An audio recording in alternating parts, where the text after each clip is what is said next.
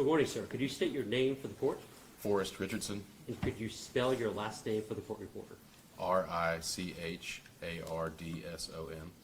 Could you tell the court what your occupation is? I'm an investigator for the Tennessee Comptroller of the Treasury. And how long have you been there? 4 years. What type of educational background do you have and professional background? I have my bachelor's and master's in accounting. I'm also a certified public accountant and a certified forensic interviewer. I began my career working in public accounting for 2 years, and now I've worked for the Comptroller's Office in investigations for 4 years. When did you become licensed as a CPA? 2020, And when did you get your license as a forensic interviewer? 2023. Okay. And you work at the Comptroller's Office in the Division of Investigations. Yes, So sir. could you tell the court, what do you deal with on a daily basis? So as an investigator, I investigate allegations of fraud, waste, and abuse of state funds and local government funds. Our office receives allegations of fraud, waste, and abuse from all over the state. We go out and perform an investigation, interview individuals for information, collect records, perform an investigation, and report our findings to the local district attorney, and they make all charging decisions from that point on. As part of this matter, were you approached or your agency approached to perform any type of review of some records? Yes, our office was approached by Ms. Jennifer Nichols about performing analysis of Ms. Thompson's ACAP billing records, just to present that information in a manner that would be more easy to understand generally how much time she spent working on this case and what areas she spent her time in. So let's break that down for everyone. What is ACAP? So ACAP is, I'll go a little step further back. So the state has an indigent representation fund, which is used to pay for the representation of individuals who need state-appointed attorneys, and that fund is administered by the Tennessee Administrative Office of the Courts through their ACAP system, which is the AOC claims and payment system. State-appointed attorneys submit their hours through that system to the Administrative Office of the Courts to receive payment for their services. So I'm sure the lawyers and the court are aware of how this works, but could you give an explanation as to what does an attorney have to put into the system to get paid? So on each ACAP claim form, an attorney has to list by date the activity performed on the case, where they provide a detailed description of their work, the amount of hours worked, either whether that was in court or out of court for that activity, or they can also list expenses on a line on that form as well. Okay. And our General Nichols came to you with certain records that we received from the AOC for Jennifer Thompson's billing for this case. Is that right? Correct. Okay. And as part of your testimony, did you prepare a PowerPoint? I did. Okay. And Judge, I would like to just put that on the screen. Objection, Mr. No. Jones. I have copies for it.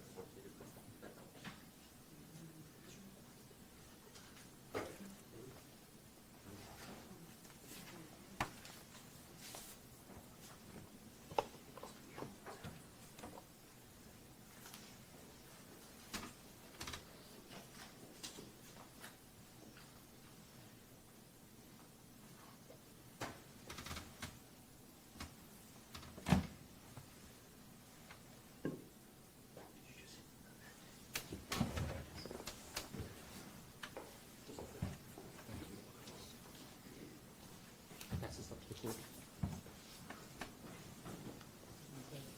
Yes. Mr. Richardson, would you like a copy to look along with, or are you okay with the screen? I'll take a copy.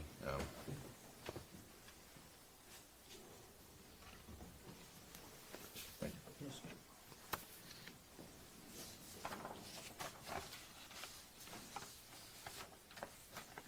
I'd like you to jump to page 4.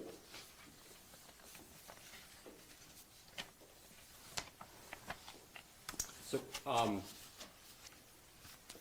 in reviewing these records, what was your aim? So the purpose of our limited analysis of this was to not necessarily draw any conclusions about the quality of Ms. Thompson's work or whether the amount of work she performed was sufficient. We just wanted to provide a summary of her billing data, which would make it more easy to understand for the court's purposes generally. On, I think, the sixth page, after we provide you the initial documents received from the AOC, did you go back and receive a more complete record? Yes, so the initial records that we received did not include any billing data for May 2017 or September 2017, September 2017 being the month of the trial. And so once we met with the folks at the AOC and looked through some of the data in their system, they discovered that they had not provided September 2017, and that was caused by an issue with, so they have the AOC has an audit process for all of these claims that come through, and because Ms. Thompson's time in September 2017 had gone over certain thresholds where she was working more than 8 hours in court hours or more than 12 out of court hours on several given days, they have a process where they're required to then contact that attorney and say, okay, you've gone over certain thresholds, we need more timekeeping records. Ms. Thompson did not follow up with those additional timekeeping records, and so therefore that claim was never actually paid for September 2017. But they were able to still pull the data that she had originally submitted for her time worked for that month. Gotcha. But there was no claim that she submitted for the month of May 2017. Okay. If you could turn to the, I think it's the seventh page, it's the ACAP claim form. Yes. So this is an example of what an ACAP claim form looks like, and this is one of Ms. Thompson's forms from June 2017.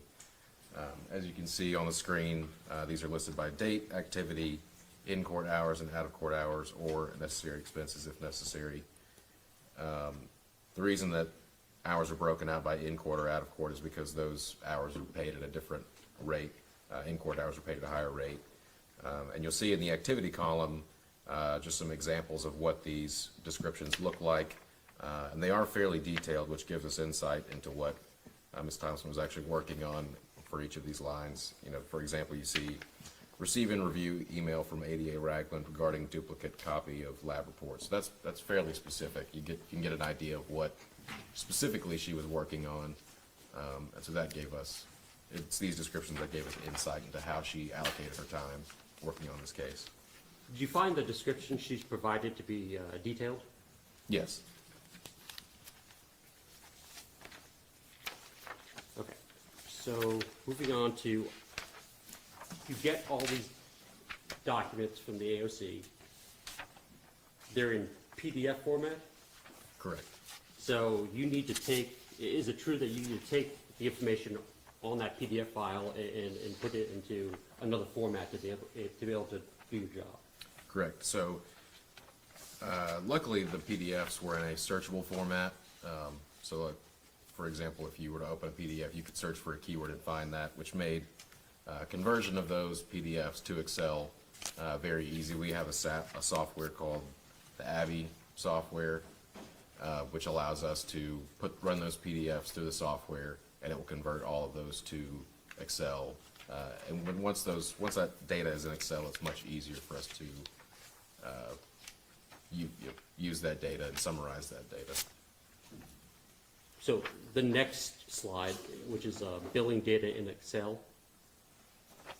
Yes. So this is what that billing data now would look like after that conversion process. I believe once it was into Excel, it was around 2,300 lines of billing data after that conversion was complete. So how do you go about this task? That you have thousands of lines of entries. How do you start making buckets to put these entries into? Yes. So the first analysis that I performed was to look at Ms. Thompson's allocation of time. And to do that, I had to create various categories that would that I could then assign to each of those lines of billing data. And then once those were all categorized, we could then summarize their time by those categories.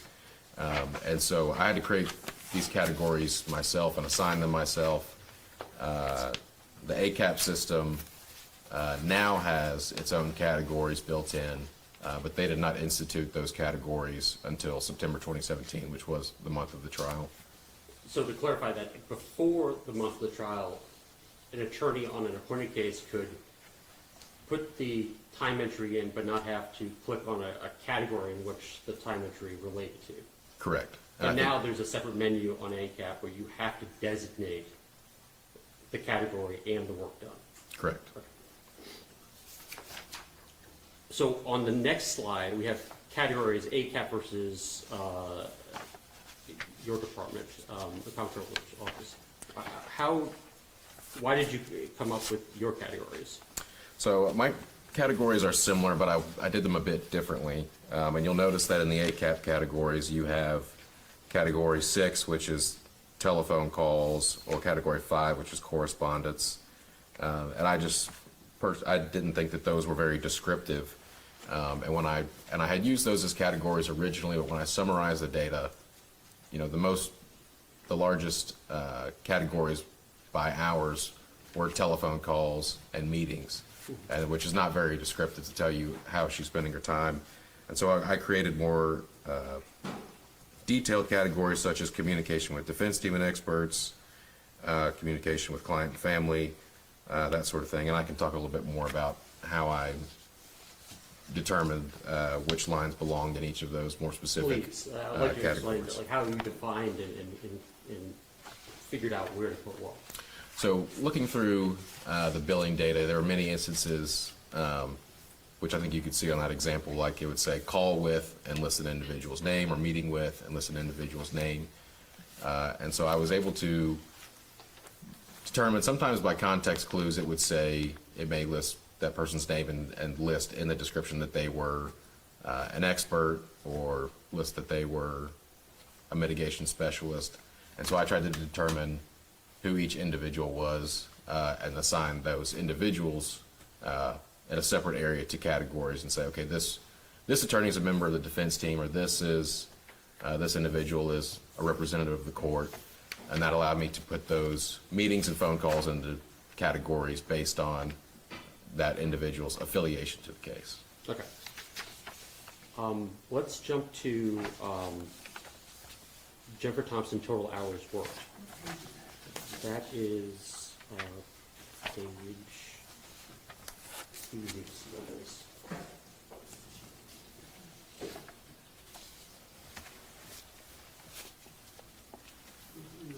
Page 22.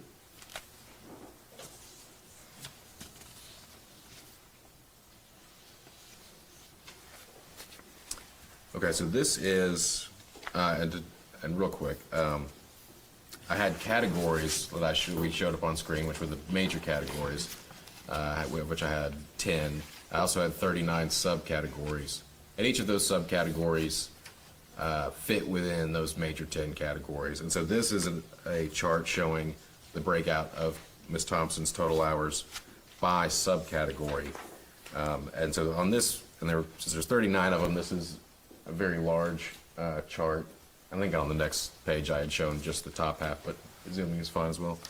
And so this gives you an idea of how her hours were broken out, or how she allocated her time to each of these subcategories.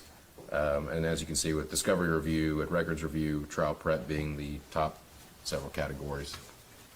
So for discovery review, how many total hours were you able to find in your review that she performed that work? 366.2 hours. And just to give some insight into how I would assign those categories, I was really, it's all based on what she included in her description. So if she, in her description, talked about discovery or discovery review, that item would fall under the discovery review category, which could be different from records review, because you may have a line item where she talks about reviewing certain records, but it doesn't necessarily mention discovery, and so that would just fall under records review. how many hours were you able to find for trial preparation of Ms. Thompson for this case? 265.5 hours. Okay. What about defense team meetings and calls? 226.8 hours.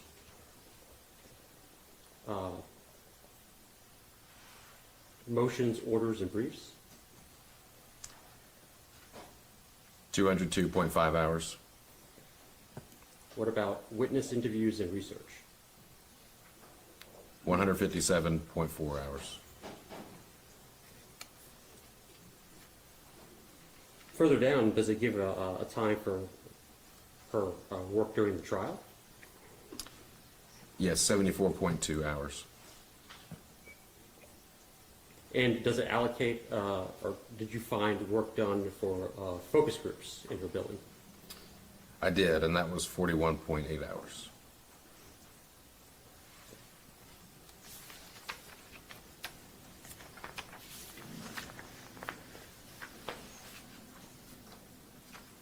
We're going to jump to Jennifer Thompson allocation of time worked by category. It's the pie chart. Yes, and so as I was saying, I had, as charts we were just looking at were these subcategories, and this is the 10 large categories, which all of those subcategories are organized under. And so the largest piece of the pie here would be evidence, records, and gathering and review, which would include some of those, the discovery review, records review, evidence review. And this is from September 1st of 2015 through September 30th of 2017, correct? Correct. So this didn't encompass any time spent on the motion for new trial No, or the appellate work. no. On the next page, can you tell the court about how you determined the average or hours per week worked on this case for Ms. Thompson? Yes, so the next analysis that I performed was to summarize her billing data by average hours per week.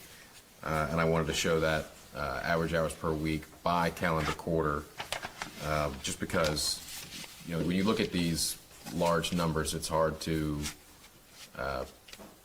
digest and compare that to something and get an understanding of if that's a reasonable amount of time or not.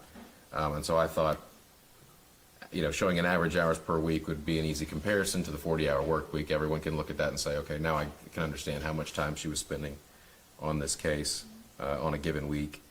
And I decided to summarize that by quarter, just so that we would only have 9 bars in our chart rather than 25 if you were to show that by month. Okay. But you did have some missing data from the month of May. Yes, as I said earlier, there was no billing data submitted for May 2017, but we were able to look at James Simmons's time and see that he had listed on his ACAT billing records for the month of May 2017 that he listed multiple occasions where he said he was working directly with Ms. Thompson and for 9.1 hours during that month. And so based on that, it seemed clear that Ms. Thompson did work on the case during that month. We just didn't have data for that month. And so as a result, I did not include May 2017 as a part of my average for the second quarter of 2017. And I did that to avoid that skewing the data. So if I included zeros for that month, it would have brought down that average, but it wouldn't have necessarily been representative of her actual average hours worked per week. Because we just don't know. Because we don't know what her time worked was, but we can tell from, it appears from Mr. Simmons's time that she was working on the case that month. Okay. If I want to jump to the graph on that, which is, I think, the next one right there. Yes. Could you tell the court what's going on here? Okay, and so this chart shows Ms. Thompson's average hours worked per week by calendar quarter for our scope. And as you can see, generally her time worked on the case increased over time, as you'd expect.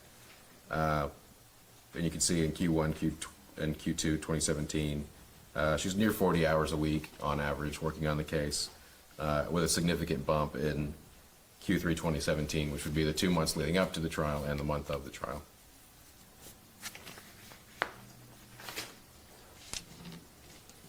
Did you have the chance to compare her billing to Jim Simmons' billing? Yes, I did a similar, found similar data on Mr. Simmons' time, and so we've got a chart where you can see the average hours worked per week by Mr. Simmons and Ms. Thompson. So there's the totals. You can see that Ms. Thompson did work significantly more time on this case than Mr. Simmons. A little over 1,000 more hours worked on the case. So for, I think it was September 1st of 2015 through September 30th of 2017, you found that she worked 2,870 hours on this matter. Correct.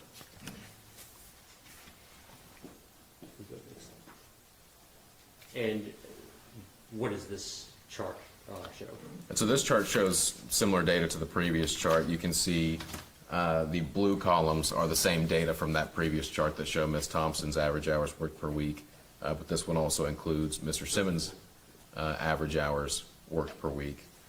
And so you can kind of see consistently she was working more hours per week on the case, and his time seems to follow a similar trend line with his hours per week increasing as they approach the trial. And that's page 34.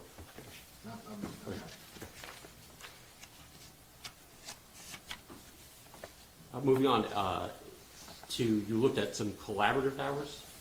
Yes, And I what's did. So I decided to perform an analysis that showed the number of hours, average hours per week, where Ms. Thompson and Mr. Simmons were working together. So that would be based on Ms. Thompson's billing data, where she listed that she was specifically working with Mr. Simmons. So that would be any meetings or phone calls directly with Mr. Simmons.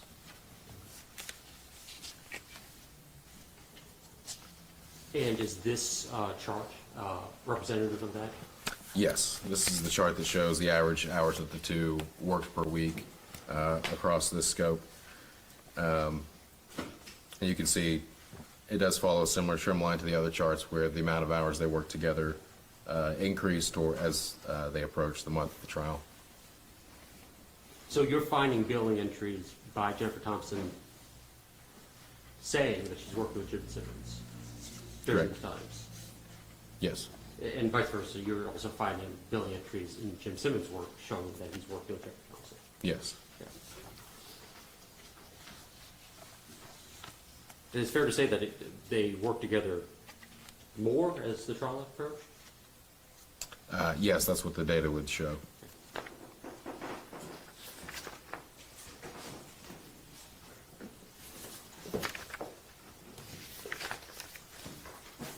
Judge, I would like to move that PowerPoint into evidence. Objections, Mr. Bates? None. All right, what's our next number exhibit?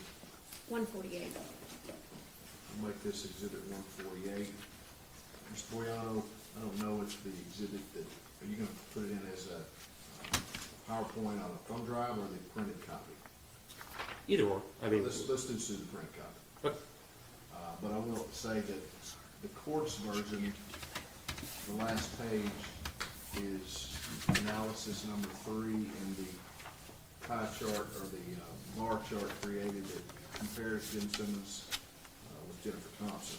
I don't have analysis 4 in the other graph. then I'll put it. My printed copy. Well, It may then- be on the, Right, so how, I will use a clean version of the PDF on a flash drive, if the court is agreeable to that. that's fine. Okay, so I'll make that a, they call it exhibit 4, which would be number 148. This is the comprehensive summary. That's basically, it passes up to this.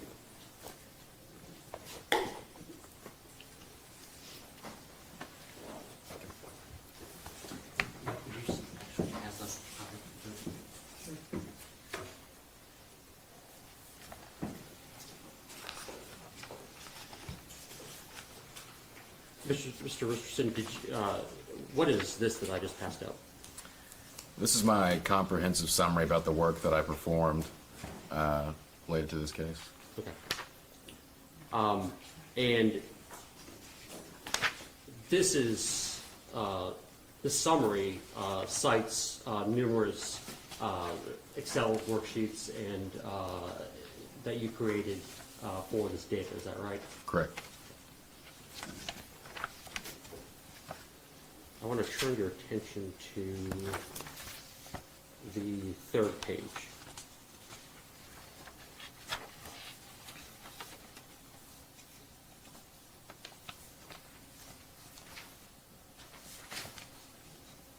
The subcategories with over 100 hours worked. Discovery review, we have 366 hours, is that right? Correct. And then we have records review, which is 266. Correct. Okay. Could you explain the difference between those two flipboard? Yes. So all of my categories were based, of course, on what was included in the descriptions that Ms. Thompson provided in her billing records. If it listed discovery as the purpose of whatever the activity was, then that would fall under discovery review. But there were instances where she described reviewing records but did not mention specifically discovery, and so I categorized those as records review rather than including them in discovery review. Okay. On the fifth page, you give additional information as to Thompson and Simmons' hours worked together. Could you tell the court what your findings were with those numbers? Yes. According to Thompson's ACAP claims, she spent 390.7 hours working directly with James Simmons. Simmons' ACAP claim shows he reported 390.3 hours worked with Thompson. So, goes on to say that's a pretty close number between the two of them. Yes, very similar numbers of hours that they reported working together.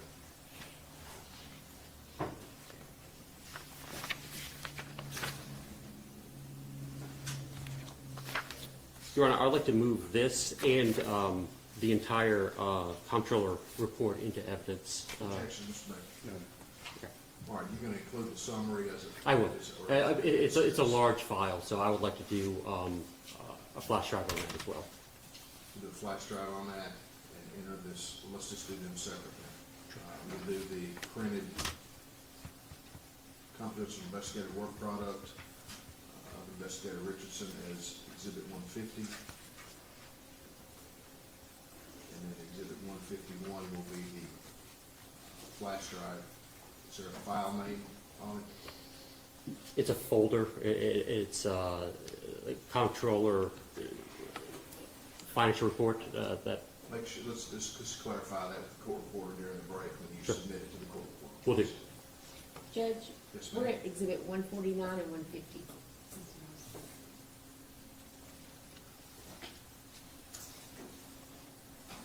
Thank you. The confidential investigator work product is as Exhibit 149, and then 150 with the flash drive, with the entire report. Mr. Richardson, could you tell the court how much Jennifer Thompson was paid for her work on this case?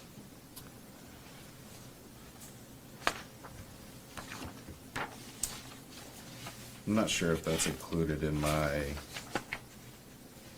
summary here. I can't recall off the top of my head. Okay.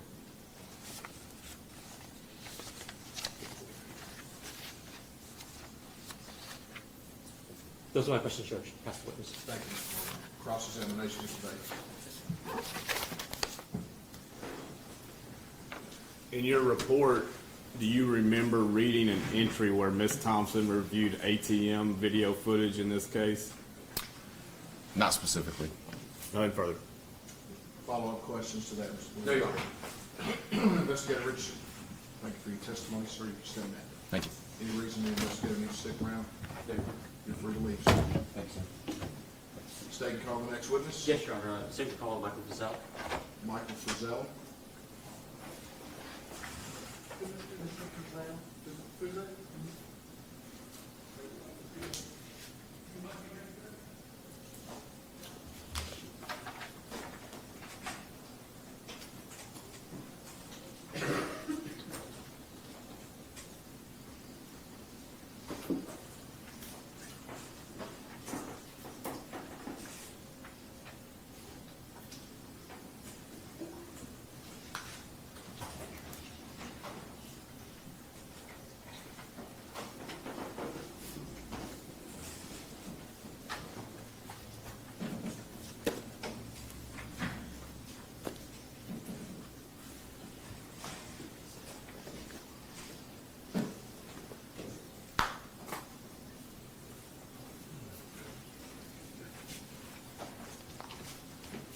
Good morning, sir.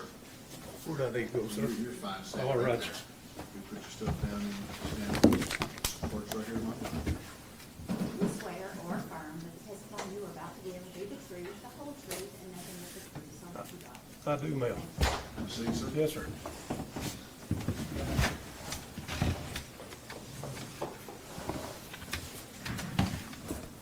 Sir, could you state your name for the court? Yes, sir. My name is Michael Frizzell, Frizzell. And what is your occupation? I'm currently the Assistant Director at the Tennessee Bureau of Investigation over the Administration Division. And how long have you been with TBI? A little over 27 years now. Could you tell the court about your employment history with TBI?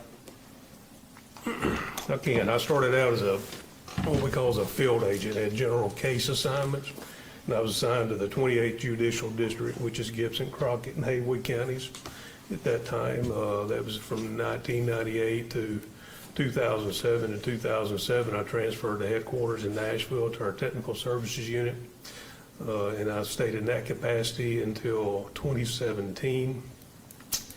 And then I became over our police officer section, which handles various duties there, until I'm getting my dates mixed up, but anyway, past that, I became over our support group, and now I'm over the administration division. And during your time at TBI, you were heavily involved, would it be true, with the Technical Services Unit? Yes. Okay. And what experience and background and training did you have as part of that? Well, we handled a lot of different things in that unit. One was the internet crimes against children, so I had background and training in those types of investigations. Others was phone-related matters, and I was an operator of a cell site simulator. And then our aviation section was in that group at one point, so I performed duties with that, providing overwatch, operating camera system in the plane. Some other duties include seeking or looking for hidden listening devices. That's called tactical surveillance countermeasure, and that's some of the duties that I did. Okay. You've testified as an expert previously, is that right? Yes. Okay. What have you, previously in this matter, you've testified as an expert? Yes. Okay. And what was your expertise in that you testified at trial? In call detail record analysis. Aside from this matter, have you testified in other cases to that subject matter before? Yes, I have. Okay. Do you know approximately how many times? Maybe a dozen. Do you maintain any professional certifications as part of that? I've been out of this since 2019. From 2016 to 2019, I was part of the FBI Cellular Analysis Survey Team. They call it CAST. And I had to go through a certification process to be in that group. In 2019, my duties became so much at my home agency that I had to relinquish that and move on to my home agency. Judge, at this time, I would like to tender him as an expert. Objections, Mr. Bates? None. Cellular Analysis Survey Team? Yes, sir. It's a group within the FBI that performs call detailed record analysis, drive testing, and other matters. All right, what's the specific expertise? The same as he testified before, which would be short call detail analysis. Call detail record analysis? Yes. All right. You may proceed, Mr. Clerk. Thank you, Your Honor. Back in 2017, you prepared a report for the state and this court that was, I think, entitled Bobo Cellular Analysis Report with, is that right? Yes, Okay. And that was previously entered as an exhibit, I believe, during your testimony? yes. Okay. Judge, I'd like to pass this up. All right. Is this the It is. report? that I believe it was, provided at trial? yep, I believe it was previously marked in the trial as Exhibit 208. That's one for the court. Objections to submission here, Mr. Davis? None. All right, trial exhibit 208 will now be exhibit 151 for this hearing.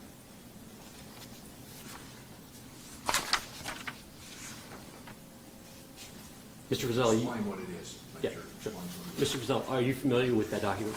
Yes, I am. And what is it? Sorry? What is it? It's a report. It's called FBI Cellular Analysis Survey Team. It's prepared by me as a TFO, Task Force Officer for the FBI. And it was dated August 31st, 2017, and 3 phone numbers were analyzed, 731-733-0191, 731-733-2073, 731-549-7352. So that report contains certain phone numbers that the state specifically asked you to look at and do an analysis on. Yes, Okay. For certain time periods? for August 13th, 2011. Not Yeah. August, April, excuse me, April 13th, 2011. I want you, could you turn your attention to page 5? Okay?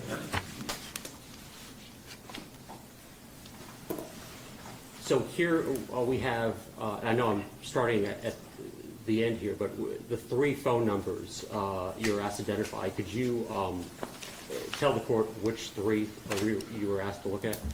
731-549-7352. I believe that's the phone number associated with Holly Bobo. 731-733-0191. I believe that's a number that was associated with Mr. Zachary Adams. And then 731-733-2073. I believe that was the phone number associated with Mr. Jason Autry.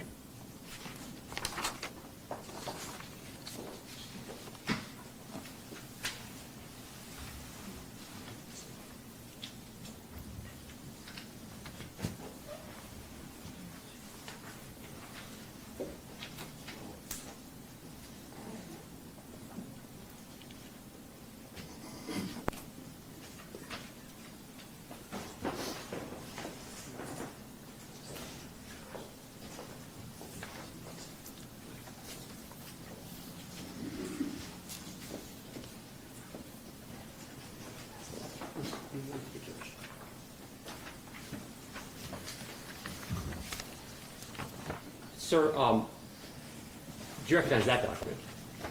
Sir? Do you recognize that document? Yes, I do. More recently, we asked you to look at many of the numbers in this report and identify who those numbers belong to. Is that right? Yes. Okay. And have you had time to review that document? Yes, I have. Okay. And is the information on it accurate to the phone numbers in your report and the people associated with those numbers? Yes. Okay. Judge, I'd like to have that marked as the next number of exhibit. Objection, Mr. None. I will mark this exhibit 152.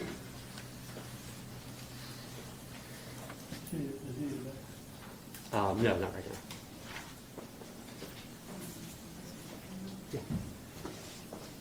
So want to talk about what is in this report. The original records you looked at were all AT&T records, is that right? Yes, that's correct. Okay. And they come in a raw format, is that right? Of activity records. So they come in a format that's AT&T specific. Each carrier sends them different ways, but they'll come in a PDF form or a text form, sometimes both. But they have, they demonstrate, if I may, With page 4. We're back to exhibit 151.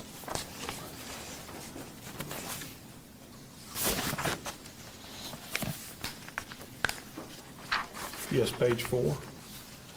I think it was 208 in the original, I think. So it lists the date of a call, it lists connection time, so what time the call started. When I say call, I should say communication event. It could be a voice call or a text message. And then what's called a seizure time.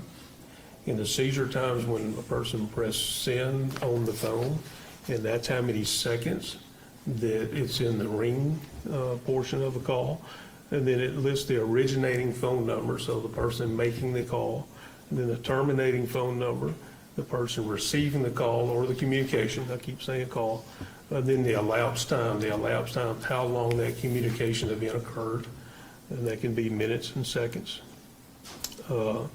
And then it shows the number dialed. That's the actual number that was dialed by the originating party. And then there's a column called IMEI. That's called the International Mobile Equipment Identifier. So basically a serial number for the phone, for the device that was used. And then the IMSI, the International Mobile Subscriber Identity, that's basically the SIM card that goes in the phone, and that's the subscriber information that's on that card. And then there's another description column called mobile to mobile. It's the type of transaction, and then the cell location. And so the cell location provides the LAC, LAC, that's the location area code for all the cell towers located within a certain area. And then the next numbers past that, so like in this case, 16019, that's going to be the LAC / and then the next number, 31522, and I'm reading the top one here, 31522, so 3152 is going to be the cell tower number, and then the last two is going to describe the sector for us. And then AT&T lists the longitude, then latitude of where that cell tower is located. And then the last number is the half beam width of that sector. So in this case, and that's going to be the azimuth, like on a compass. So 120 degrees. So with these documents you received from AT&T, you're able to tell what phone called another phone. Yes. And these records reflect who's the sender and who's the receiver. Well, it reflects on what number communicating with the other phone number. How long the call lasted for? Yes. And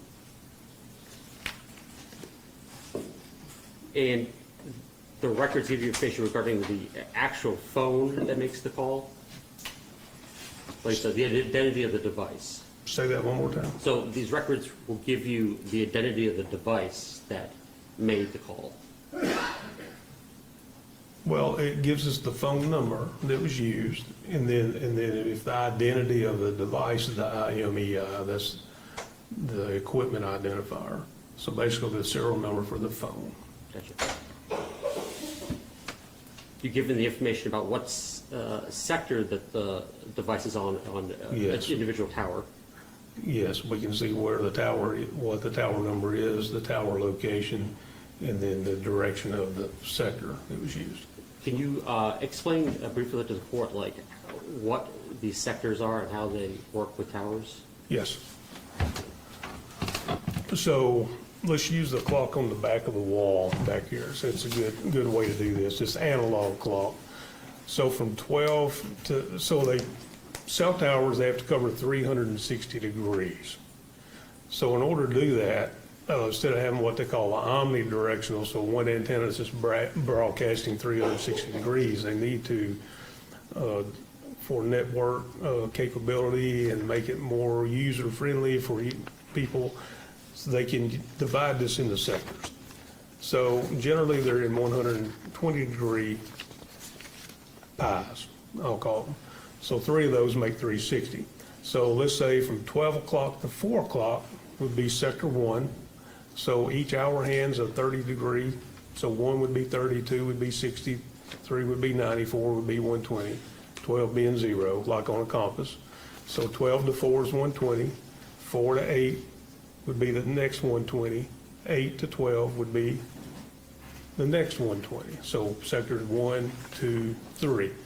They're not always numbered 1, 2, and 3. You can add more antennas, and they could be 4, 5, 6, 7, 8, 9. They can keep going as long as they keep adding more antennas to cover more for their sector. And could you explain how the azimuth works on these towers? So we need to know what direction that sector is pointing. So they give us this 120 degrees right here. So you take that's the half beam width, and so you can go 60 one way, 60 the other way, and develop which way the sector is pointing.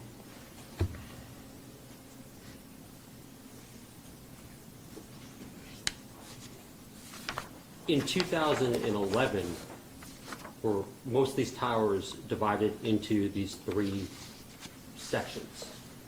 Yes. And within those 3 sections, the towers, would it be fair to say, is listing as to what a device is doing and able to capture if the device is active? I'm not sure I understand that question. If a phone is able to connect with that tower within one of the 3 sectors, it's able to measure and to tell what the phone is transmitting. So in the records, the only thing that's captured in these call detail records is when a phone actually connects to a tower. So, example, I'm holding my phone up, it's turned off right now, so it's not doing anything, it's not registering with the network at all. If I were to turn this phone on, it's going to start registering with the networks. It's going to look at all the towers around. And it's going to constantly take measurements, and it's going to determine when I press the send button, if I want to make a call or if I want to send a text message, it's going to determine which tower it connects to based on the strongest and cleanest signal. So to answer your question, the only thing we see in these records is when a communication event occurred. When it's in idle mode and there's no communication going on, we don't see that. What about if it's off? No, we don't see anything.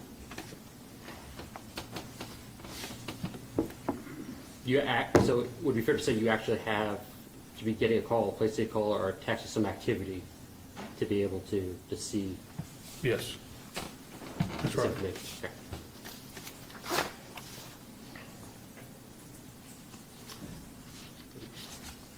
Let's talk about generally pings and differentiate that from cell towers. You testified at the original trial about pings that were done on Holly Bobo's phone on April 13, 2011. How is a ping different than looking at cell phone activity? So a ping is when the network is actively trying to locate the phone. So in this case, the Decatur County Sheriff's Office contacted AT&T and asked them to try to locate that phone. So they send some sort of signal out, they're trying to reach into the phone and get it to respond. And so what these pings do is they give what they call a confidence level rating. And so AT&T in this case gave us latitude and longitude to plot on a map. It's based only on the tower. It's not GPS satellite latitude and longitude. Was did that exist on the phones you were looking at this time? So I know once her phone was located, it was examined, and the FBI examined it too, so I talked to the examiner, and no GPS information was located on her phone. So we have a ping with an area and a confidence rating, is that right? That's right. And within the area of the ping, what more information can you glean from that ping in which direction the device is within the area? So what we do is we plot that latitude, longitude, that point on Earth that they give us, and then from that point, we take the confidence level rating, and they always give it in meters. And so I remember the first one, I think, was 4,448 meters. So you take that, and that's the radius. So you go from that point I'm just describing, you go 4,448 meters each direction from that point. And that's going to give you a diameter. And so we complete a circle that way, and that's the area that the device could be located in. So it's not an exact location at all. So I want to turn your attention to what's up on the screen. I think it's page 9, 10 on the report.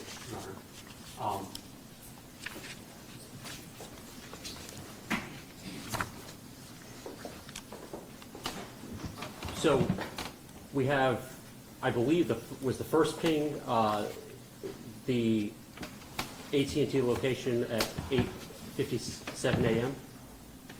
Yes. Would it be okay if I step down and, Your Honor, and point to this? Sir,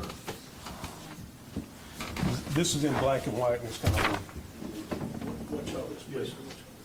So you're talking about this 8:57, can you hear me okay? This 8:57 a.m. ping here? Ask me your question again, please, sir. Explain what that means in terms of where the device is in that area. We don't know, it's just somewhere in this circle. We don't know. Don't know if it's north, south, east, west. No. So what I can describe to you is that ping is, looks to me is that spot, this top one I'm pointing at. If we were to draw a line up this sector on that tower right there, it looks like it's in the center of sector 1 to me. The next ping was at 9:02 a.m. Yes. And what is the, how big is that ping area? 4,894 meters. And that's the radius. That's one direction. Then we have to go back the other direction to get our diameter. You convert that to miles and figure it out. It's a large area. It's a very large area. So I would estimate this first one's about 24 square miles. I'm going to estimate this second one. I'm going to be wrong if I say this, so I'm going to have 28 square miles roughly. We need to double check me on that. Okay. But what about the third one?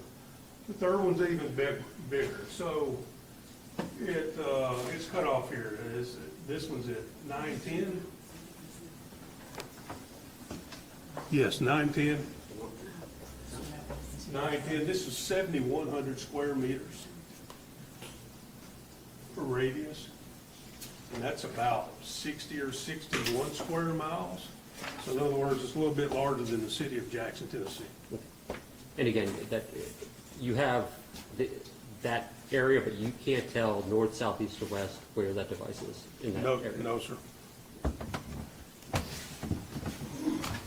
I want to turn your attention to page 10 in your report. This looks like it is tracking the activity of Zach Adams' phone. What page did you say? 10. Okay. Yes. And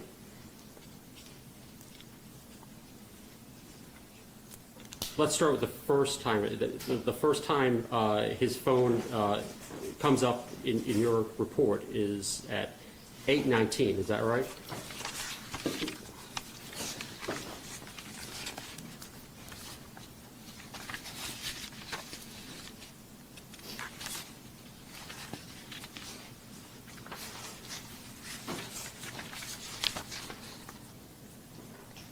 Give me 1 second, please. On this page, yes, for some reason I had in my mind, yes, on this page at 8:19, that's correct. Because other places in this report, it shows activity before 8:19, early in the morning, is that right? Yes, 4:54 and 4:58, that's on page 14, yes. And this diagram that has a 3-2, what does that represent?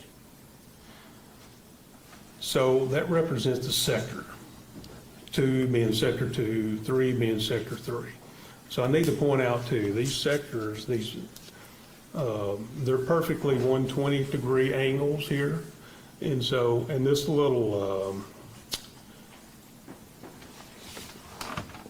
I'm gonna step back down if that's okay, Your Honor? Sure. Yes, sir. So this area here, that's just demonstrates the direction of the radio frequency, how it's going out. It doesn't mean that it stops here. It doesn't mean that it's in a crisp line going out either way. So I just want to make that clear. So what this would actually look like would be an irregular shaped polygon out that way. You can have little areas out here, little areas out here, little area out there that it may cover. But the 2 and the 3 represent the sectors. Okay. And the sector 2 of, and this is the cell tower by Birdsong, or the truck stop cell tower, is that right? Yes, it's up on Cox Road, up by the North 40 truck stop. That is, sector 2 of the truck stop cell tower is Zach Adams' home sector, is that right? Yes. Okay. And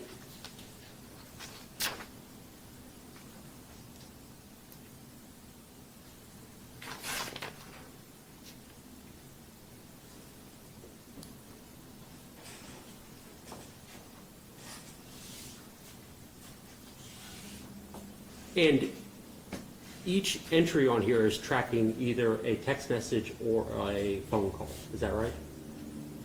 Yes. Yes, sir. Okay. And are you able to recognize the phone numbers that are on this? If you zoom in. I can recognize some of them if I could get that exhibit back, so I don't have them devoted to memory. Sure. All right, the witnesses being handed, this is a report, exhibit 151. Is that correct, Mr. Boyano? Yes. Pulling this from 151? This is 152. And if you could be handed 152, if you could be handed 151 and 152, which is the, 152.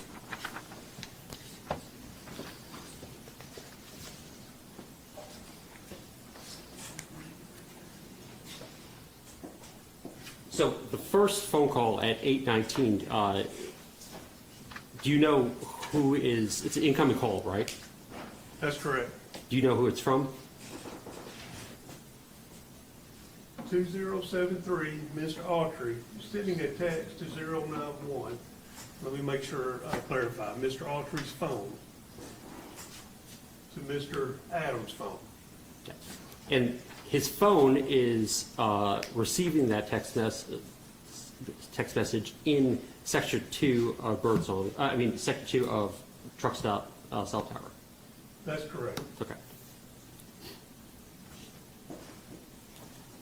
And if we, on the, further down, we have a number 31523. That's this, is that the same cell tower? It is just on Sector 3. Okay. So at 8:53, his cell phone is jumping to the other sector of the tower, is that right? Yes, that's Okay. correct. And then at 8:58, it's registering off of, back on sector 2. That's correct.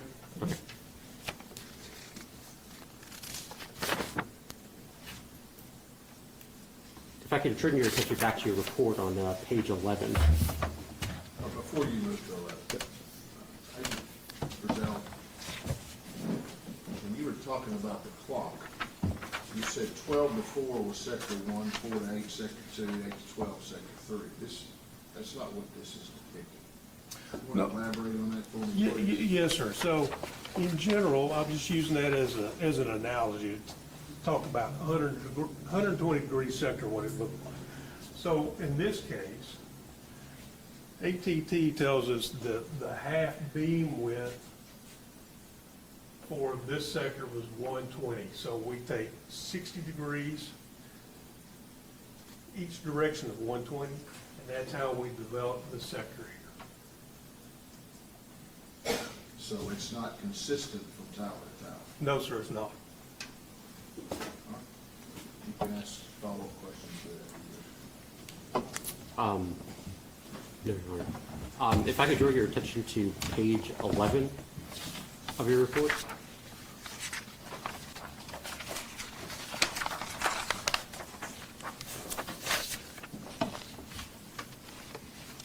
What is this showing to us?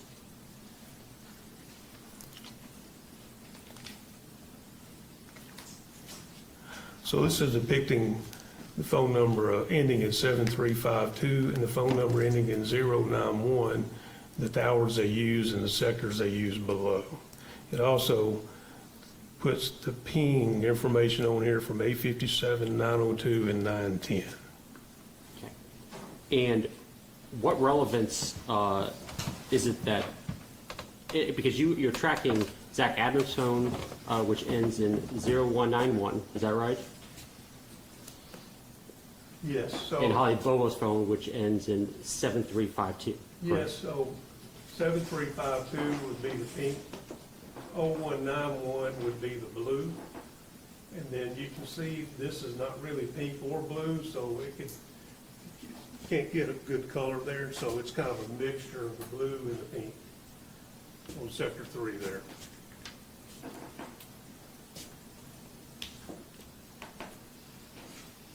Okay.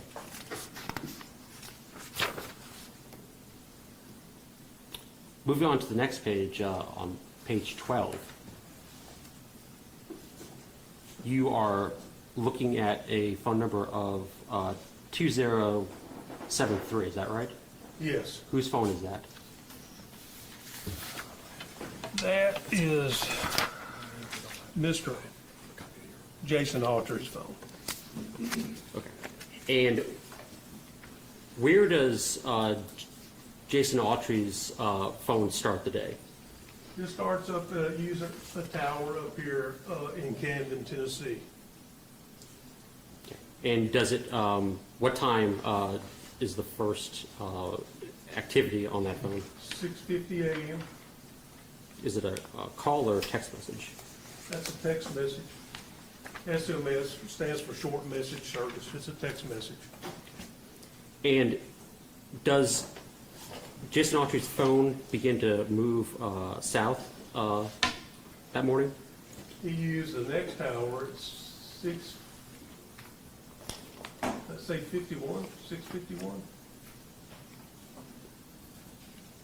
6:51, he uses the tower further south, located on 641.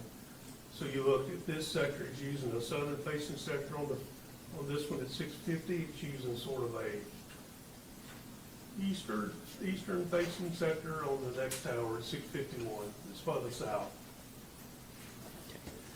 By 8:19, where is his phone? Starts using sector 1 on what you're calling the truck stop tower, the one on Cox Road, I-40 and 641. uses sector 1 from 819 to 840, and then from 852 to 855, it uses sector 2 of that same tower. From 819 through 840, if you could you see the numbers on the screen there? Yes, I do. Do you recognize who Mr. Autry is communicating with throughout the time?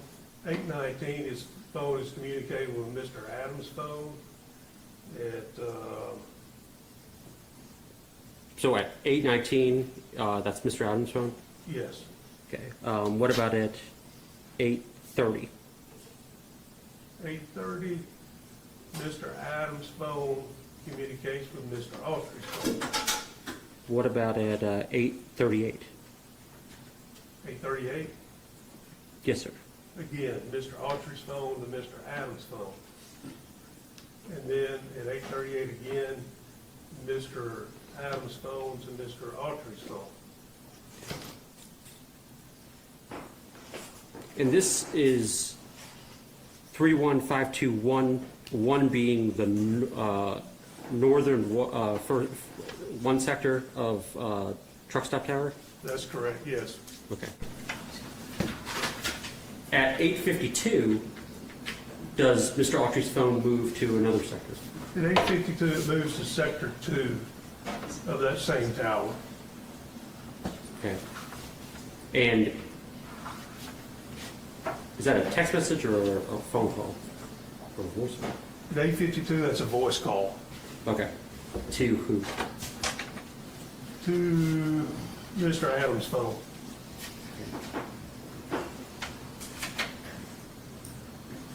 What about at 8:55 a.m.?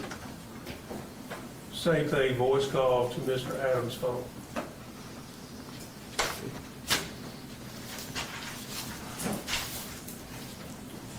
On page 13,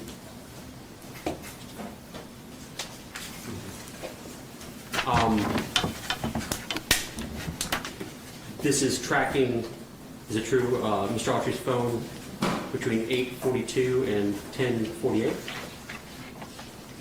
Yes. Okay, so tell the court what's going on from where it begins and where it ends up. So at 9:42 a.m., we see activity on a tower located right on I-40, the Birdsong exit. And we see it using sector 7 of that tower. This sector 7 points out toward the river. And then at 10:35, we see it move to sector 9 of that Birdsong tower, which points back to the west, in a western direction. Then at 10:36, still on sector 9 of that Birdsong tower. At 10:39, we see them using the truck stop tower, sector 2. And then again at 10:48, truck stop tower at 10:48. And those are AM. So we have him. I want to go back one. When was the last time he is? When Mr. Autry was in on truck stop tower? The previous page.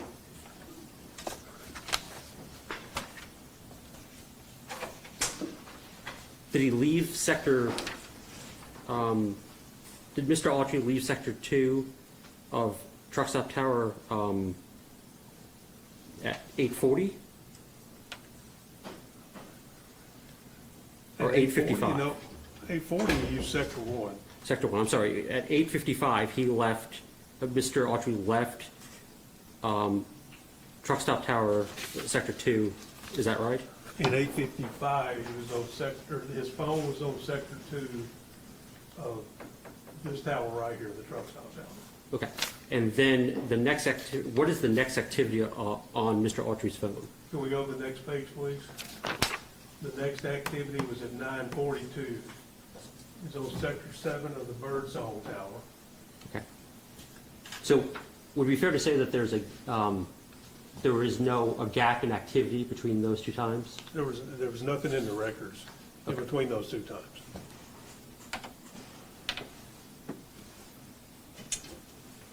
Then, from Sector 7 of Birdsong, Mr. Autry's phone travels to Sector 9 of Birdsong, is that right? At 10:35? That's correct. Okay. And then Mr. Autry's phone is back on truck stop cell tower Sector 2 by 10:39 a.m. That's correct. Okay.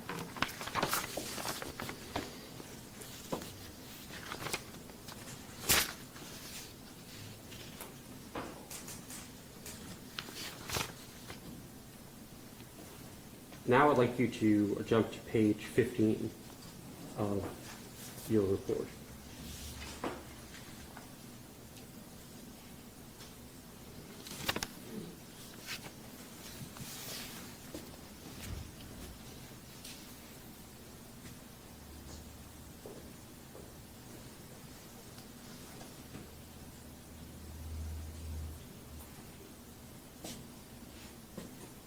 You see that okay? Yes. At the top, it's identifying cell phone number 731-733-0191, which is Zach Adams' phone, is that right? Yes. Okay. And the movement of that phone between 9:10 through 10:37 a.m. Is that right?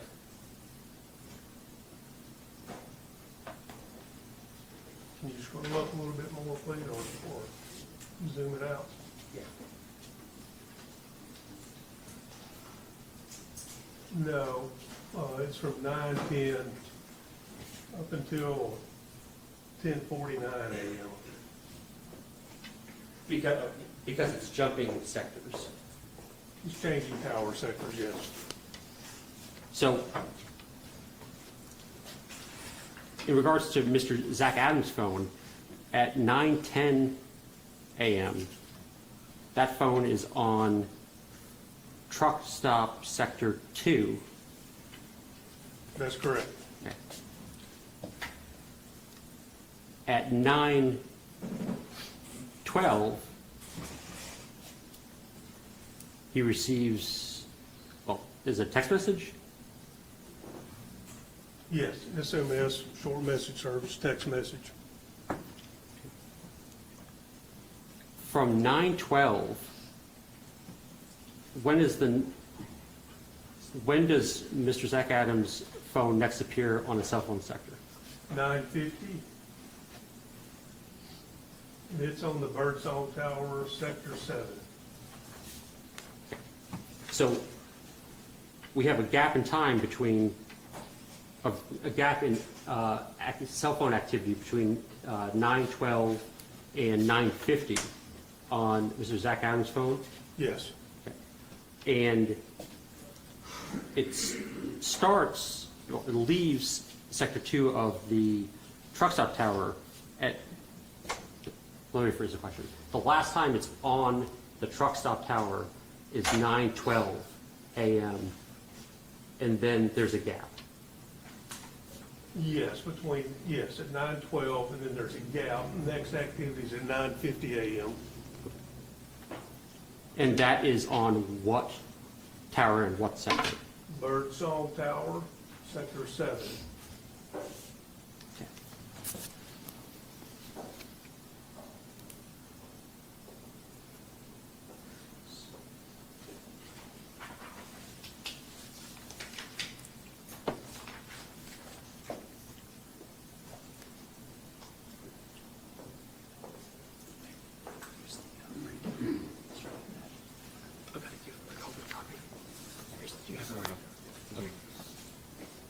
Can I have this?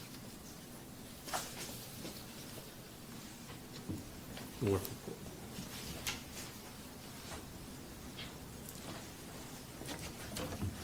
I apologize for jumping around to different documents. I'm trying to make this easier as to identifying these numbers. Sorry, the witness is handing Zach Adams' cell phone activity April 13th,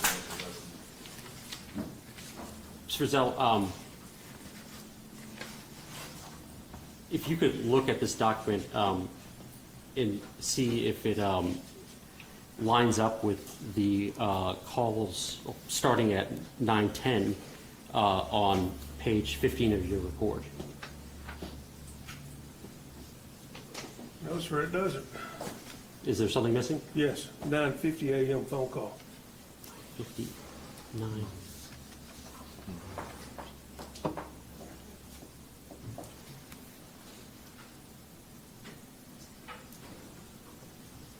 The 9:50 incoming text message? That's correct. Okay. Actually, I wanted to ask a question about that.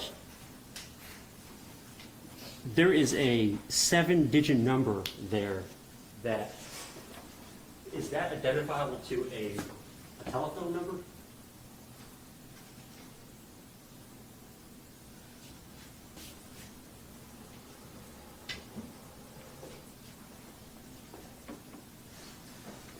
No, what I think that is called a short message code, and I don't know what it is. It could be from a, Your Honor, the witness doesn't know what it is. Let's clarify where you're getting this from. At Exhibit 151, are you gonna enter this as new Exhibit 153? I'm talking from 151 right now. Okay. Are you going to enter the document that he's been handed? Yes. All right, objections, Mr. Bates? No, Your Honor. To Mr. Adams' cell phone activity, we'll mark this Exhibit 153. So- Now you're referring back to Exhibit 151? Yes. Okay, and page 15, Yes, Your Honor. okay? What is that 7-digit number? yeah, I don't know. It could be a short message code. Your Honor, if he doesn't know, he doesn't know. Okay, I'll move on. Mr. Bates has objected, and I also sustain the objection. Okay. So, although it's lacking, it's missing on this chart, could you write in that the next activity on Zach Adams' phone is 9:50 Where AM. is it writing in? on the exhibit for, So yes, you're going to alter an exhibit that's already been entered? yes, Your Honor. That's fine, Your Honor. Okay, all right, so let's be real specific and tell me what you're doing. I would like the witness to enter the 9:50 incoming call SMS.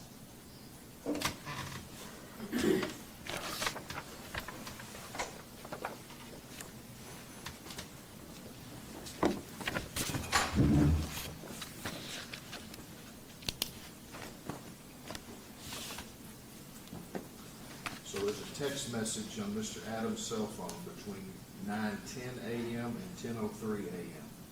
that the witness is writing in a 9:50 SMS text message. Is that accurate? Yes, Your Honor.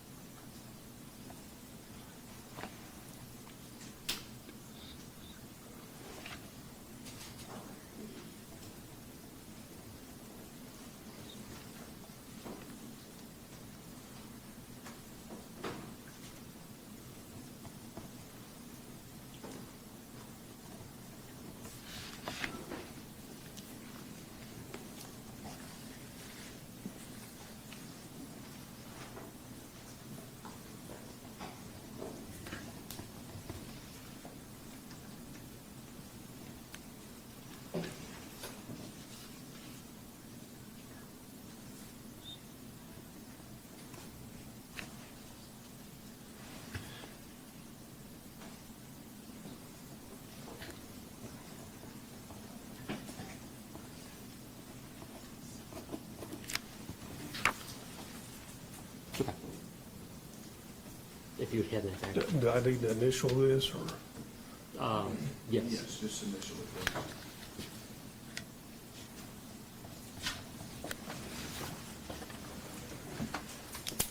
Exhibit. So you done with it, Mr. He's Boyle? done. All right, can you pass it?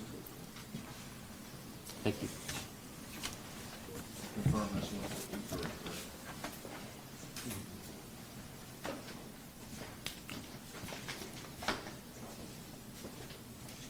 At 10:03, Zach Adams receives a call. That's correct. Do you know who that number is?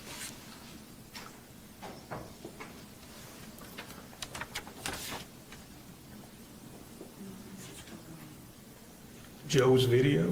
Okay, so it's an outgoing call. So that is, so he makes a call at 10:03 to Joe's video? Yes. Okay.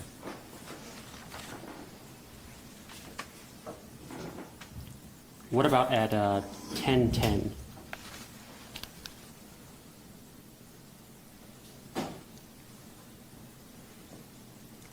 That is an incoming call from a phone number associated with Mr. Shane Austin. Okay. What about at 10:12? That is an outgoing voice call to a phone number associated with Mr. Michael Hughley. What about at 10:13?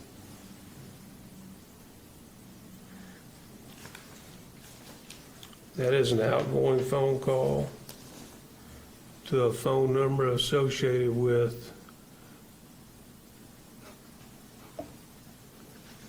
Joe's video.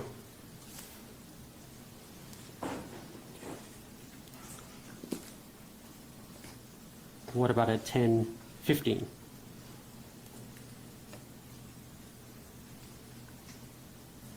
Same outgoing voice call to Joe's video. There's a second call at 10:15. Also outgoing call to a phone number associated with Mr. Dick Adams. At 10:16? Let me look at that again.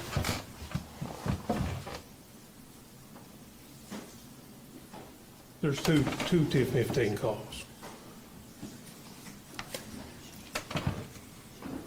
There's two. There's two. One to Joe's video, and then one to a number associated with Mr. Dick Adams. Okay.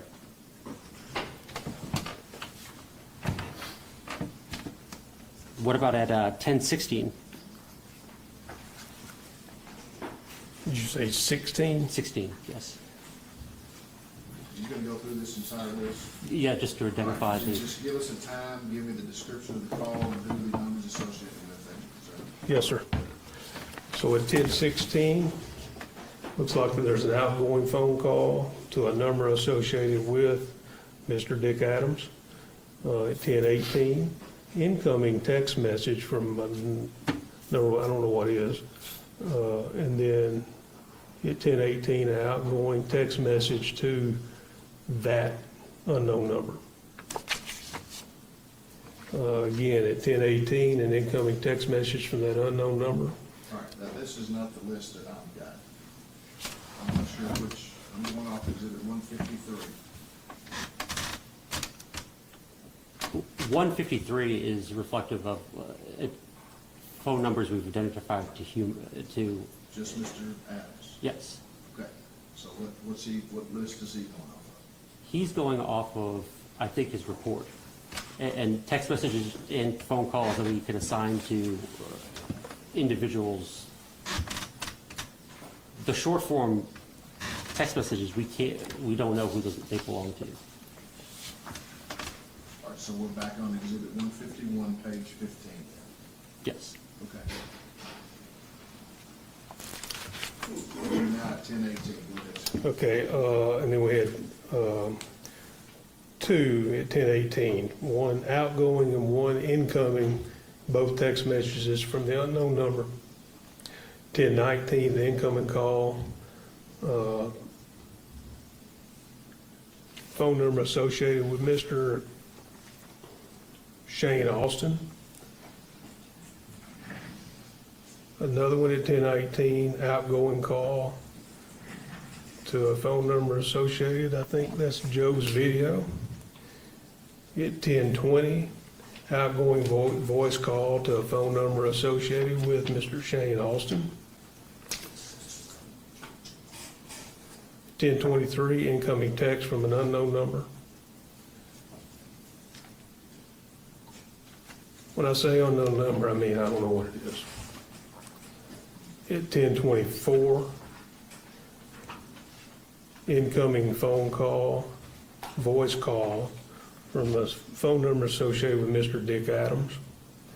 10:25, incoming text message, number's not recognized on what it is. 10:29, outgoing text to a phone number associated with Rebecca Earp. 10:30, outgoing text to a number associated with Rebecca Earp. 10:31, incoming text from a number associated with Rebecca Earp. At 10:32, outgoing text, phone number associated with Rebecca Earp. From there, does Mr. Zach Adams' phone move to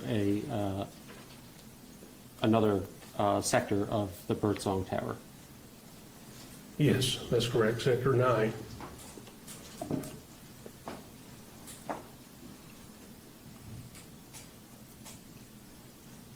And he has can you continue to identify those calls? Okay, at 10:35, an outgoing voice call to a phone number associated with Mr. Dick Adams. A second, 10:35, outgoing voice number to Mr. Dick Adams. 10:36, incoming text from a number associated with Rebecca Earp. At 10:36, an outgoing call, voice call, to the phone number associated with Mr. Dick Adams. And at 10:37, outgoing text with a phone number associated with Rebecca Earp. From there, does Mr. Zach Adams' cell phone move to another cell phone tower? Yes, at 10:38, it moves to Sector 2, what we're calling the truck stop tower.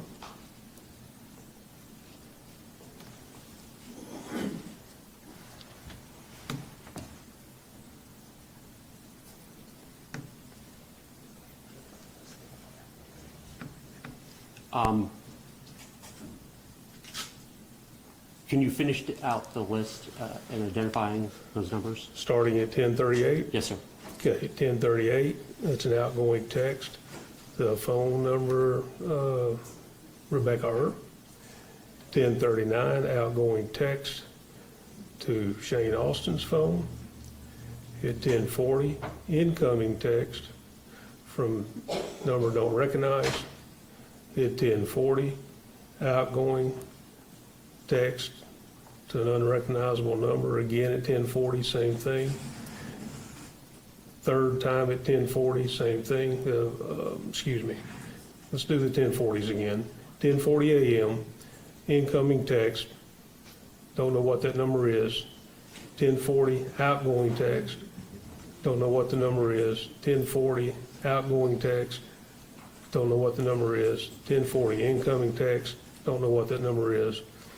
10:42, incoming text from Rebecca Earp's number. 10:42, outgoing text, an unknown number. 10:43, outgoing text to Rebecca Earp's number. 10:43, incoming text from Shane Austin's number. And then Zach Adams' cell phone moves to the western sector? 10:49, it moves to Sector 3 of that truck stop tower. It's an incoming text from that unknown number. Thank you. I know that was tedious, but thank you for going through that. I want to bring your attention back to your report. Can you tell us where exactly these cell phone towers are in relation? So the truck stop tower, where is that? Basically at the intersection of 641 and I-40, it's just a little bit north of that, across the road from the, I think it's called the 19 truck stop now. Back then, I think it was called North 40 truck stop. That's where that one's at. Okay. And the Birdsong Tower, can you identify that for us on the map up here?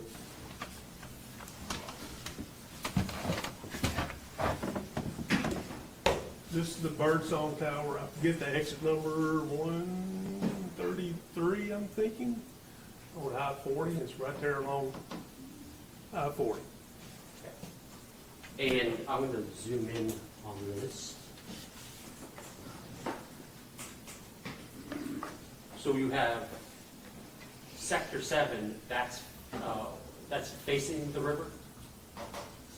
Yes, it's pointing, the direction's going out this way, east, northeast. So, The witness is looking at zoomed in, page 15 of Exhibit 151. We're zoomed in on the tower in the middle of the page with sectors 9 and 7. Go ahead. thank you. And the activity off of Zach Adams' cell phone that you read before, down here, which is from 9:50 through 10:32. Can you show the court exactly where, or what area that activity was? Somewhere in this Sector 7.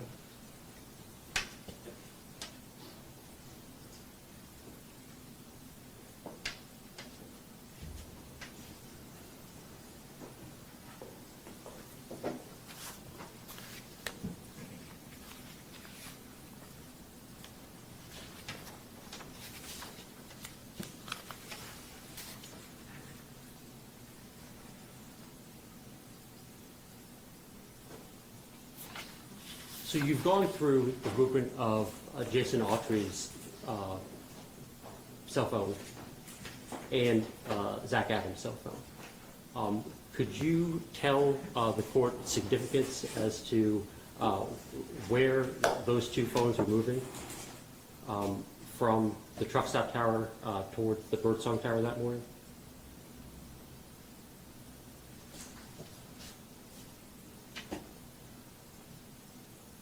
Well, I can't tell you where the phones were. All I can tell you is they used these towers where I've noted these sectors. Anywhere in these sectors is where the phones could be. So if you hand over from Sector 7 and then go to Sector 2 on this, it indicates to me that the phone's moving. I just don't know where.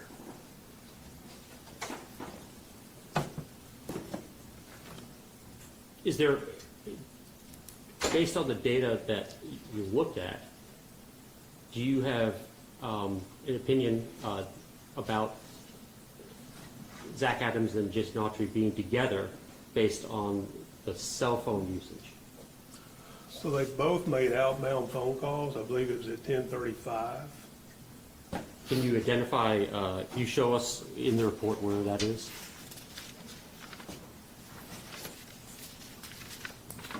10:35, and out, this is Mr. Autry's phone number we're talking about here. At 10:35 a.m., an outgoing voice call to a phone number, I think we said that was associated with Mr. Dick Adams, I think.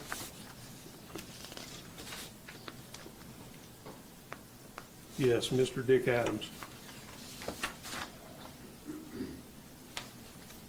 As far as Mr. Autry's phone, I would need to look.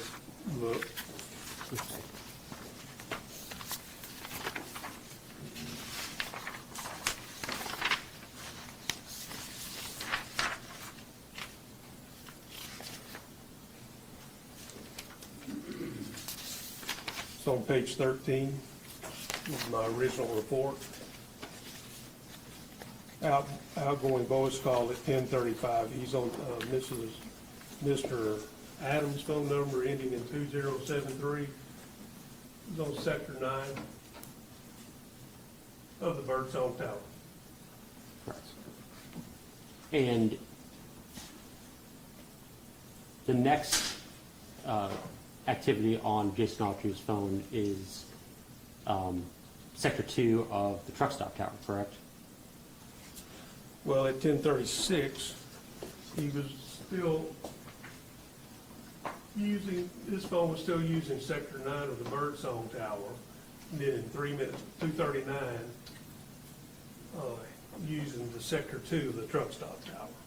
So at 10:36, Jason Autry's phone is showing activity off of sector 9 of the Birdsong Tower. Yes, And at 10:39, it then shows Jason Autry's phone having activity off of the truck stop tower in sector 2. yes. If you jump back to page 15,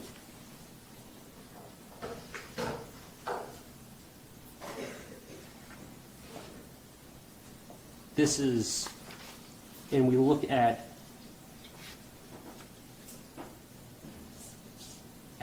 on sector 9 of Birdsong at 10:37 for Zach Adams. I think it's the bottom right entry. Yes. The next, what is the next entry? Or sign of activity of the phone? Of Zach I'm sorry, I didn't understand. Ask me I'm that. sorry, what was the, from 10:37, Zach Adams' phone is showing activity off of sector 9 of Birdsong, correct? That's correct. When is the next sign of activity for Zach Adams' phone?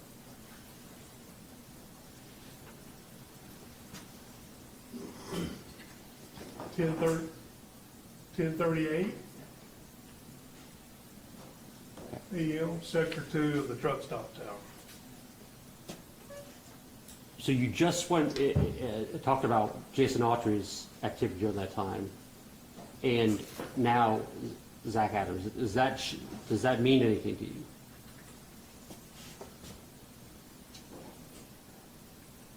They're not calling each other. I know that. Their phones are not calling each other. They both made outbound calls at the same time, using the same sector, the same tower. It's possible that they were together. Their phones are both at one time off of sector 9 of Birdsong, and then minutes later active off of sector 2 of truck stop. Is that right? That's right.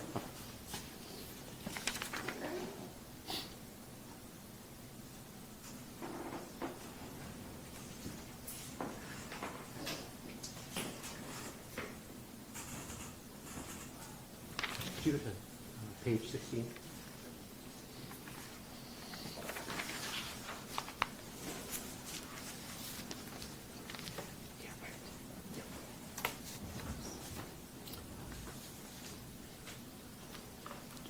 This is this the Parsons cell phone tower? Yes, down in Parsons, Tennessee, yes. All right, witness is looking at page 16 of Exhibit 151. And could you tell the court what activity is going on off of, is it sector 2 of the Parsons Tower? Is that south facing?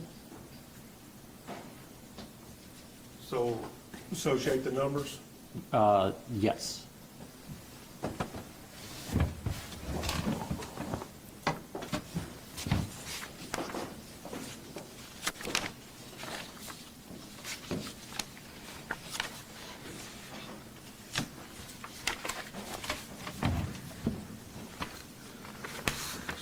at 1116, and this is for, we're talking about on page 16, phone number ending in 0191. Sector 2, the tower located in Parsons, Tennessee, which is south facing. Outgoing text message to phone number Rebecca Earp. 1122, incoming text from Rebecca Earp's phone. 1123, outgoing text to Rebecca Earp's phone.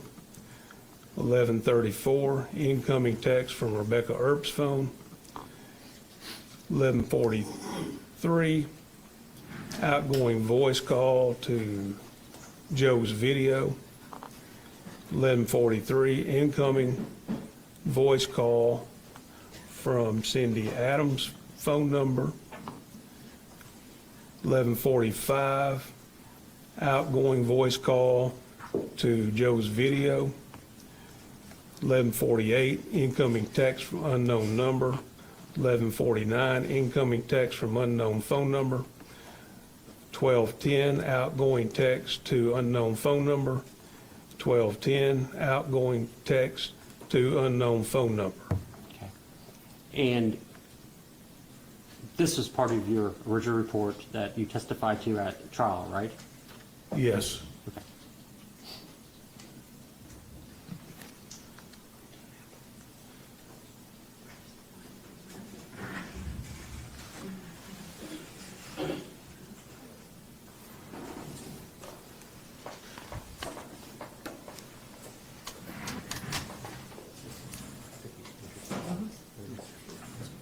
Your Honor, may I approach the witness? You may.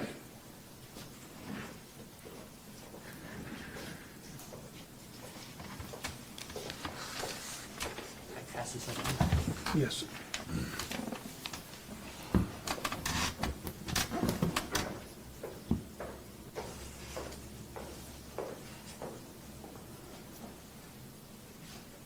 Okay, I would like to go through this map and have you identify some significant locations as it relates to the cell phone tower and different events in this case.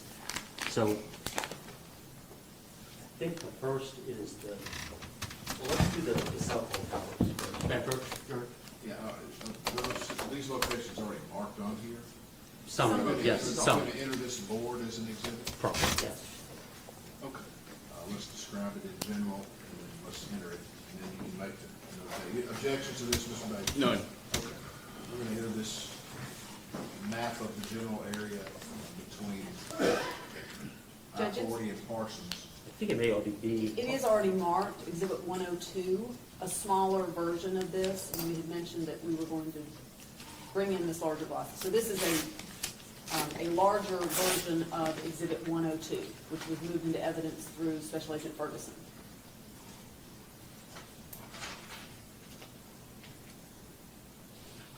I think it was If he's going to mark on this, we'll need to mark it as. Yes, sir, I'm an just exhibit. for the court's record, and, Thank you. yes. Larger version of Exhibit 102, which we'll mark it as Exhibit 154.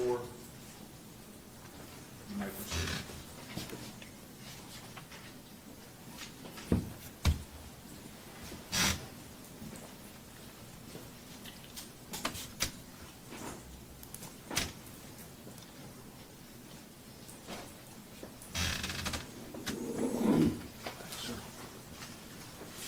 Okay, and I'm going to hand you some sticky notes. I want to identify the cell phone towers first. Okay. So we have the truck stop tower. It's going to be right along here.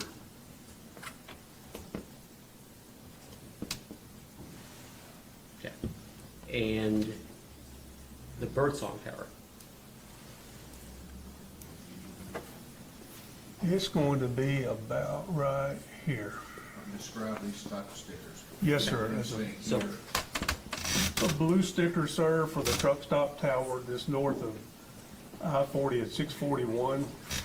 I placed a red circle sticker at the Birdsong Road I-40 intersection for the Birdsong Tower. and I'll mark them. You okay with Mr. Boyano marking these, Mr. Bates? Sure, Your Honor.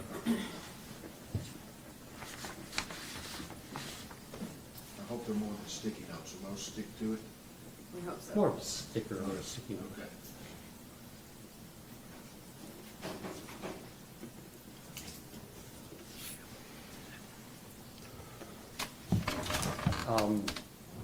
The Shiloh Tower. Well, that's gonna be a little difficult, because it's right off the edge of this map. So, Could you put it as close as you think you can?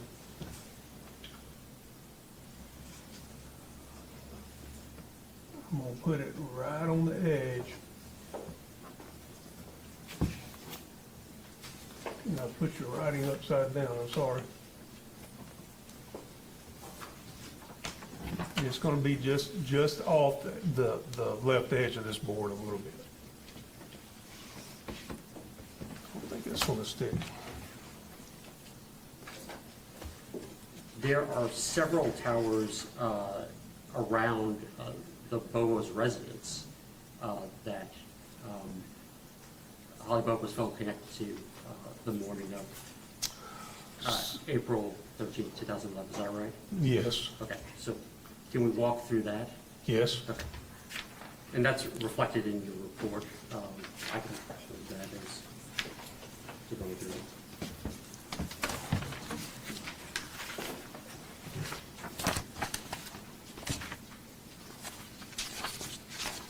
Now, if you could chronologically go through the activity on each tower and tell me the tower, I will. Can we go to page 8, please?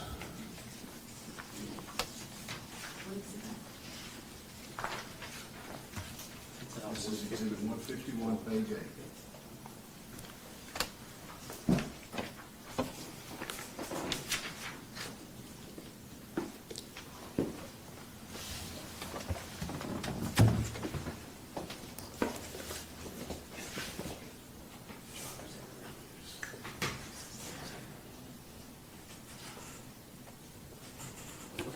Okay.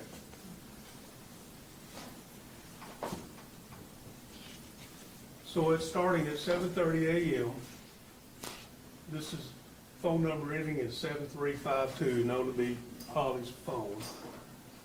She used a tower in Chesterfield, Tennessee. That's to the west of where she lives, along Highway 412. So she lived in the Darden community. The Chesterfield community is a little next one over, so it's incorporated.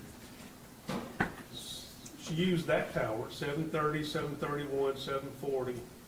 Let me back up. So at 7:30 and 7:31, she used the Chesterfield tower.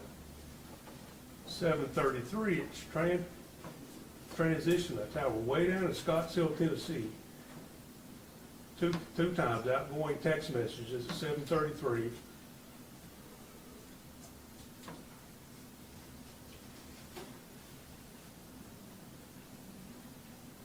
Then at 7:40, back on the Chesterfield tower. 7:42, used a tower in Decaturville, Tennessee. 7:53, used the tower we've already mentioned, it's in Parsons, Tennessee. 7:54, used the tower in Decaturville, Tennessee. 7:59, back to the tower in Parsons, Tennessee. 8:07, 8:09, 8:10, and 8:11, Chesterfield, Tennessee. And then we see it moved to the Shiloh Tower up here at 8:17, and again at 8:26. And then it transitions to the truck stop tower at 9:06.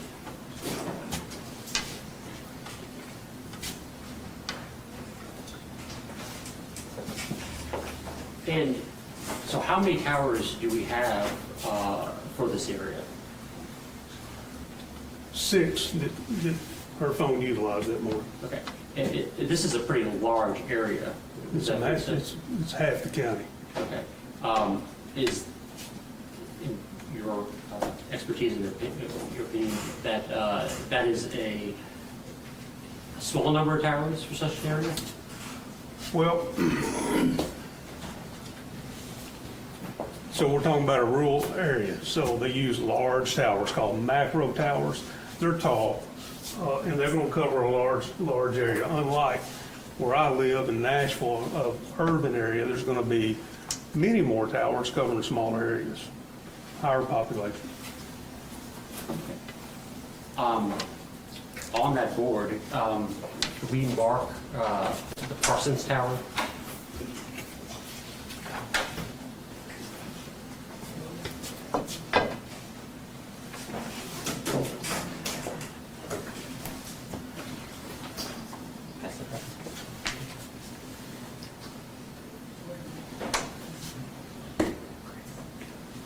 It's going to be somewhere right along in here.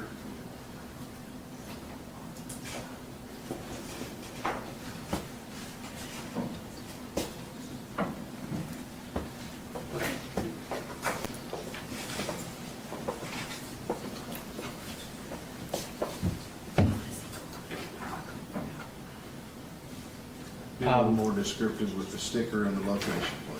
Sure. That, so the green sticker would be representative of the Parsons Tower? Yes. Okay.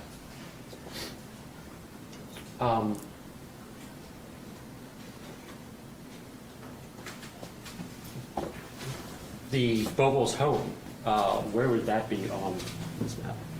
There's a house, a blue house, depicted on here already, Okay. on Swan Johnson Road.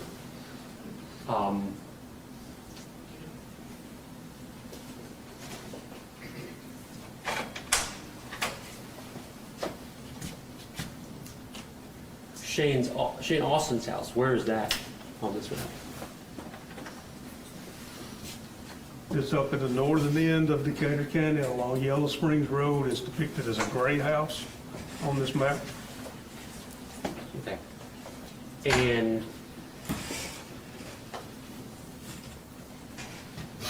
Zach Adams' home. Zach Adams' home is in the northern end of Decatur County, just south of I-40, along 641. It's depicted on this map as a black house.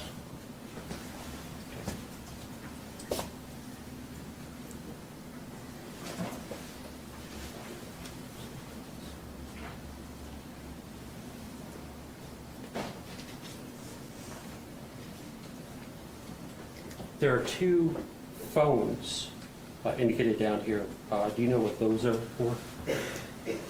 So one's a red phone, looks like an old phone time receiver.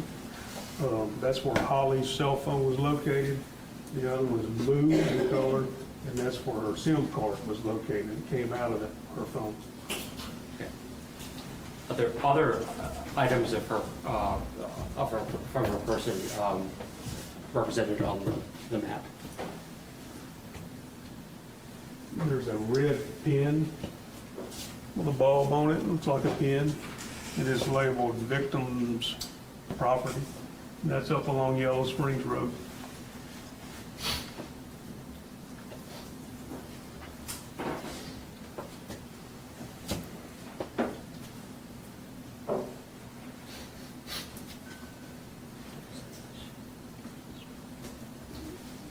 What about the blue pin?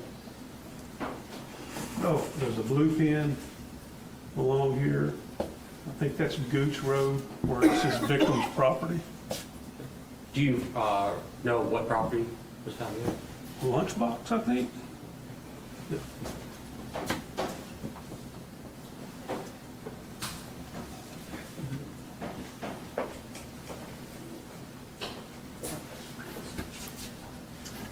You know what this exhibit is?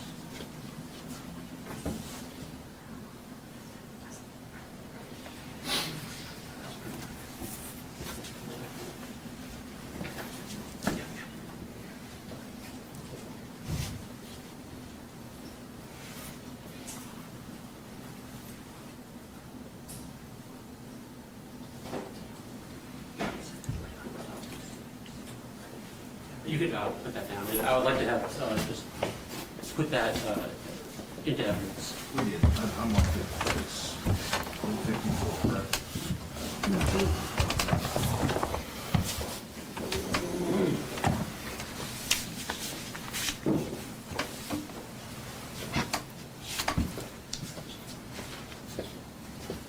Did you have occasion to work with Mr. Johnny Walker as part of your? Yes, And he had certain opinions and had done certain work on this case. yes, he did. And had offered certain theories about what had happened. Is that right? Yes. Could you tell the court what you believe to be inaccurate and wrong about his conclusions?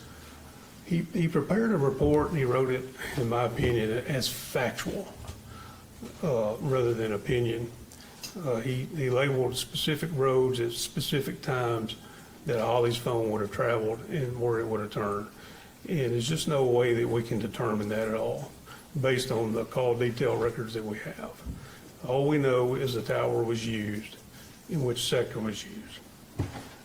His motive is good to try, because we were all trying to figure out what path would we go, but to label that it turned on a certain road at a certain time, we just can't say that. Okay.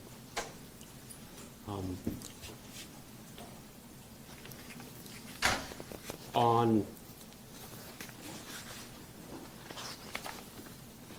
refer you back to page 16 of your report. Yes. At 11:16 a.m., where was Zach Adams' cell phone showing activity? At 11:16 a.m., Yes, sir. his phone utilized the tower located in Parsons, Tennessee, on Sector 2, which is south facing. One moment. Your Honor.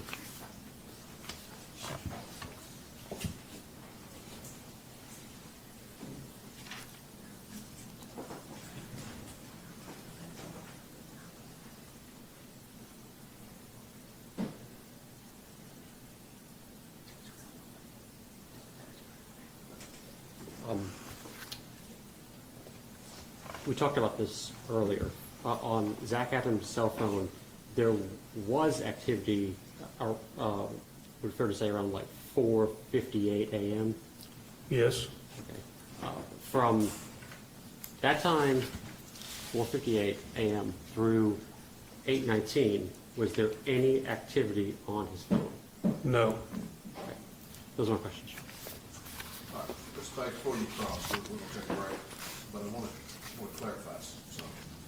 On exhibits 151 and 153. 53 appears to be a detail of Zachary Adams' cell phone activity, that's what it's labeled. And we had the witness handwrite in one SMS text message at 9:50 a.m. from an unknown, either to or from an unknown number. Yes, sir. Okay. As the witness was detailing all this cell phone activity, there appears to be multiple communications with an unknown number, whether it's text or phone call. I'm not sure that matters, but would that be accurate? Yes. Okay, so 153 is the activity of Mr. Adams' phone to and from known number. Yes, Your Honor. Okay, so really the addition of that 950 text, was there something specific that you needed to No, point out there? and I should have better articulated that, but that's from known individuals that we were able to identify because, Well, again, that 950 text, was that a known person? I don't think so. No, Okay, it's not. all right, I'll let you ask the follow-up questions to any of that if you need to. No, Your Honor. Okay. Agent Frisell, we're gonna take recess for about 10 minutes. You can take a break if you need to. Don't discuss your testimony, if anyone from the state's attorney, you sit down. Yes, sir, thank you. All right. Recess for 10 minutes. Mike.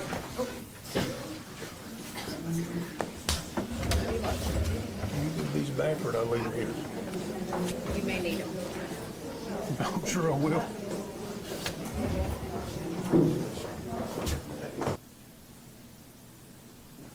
No, I mean, it's data, it's what it is. Phone calls connected to a tower on a particular sector at a particular time. Okay.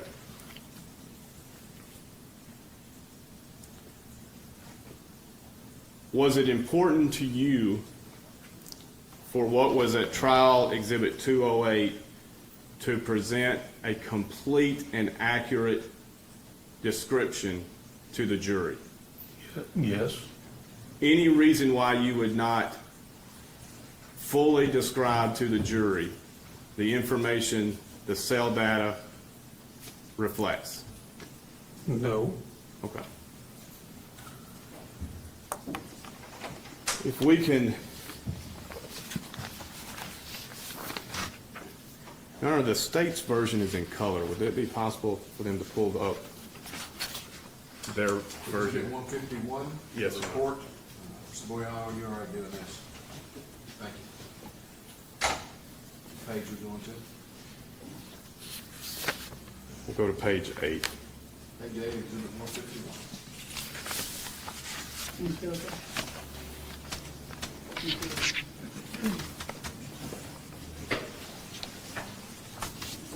Okay. You agree that prior to 8 a.m. that Ms. Bobo's cell phone was drawing from various towers that have historically been used for her home tower, for her, what is her home tower? what do you mean her home tower? The tower that her cell phone has coverage. She uses multiple towers. Okay. Yes, The point is, prior to moving north, I believe at 817, there's no indication that her cell phone was moving. no, I can't say that because generally uses those towers there, yes. So can I step down again? Sure. Your Honor? Yes, sir. So yes, so uses this tower here in Chesterfield, the one in Parsons, the one in Decaturville. For some reason, this one way down here in Scottsdale, that's not normal. Okay.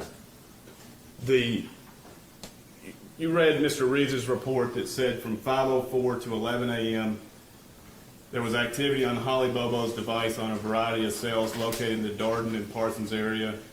Based on historic records, these are cells that typically provide service and around the Bobo residence. I would agree with that, yes. All right, so prior to 8:11 a.m., no indication of movement of Miss Bobo's cell phone.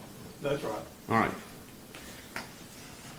The Shiloh Road Tower, can you point to it? And to be clear, it has 360 coverage. Yes, it does. And so I believe I refer to it as 10961, 10962. That's right. All right. You know, on this one, that's depicting the 2 sector. Correct. And if you're close to these 2 towers, you can draw off either one, correct? Be more specific, If, which if, tower? if a cell phone is close to the intersection between different sections of a tower, they can draw off either one. So you're, make sure I understand. Yeah. So if you're close along this line here, so you could be sector 1 or sector 2, Correct. maybe, yes, maybe. And you may have a seat. If the witness can be passed Exhibit 154, the diagram. Your Honor, may I approach?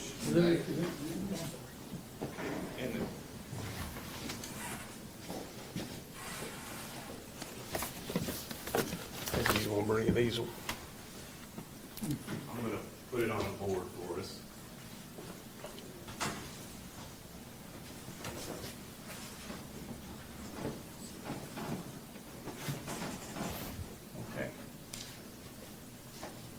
Now, there's two types of reported information coming to conclude Holly's phone. First, there's cell phone activity. That's right. And there's cell phone activity on 8/17 and 8/26, correct? Yes. And I'm going to give you two red stickers that are marked 8/17 and 8/26. Can you put on Exhibit 154 at 8/17 what tower information or where? Okay. I got it backwards. It's going to be upside down. Okay. Now, that tower is off this map a little bit. Okay. And 8/26, same thing.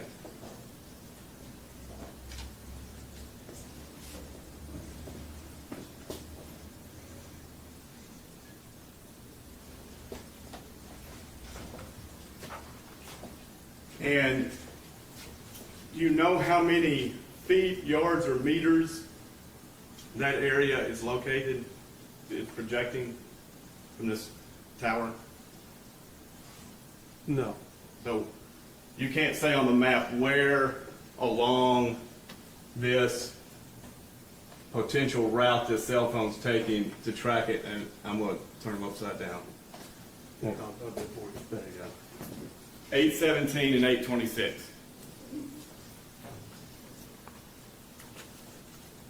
Well, we have a partial idea because of the ATT drive. All right, we'll get to those pings. Okay.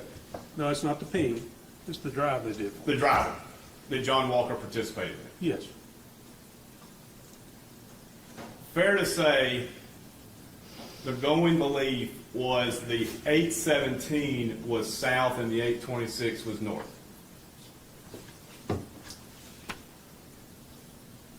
No. Both of them were south. I'm saying direction of travel. 8/17 was further south than the 8/26. The 8/26 was north than the 8/17. I can't say that because I don't know the sector coverage, how far south it goes. I don't know. We know at 8/11 where the home is, that's south. Yes. Now, the next activity from the cell phone activity, not the ping, the cell phone activity, is what time?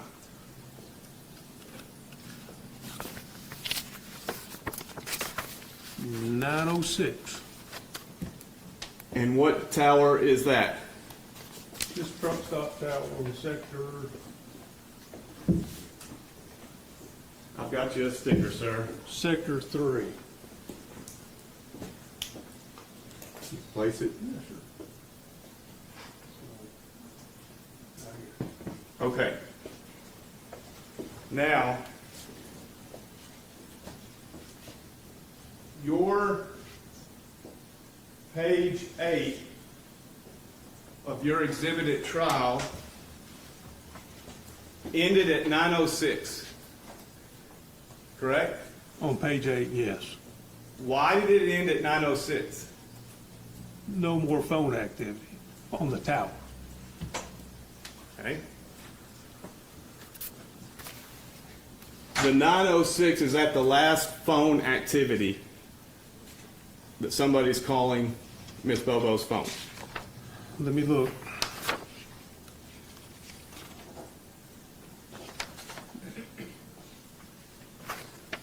I think that's correct, yes, sir.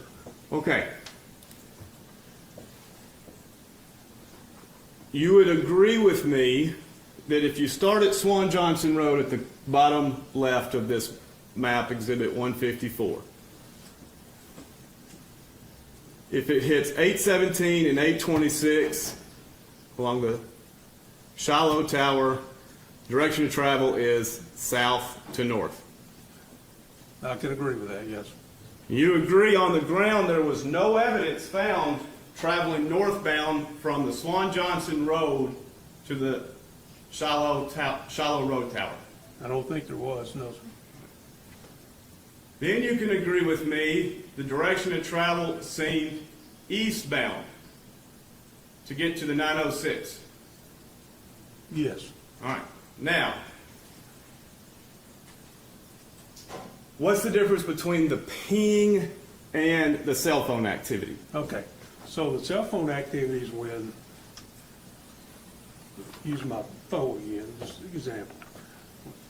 I press send, it registers with the network. It's going to register with a tower and a sector where I'm receiving strong enough signal to communicate. That's the call detail record. A ping is when we're asking the network, can you reach out and find that phone and give us a location for it? And this one, and these pings are only tower-based. I want to make clear they're not satellite-based. And page 9 of your today's exhibit 151, you have 3 pings reflected, correct? Yes, sir. And why did you put these pings on this document to show the jury? Because it's part of the record. We're trying to find our phone. It's important, isn't it? It is important. All right, I'm going to hand you the first yellow number 1 to put where the ping is. Well, you talk about the latitude and longitude they gave us for it? Or- Yes, sir. Or where the tower? You have a general area reflected on page 9, and you can look behind you to see. So that first one's going to be, I'm going to use 1 to be the marker, and this is a guess. Right along in here. And that area could come all the way down to the interstate, correct? Yes. Why don't you put it by the interstate? That's not where the ping location was. It says, but the location could be by the interstate, right? I'll give you a separate one. Well, the location of what?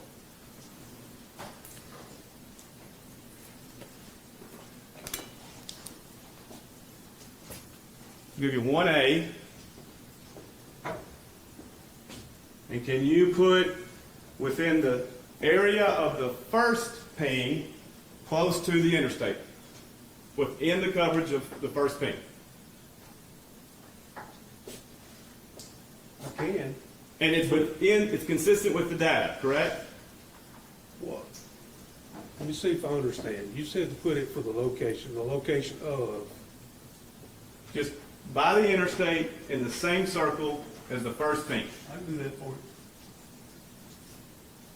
So, it's going to be right along here.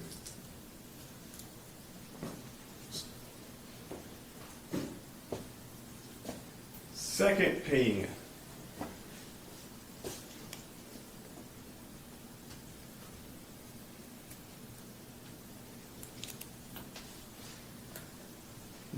First, reflect where it is on your exhibit 9.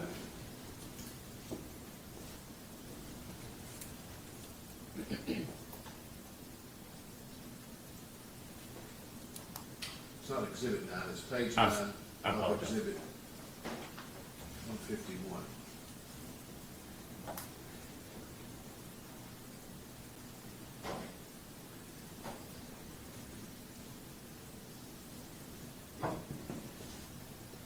And is where you've marked 2, is that close to the interstate? Yes.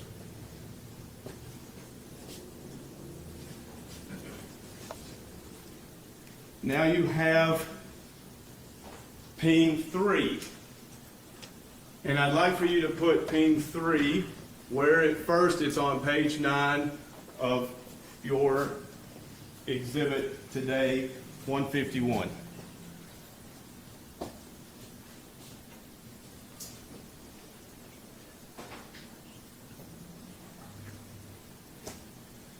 Now, if we look at what you've drawn, it appears the cell phone is traveling due east, correct? Agreed. All right. Now, with 3A, I'm going to give you 3A. Can you place 3A within the coverage tower as close to Highway, I believe, 641 as you can? Say that one more time for me, sir. Place P3 as close to 641 within the coverage area.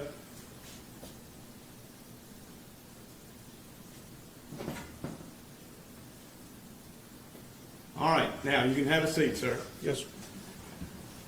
Now, if you're a jury and you're looking at that, whether the travel goes east or south depends on whether there's a fourth ping, right? It can help, yes, sir. What do you mean it can help? Well, so there is a fourth ping, Why is it not on the exhibit? because we covered that in a different exhibit. Again, for the record, now, a different page of the exhibit. We're talking about one collective exhibit, correct, with multiple pages? Okay, well, we're starting at page 9. I'll let him ask his questions and let's clarify these different pages of, we're all still in exhibit 151, correct? Yes, Your Honor. Okay. All right. Is for the fourth ping on page 10? Is it on page 10? Yes, sir. That's my question. No, Page 11, no, 12, no, 13, no, 14, no, 15, no, 16, no, 17. yes, 17 is the 925, that's correct. unrelated to the first 3 pings.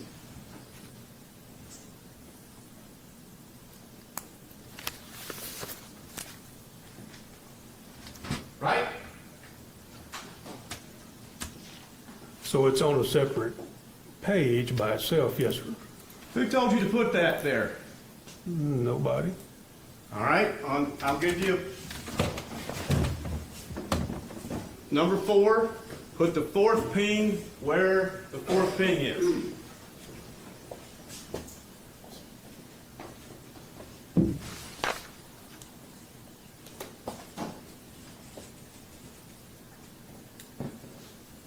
Mr. Boyano, flip to page 17, please. Yes, sir. So the court can see it all over.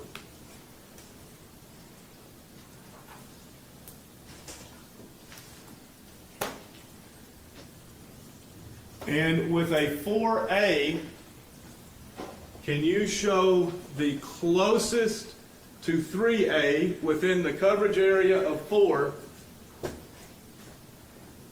this fourth ping is?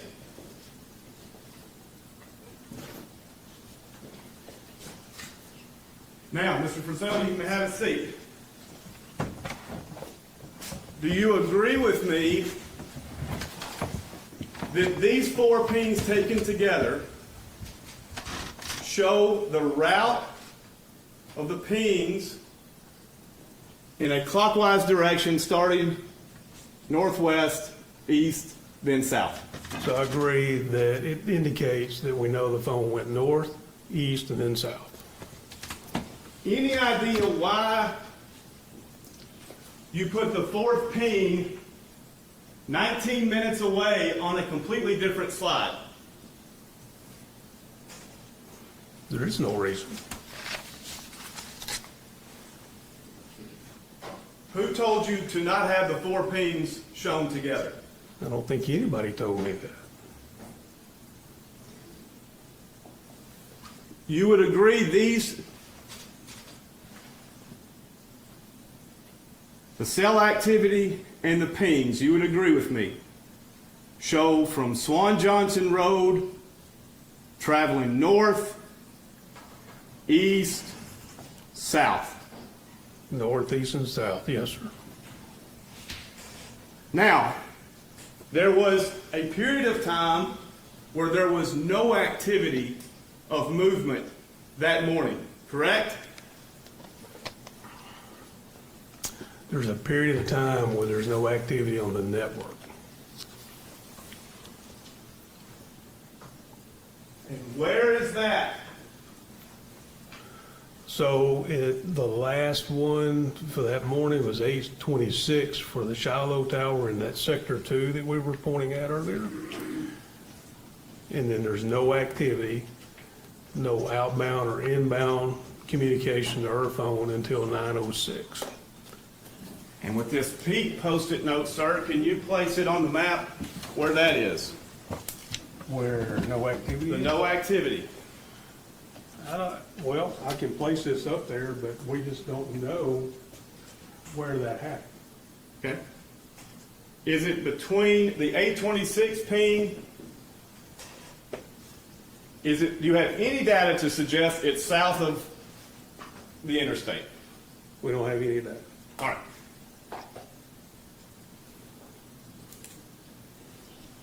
Why don't you place in this blue sticker where the body was found? They could run on here.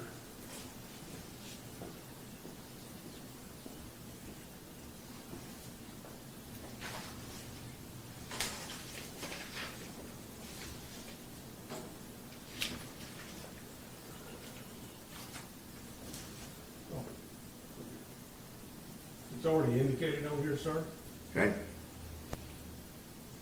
with a little outline, but I'll put it right up above. And is that the same, is that in the same area where no activity was for 30 minutes?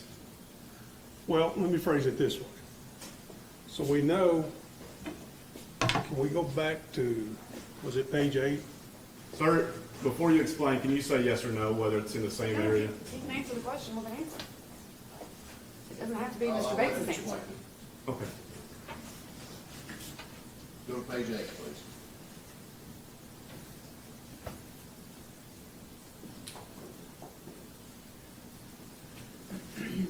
Whoop, told you the wrong page. Page 9, sorry. So, at 8:26, we know that Shiloh Tower, Sector 2, was used. Then from 8:26 to 9:06, we know there was no activity. At 8:57, we know when there's a ping here. And then at 9:02, we know there's this ping off the truck stop tower. This first ping, probably Sector 1 of the Shiloh Tower. So, no activity. I can't tell you where it was. All I can tell you, sir, is from 8:26 to 9:06, there was no network activity except for these 2 pings right here. And where you were pointing was where the body was found. In this overlap section, yes. Now, you may have a seat, sir. From Swan Johnson Road up to where the body was found, there was no physical evidence thrown out or found whatsoever. I'm not aware of anybody finding any evidence up that way except for Gooch Road.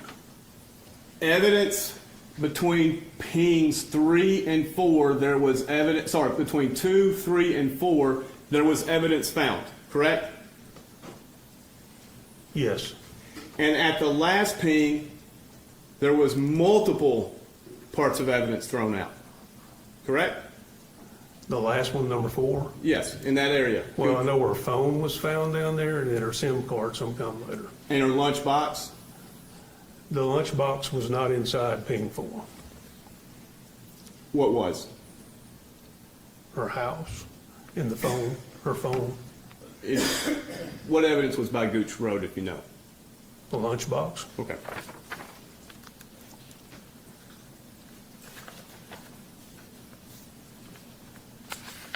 You would then surmise, well, I'll tell you what. You're looking at what we've just created together. Do you remember looking at John Walker's map? Yes.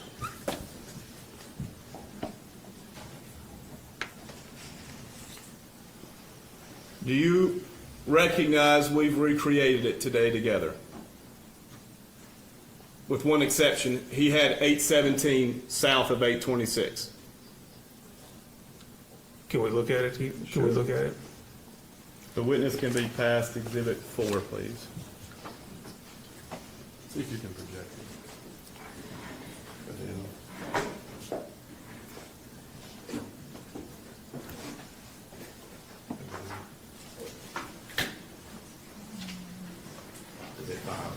Exhibit 5, I apologize.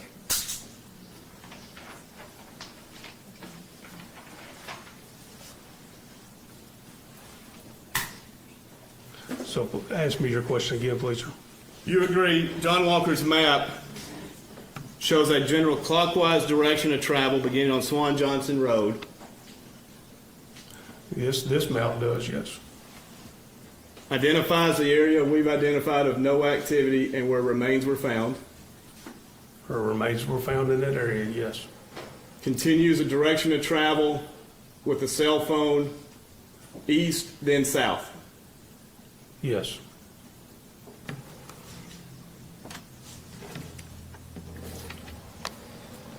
Now, have you traveled between cell towers in this area to see them? Yes, I have. How far do you think it took you to get from the Birdsong Tower to the truck stop tower? Going down I-40, Yeah. 6 minutes.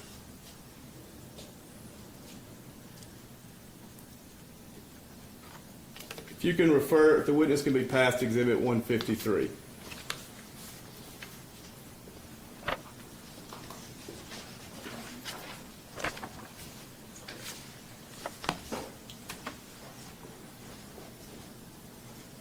Now this is, Excuse me, Mr. Bates, would there be any other, you might use it, I might use it. well, let's move it. Sure. It's strategically blocking witnessing. I apologize here. Let's move it over, maybe right in front of the podium. Oh, what was your- Right behind the podium is fine.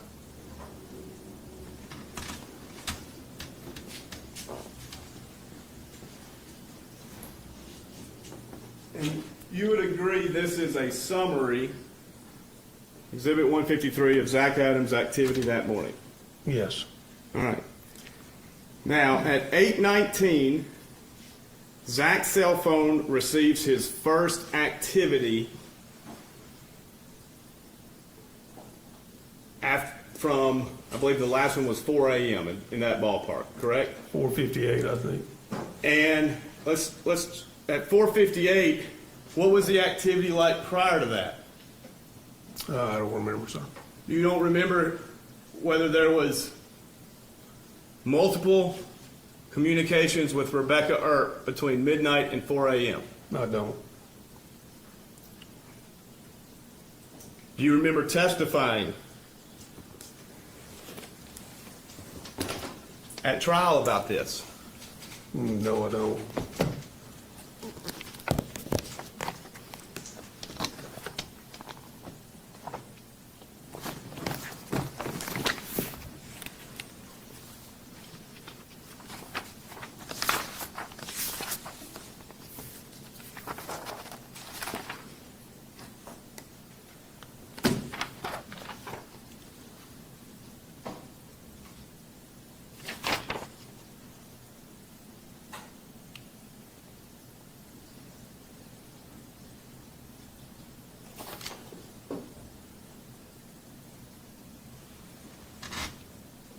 You remember being asked, page 1719, question 819, so this is the first time that morning that this phone is utilized.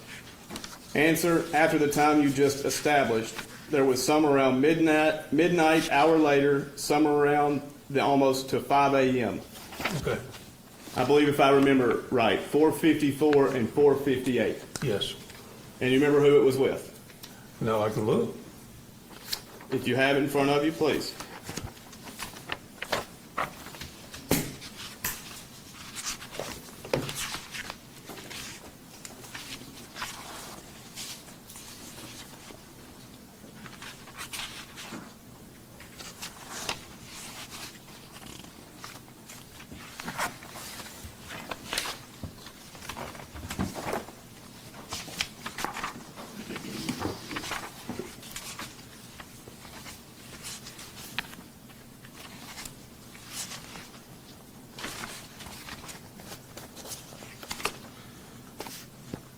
So at 4:54, there was an outgoing SM or text message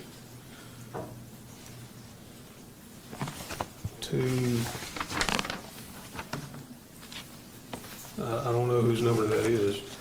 And then at 4:58, there's an outgoing call to 731-614, Brandon Williams phone.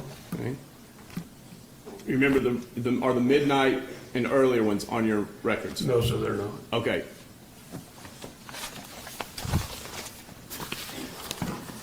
The first record you have, well, let me ask this, the 4 o'clock records, what sector was it on?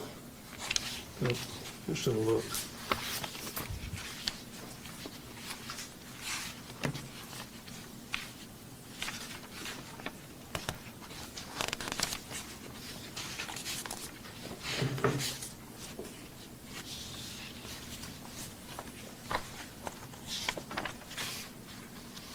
Sector 2, what we're calling the truck stop tower today. And I call it 31522. Yes, that's right. All right. From 4 till 8:19, there's an incoming text message. And Zach is on what tower? Same, 31522. His home tower. Yes, And we know Holly's phone during that time, between 8:17 and 8:26, is at the Shiloh Tower. it's using the Shiloh tower. We know that her phone used that tower, what were the times, 8:17 and 8:26? And we know from the pings, which we've labeled 1 and 2, Holly's phone is west of Highway 641. That's right, Zach's phone is on his home tower, that's right, east of 641. that's right. Just like it was at midnight, 4 a.m., 8:19, 8:35, 8:37, 8:38, correct? Correct. And I believe the Sector 3 and Sector 2 of this home tower would use both at times. I think it's possible they could do that. The networks are designed to try to prevent that flip-flopping going back and forth.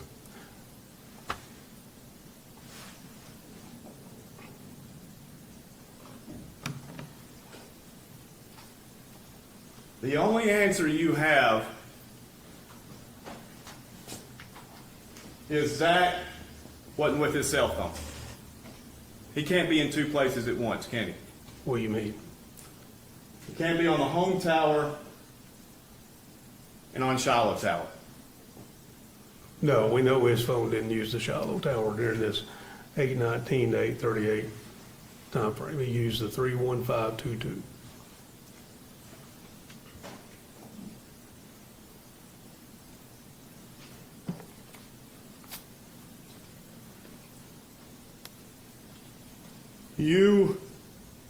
Did you travel to the Birdsong Tower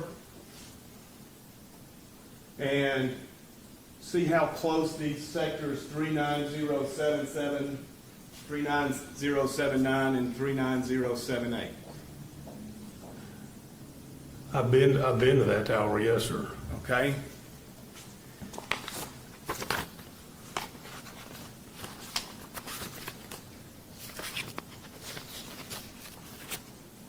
We can go to page 13 of exhibit 151.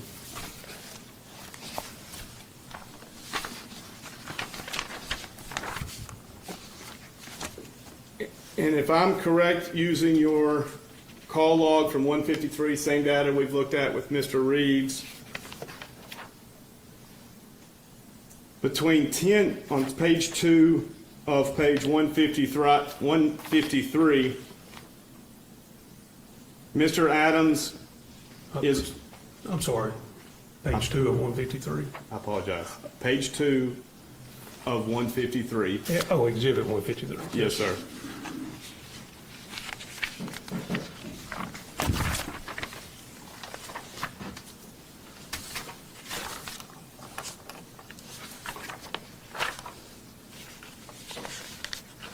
Okay, sir.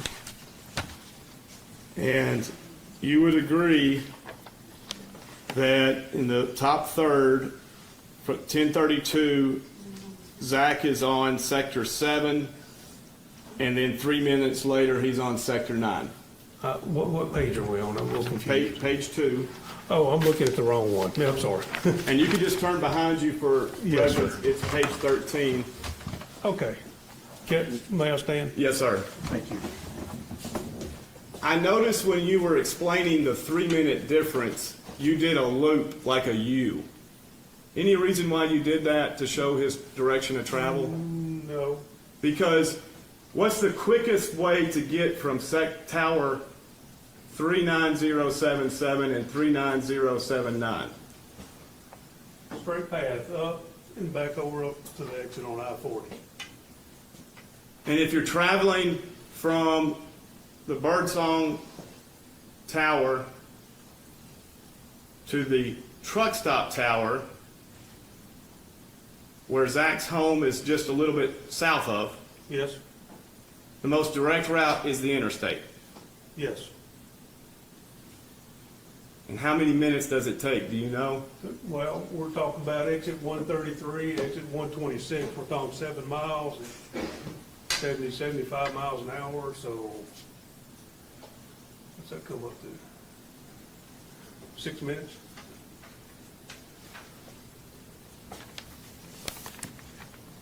So from 1032, he's on sector 7. Can you point to sector 7, sir? You mean 942? No, sir, 1032.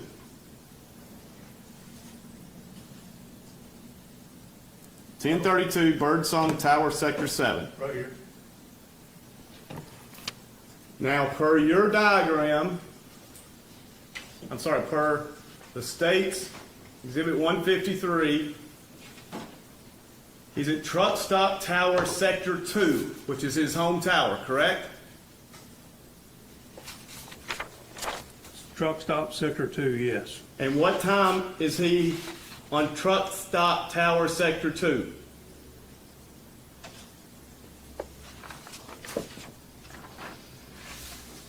So 8:19, 8:30, 8:35. Sir, after 1032, After 10:32, page 2. 10:38, And if you take 1038, subtract 1032, how many minutes do you get? 6 minutes. You may have a seat. Can you look at the same phone calls that Mr. Adams is making between 10:03 and 10:35? Do you see these? Yes, sir. Did anybody you had meetings about this with the state, correct? Yes, sir. Did anybody say this? I have a question. If a heinous crime is taking place during this time frame, why is Zach calling Granddaddy? Why is he calling his girlfriend? Did anybody say that? I don't remember.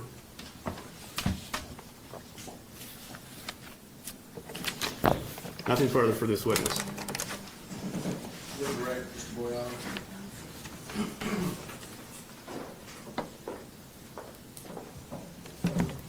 Mr. Rizal, do we know when Holly Bobo was killed? No.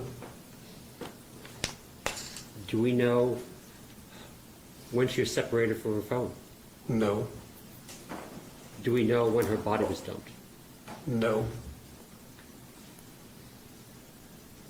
With Johnny Walker's map, did you have a problem with the map or his opinion?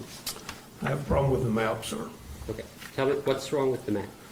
So, using the ATT drive data, not every road was driven out there.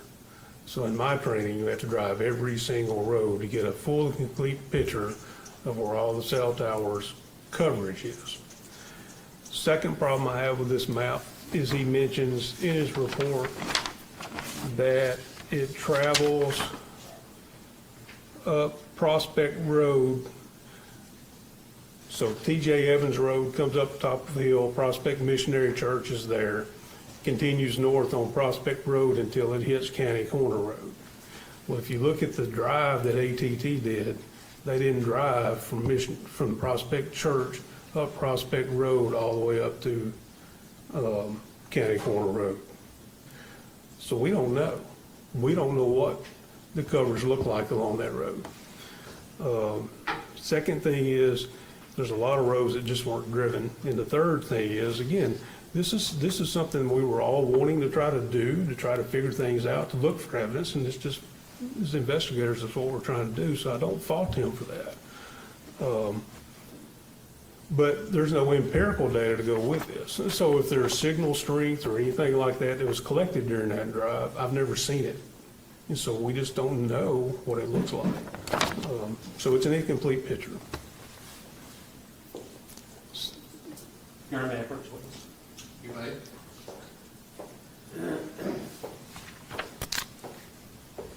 Witness is being shown in Exhibit 154.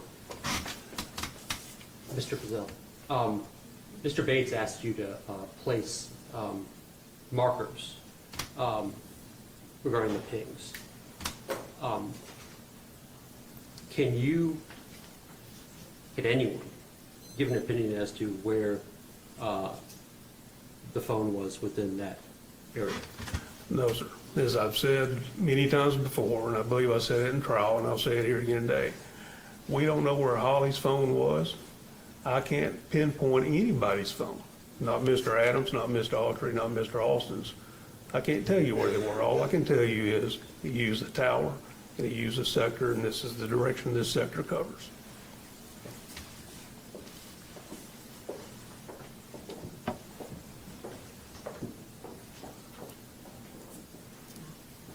Those are questions, Judge.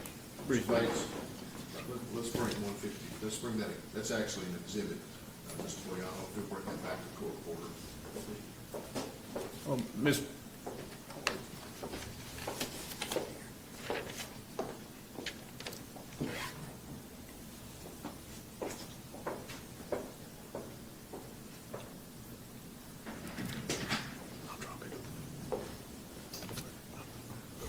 You said you could not pinpoint Mr. Adams' location, and so when he's on the southbound tower of Parsons at 11:16 a.m., it's a big area, right? Yes. You don't know if he's driving around or what he's doing. No, sir, I don't. It's not like surveillance video. It's time-stamped, is it? No, it's not. Thank you. Yes, sir. Thank you, Mr. Boyano. Thank you, Fazell, thank you. Mr. Long, sir. Yes. Sit down. Yes, sir, and I'm dismissed. Yes, sir, thank you. We're right at the noon hour. Yes, sir. These two go together. Take a break or we can move on. This one. The state would request we move on. All right, Mr. Bates. Oh, next witness. State calls Mitchell Hayes. Real quick, this is not marked, was this an exhibit? Maybe a copy of one of the exhibits, it's exhibit 150. You have it. That's, no, it's 151, I think. That's just a copy. I don't have a copy, so I need it. All right. Let's also Yeah, we have to move. make sure that that is a complete copy. Yes, We're sir. going to do that. We're going to go color copy, complete color copy for the court. All right, Yes, we'll sir. give you a complete color copy. And what number is that, just so we all have our, 151. thank you.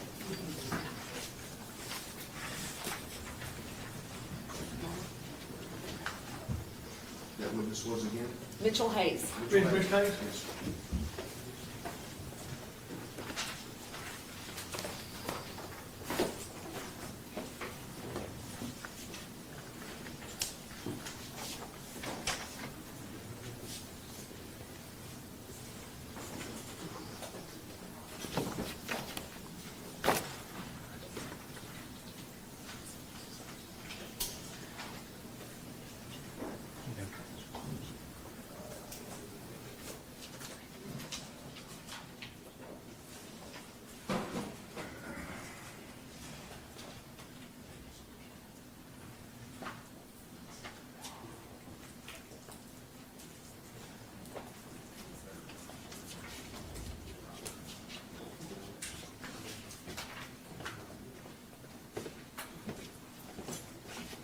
Hayes, you'll stand right here and be sworn in. Raise your right hand, please. Do you swear or affirm that the testimony you are about to give will be the truth, the whole truth, and nothing but the truth, so help you God? I do. Thank you. Have a seat, sir.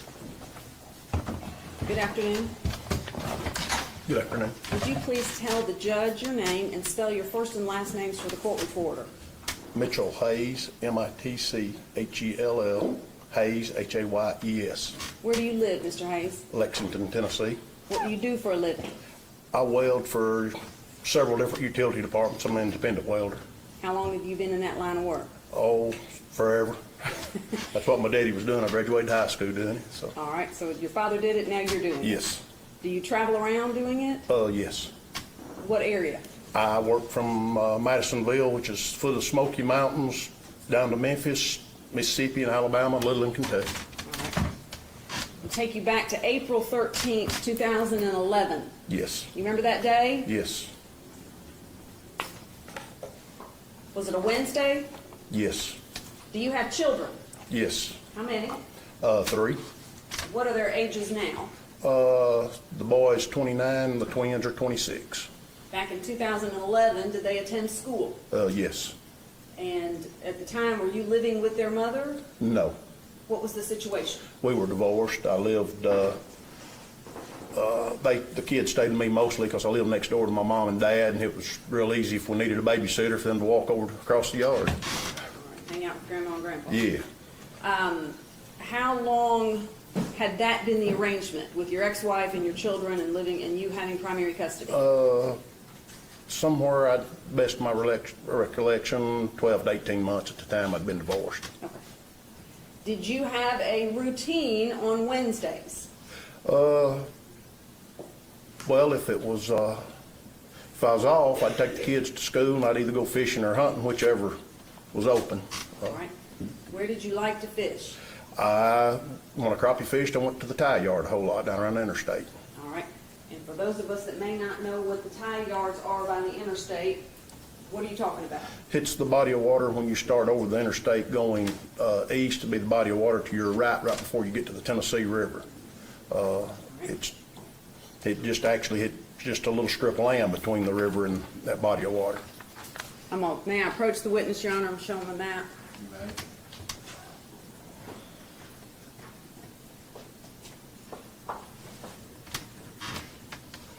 Do you recognize what I've handed you? Yes, ma'am. What does that show? It shows the tie yard and the road coming down beside the interstate, which accesses the body of water. Your Honor, at this time, I'd like that marked. Objection, Mr. Bates. That's fine, Your Honor. Next number to give it. 155. Yes, ma'am.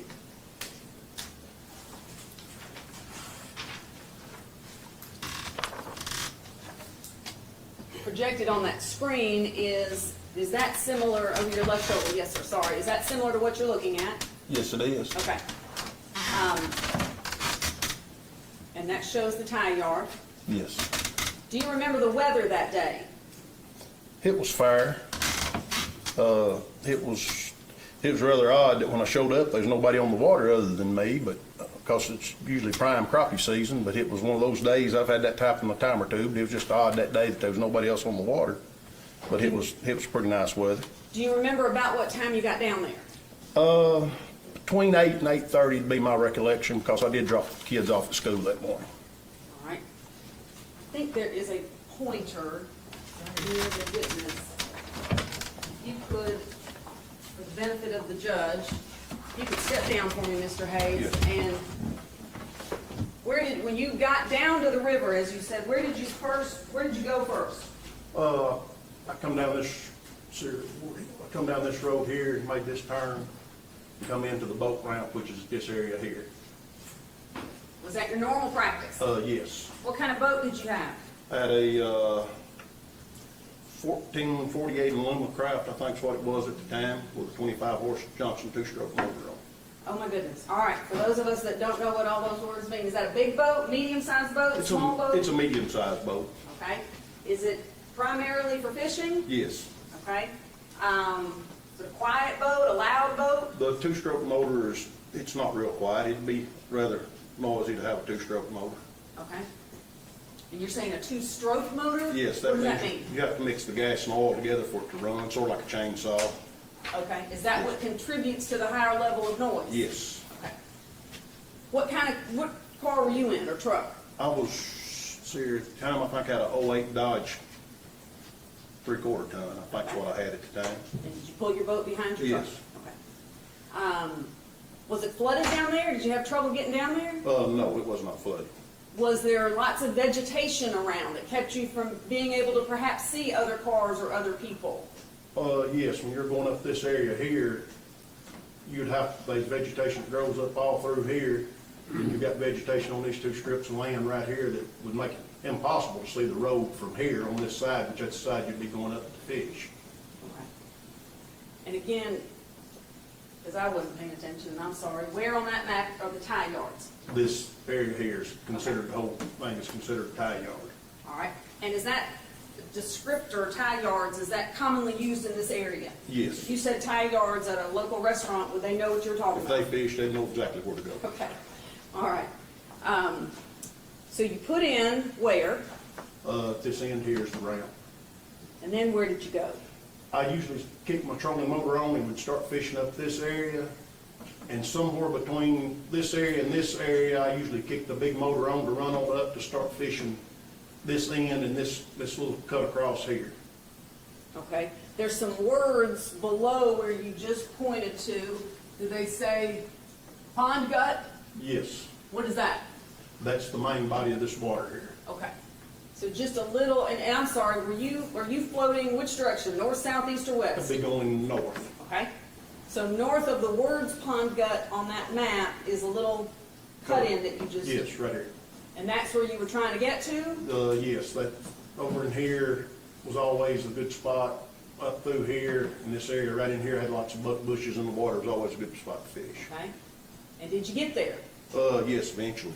All right, how long did it take you to get from where you put in, unhitched your boat? What all did you have with you? Did it take you a minute to unpack your No, car or truck? I just had everything in the boat and had a crappie rod and one short rod and reel is all I had, and I kept it in the boat. All right, pretty Yep. lean and efficient. Yep. All right, how long did it take you to get to that little inlet where you put in? Most of the time, if you was fishing it pretty slow, somewhere in the neighborhood of 30 to 35 minutes, according to where you cranked up the big motor at. Okay, and were you fishing it slow that morning, or fast, or Yes, medium? I always fish this area up through here till I got in here, usually cranked up, because there's nothing here, and it's pretty shallow where this is washed out across here. Then I'd usually crank up somewhere right here and start easing up to this point. Okay. At this point, on this morning, April 13th, 2011, did you see anybody else out there? No, I did not. Okay. How long did you stay in that little cut-in and fish? That I couldn't say it's been so long. I mean, it could have been Okay. 30 minutes, it could have been an hour and a half, just according to how it was going. Sure. Did you eventually leave that area? Yes. Is there a reason? I just fished on around till I got ready to sort of go. I'd usually head back out somewhere 12 or 12:30 to head back to get some lunch to work, be home and get the kids when they got out of school. Okay. Is that what you did that day? Did you Yes. just fish for a little bit and then you left at noon? Somewhere, 12, 1 o'clock, I'd head back because it'd take me a little bit to get back to the house. Okay. But on this particular day, did something different happen? Yes. What was that? I heard a gunshot somewhere or another when I was going up in this area here. Then I cranked up and run on up because I didn't really think nothing about it at the time. Was it usual to hear gunshots in that area when you were fishing? No, that is a federal game reserve and hunting was prohibited there. Okay. Is it fair to say that that stuck out in your head? Yes, it was just something that stuck as odd for a long time to hear. But you didn't stop fishing? No, because I mean, it was over there and I was over here. All right. Did you hear anything else after that? No, not that I can recall. All right. Did you go back down the way you went up the body Yes. of water? Yes, eventually when I left, come back, I had to bring the boat back this way to get to the ramp to load up. All right. You can have a seat. Do you know about what time it was when you got in your truck? Do you even remember today? I'm thinking it was 1 1:15 and headed out. Okay. You heard the gun, did you go back, did you have a phone with you? Cell phone? I probably had one, I don't know if it'd been on me or the truck, because cell phone service down there at the time, you couldn't call out. Okay, so it really wouldn't have served much of a purpose? No, you had to get on up on the hill toward the main road before you could actually use a phone. Okay. Did you call the police when you got back in your truck and say, I heard a gun down at the river? No. Okay. Did you turn your radio on? Yes. What did you hear? Well, during the breaks, I was hearing an Amber Alert go out for Decatur County for Holly Bobo. Did it occur to you that morning on April 13th, 2011, I just heard a gun at the Tennessee River, wonder if that has anything to do with Miss Bobo? Not really, it'd been so far from Parsons. Sure. Was anybody in the Amber Alerts or any news media reporting, we think Miss Bobo might have been taken down to the Tennessee River? No, nothing that I'd heard.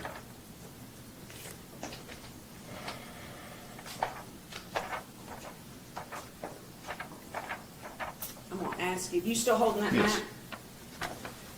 I'm gonna ask you my approach, Your Honor. You may. I'm gonna ask you some stickers. And if you could mark on there, is there a pen up here? Nope. No. All right, I'm gonna give these to you. You can pick whatever color you want. I'm gonna hand you a pen. If you could mark TY for where the tie yards are, where you got into the water.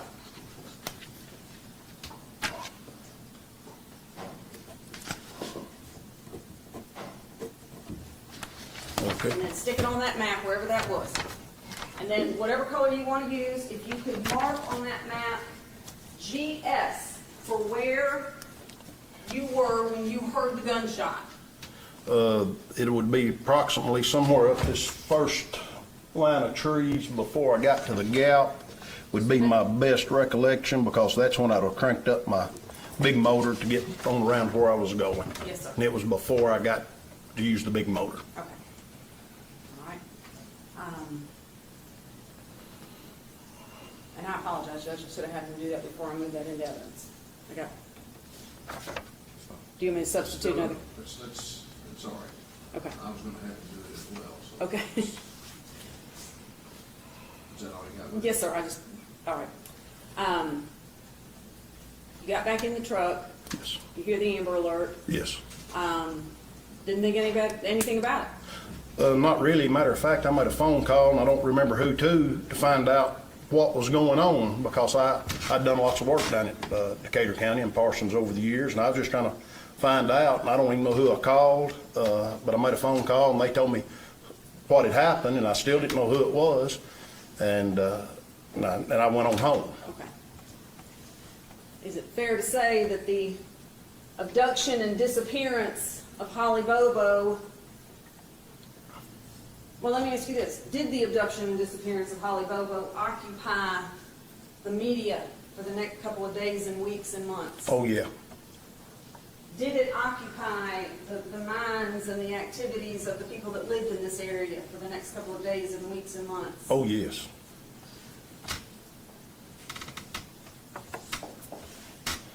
When did you first tell anyone, hey, wait a minute, I heard a gunshot on April 13th, 2011 at the Tennessee River? Well, I'm going to back up. That was the year that me and my wife got married, and we'd always sit and talk. So that happened in April, and we got to dating. I said we got married. We started dating that year in September, and we'd always sit and talk about where we was at when this come about. And so I'm sorry, when what came about? when the abduction of Holly come about. You two would sit around and talk about Yes. where you were? Yes, Okay. and I'd always told her I was at the tie yard, and she said for some odd reason I was at work that day, because that's usually the day she was off work.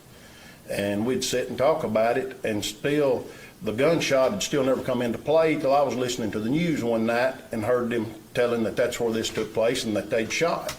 And then that's when I realized the shot that I heard had something to do with this. Do you remember what year that was? That you put it together? When they was having the trial, so that would be what, 16, 17, I don't forget when the The trial trial. was in 2017, would that sound about That right? would, yeah, 16 or 17, I couldn't remember when the trial was, but yeah. Okay. And then shortly after that is when I run into Agent Brent Booth and was telling him where I was at and what happened, Okay, and then what I'd heard. okay. And how did you know, or did you know Agent Brent Booth? Yes, I did, from being there at home. Okay. Are y'all from the same town? Yes. Okay. How long have you known him? As far as I can remember, his daddy used to own a restaurant there, and my sister, he was a couple years ahead of my sister, which is older than me, in school. I mean, I've just sort of known him my whole life, so I just seen him at a restaurant, and we was talking, and I told him where I was at and what I'd heard. Okay. Do you remember what year that was, when you told him? It would have been right after the trial, so it'd have been in 2017. Okay. Okay. Or even later, perhaps? Yeah, it could have been a little later. Okay.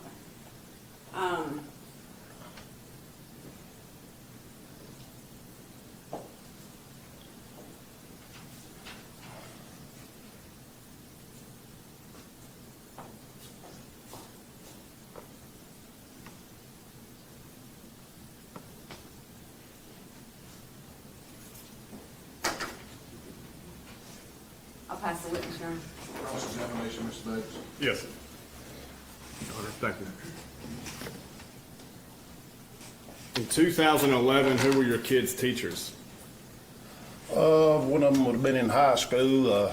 The others were, well, you're asking me a question there that I'm not going to really refer to, because I might tell a story since my mama worked over at the school, and they had and just had retired, so they was a different bunch of teachers over there. At the time, they had like 3 different teachers in the grades. Okay. What grade were they twins in? Sure, 2011, you gonna make me back up here? You don't know without doing the math? They're probably in either the 5th or 6th grade. You don't know? Well, no, Okay. What school was it? Beaver School, All right, where's Beaver School? north end of Henderson County at Parker's Crossroads. All right. And what time did you drop off in the morning? About 7:45. All right. And would you have your truck with your boat hitched? Well, yeah, because I didn't live 3 minutes from school. Okay. And from the school to the boat ramp, how far is it? Sir, 108, 26, 18, about 20 miles. 20 miles. And did you always drop off at 7:45? Between 7:30 and 7:45. All right. So you're fishing that morning and nobody else is out. Nope. It's not uncommon during the middle of the week for the traffic to be less. Yes. All right. And did you tell anybody you were fishing that day? Oh, yeah. You did. Yeah. You then heard a gunshot. Yes. Was it loud? Yes. Was it echoing? Somewhat down the water, it did. I'm going to play you a.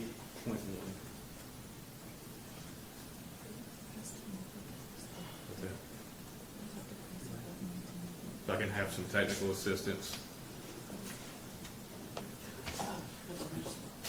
I'm gonna have some technical assistance What are we asking to do? to port.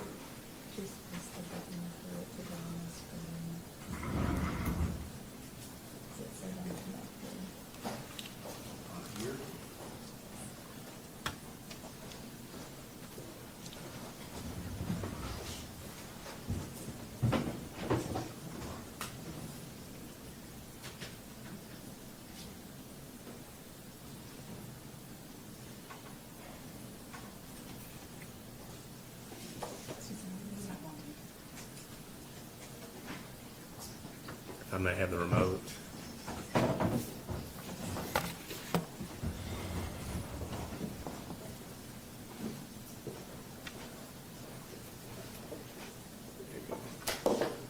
While my assistant handles this, let me ask you some questions. This was during turkey season, Yes.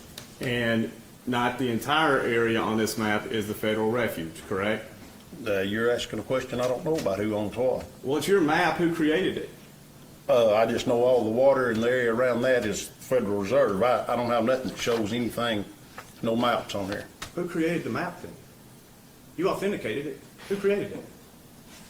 No, I just said that the reserve was with the water. I don't know who owns what. Who created the map, sir? I guess the federal government did, because there's a federal game reserve down there. Who printed the map to bring today? They printed the map. Okay, so you didn't create this map? No. You don't know if it's accurate or not? Well, it looks like the one I've always looked at What map is that? on my phone. Okay, on your phone, Yes. and you don't know how close the refuge is and what other properties there are on this map? Well, I just know that there's a gate on this here that if it's flooded or if the refuge is closed, you can't get into it. Fair. You've heard gunshots before. No, You've never heard gunshots in turkey season, not there. but you fish other places along the river, Yes. and you hear other gunshots. You know, other than during duck season, I really hadn't. Okay. And turkey guns, are you familiar with turkey guns? Yes, And what kind of guns do they shoot? You shoot a shotgun. high-powered 12 gauge, 10 gauge. Well, you can shoot from a 410 up.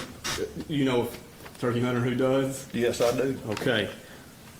Now, you have any idea how close you were? Nope. You don't really know what direction it was, do you? Just knew it come from to the up north of me, because it echoed from the water that way is all I can say. You don't know if it was on private property or refuge. No. Was it, say, less than 2 football fields, more than 2 football fields? That would be hard to say with the echo and that'd just be Okay. hard to say.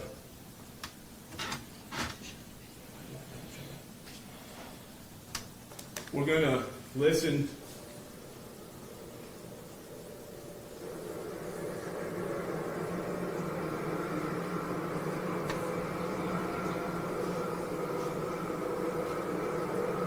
What are we playing here, Mr. Baker? Your Honor, if I can label it afterwards, I'll explain it if I can not label It's it. one of our already admitted. It's already admitted, yes, Your Honor. Do you remember hearing overhead traffic? Oh, yes, you hear it. Okay. And the gunshot was louder than the overhead traffic? Yes. Okay.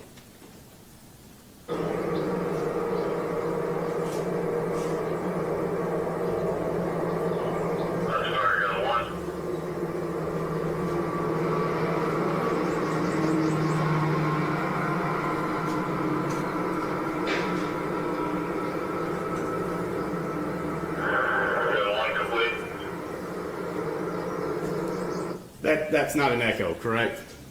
No. And that's not what you heard?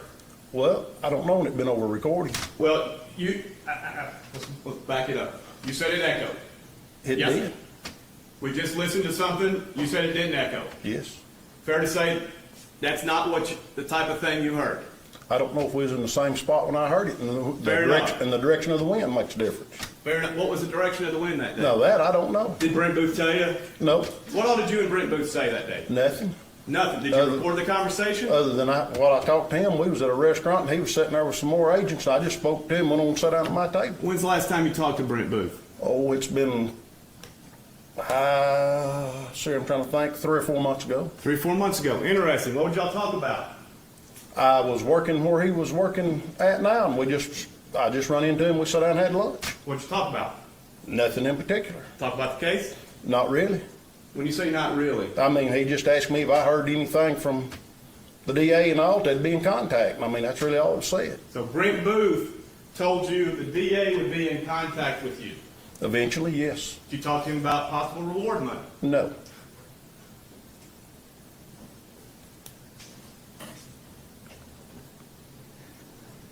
Now, you married Candy Helms Hayes, correct? Yes. And you're aware that she was Facebook page follower of Justice for Holly? If you say so. Are you aware? Not really that she was a follower of it, but if you say so. I don't go through her Facebook page, so I mean, you'll just have to.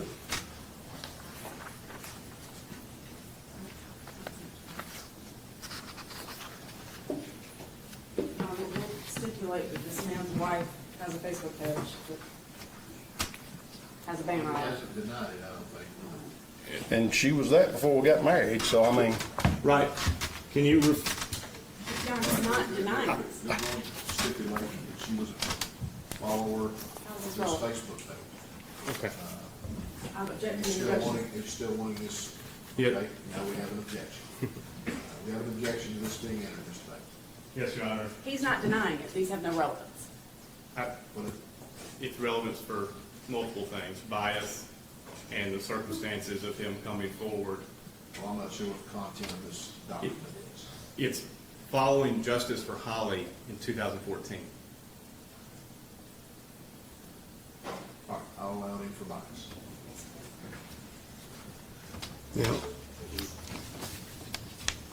You and the Bobos have mutual friends, correct? I guess now, I mean, Adam Hayes, who's Adam Hayes? he's a guy that I've worked with down in Parsons, Tennessee before, and or with a contractor, and he works at, I think, West Tennessee Public Utility District now. And who's his wife? And who? Who's his wife? That, I don't know. Okay.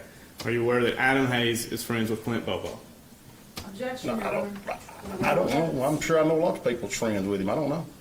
Again, it's proven bias I'll and allow him a little bit of leeway here. you have He did mutual. not know the wife of this Mr. Hayes. Correct. You have mutual friends with the Bobo family. Yes, I'd say, I guess I do. And you want us to believe your wife, who was following Justice for Holly, 2014, y'all got together in 2014. You never once came forward. Oh, I've told her a bunch of times I was at the tie yard. And you never said the gun. It had no relevance to the case till I heard it on the news. How soon, and you're saying you heard it on the trial. Yes. That's when I realized what I'd actually heard. Prior to that time, you had never came forward and told anybody about hearing a gunshot. Nope.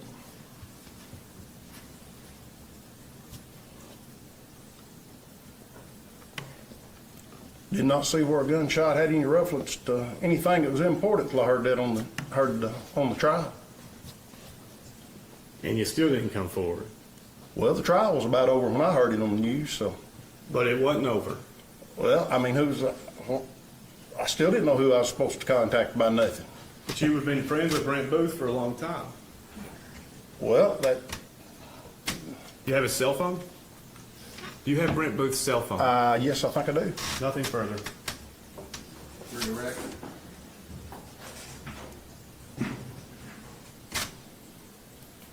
Is it fair to say that there were Justice for Holly signs all over town?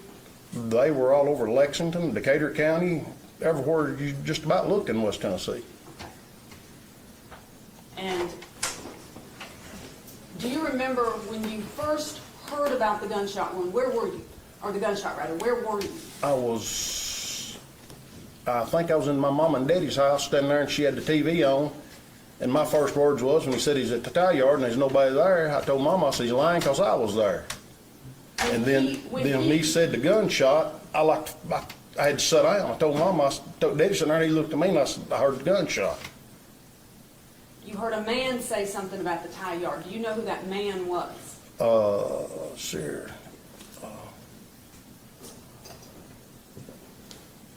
Autry, was when he was on stand. Was he sitting in that stand Yes, in this courtroom? yes, Did you know him? no.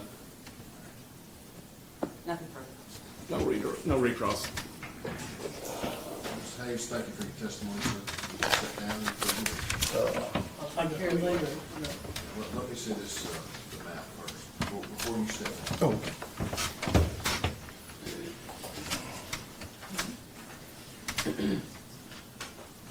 All right, he did designate the tie yard, where the red red sticker and the GS gunshot is the area where he claims he heard gunshot. Thank you. And that's Exhibit 155. 155. All right, thank you, Your Honor. Now, Ms. Hastings, can we enter this?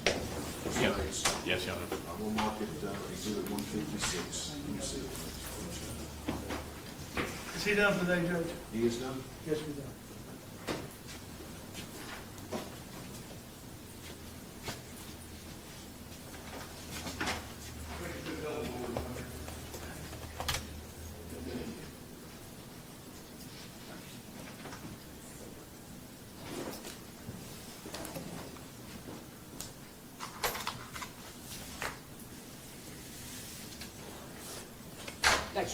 That concludes the state's proof. All right. At 12:30. Any rebuttal proof? None.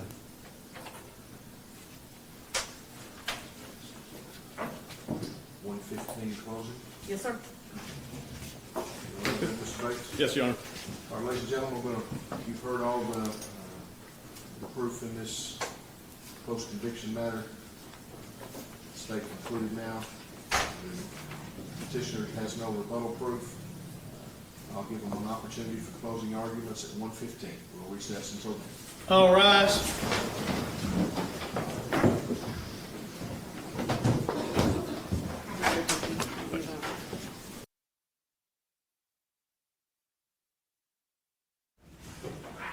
All right. Mr. Bates? Yes, Your Honor. Closing arguments? Yes, Your Honor. And, Your Honor, would the court permit if anyone comes in late to be allowed in during closing? Certainly.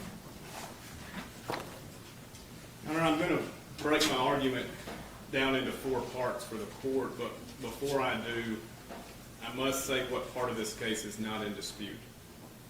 That is that Ms. Holly Bobo and her parents and friends and family are people who make West Tennessee a special place. The horror of April 13th, 2011 remains an unmitigated tragedy, and nothing I say diminishes that. An outrage that this crime took place is not relevant in these proceedings. 4 parts to my argument are the story of this case. I'm going to address constitutional violations. I'm going to address the proceedings themselves, these post-conviction proceedings themselves, and end discussing the obligation that the court has.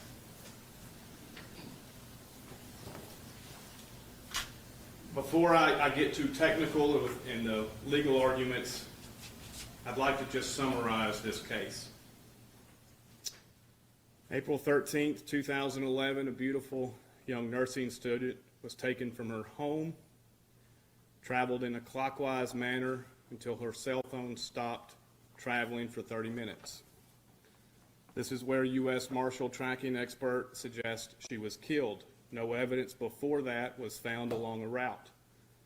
A bullet consistent with a defect in her skull was found next to her remains.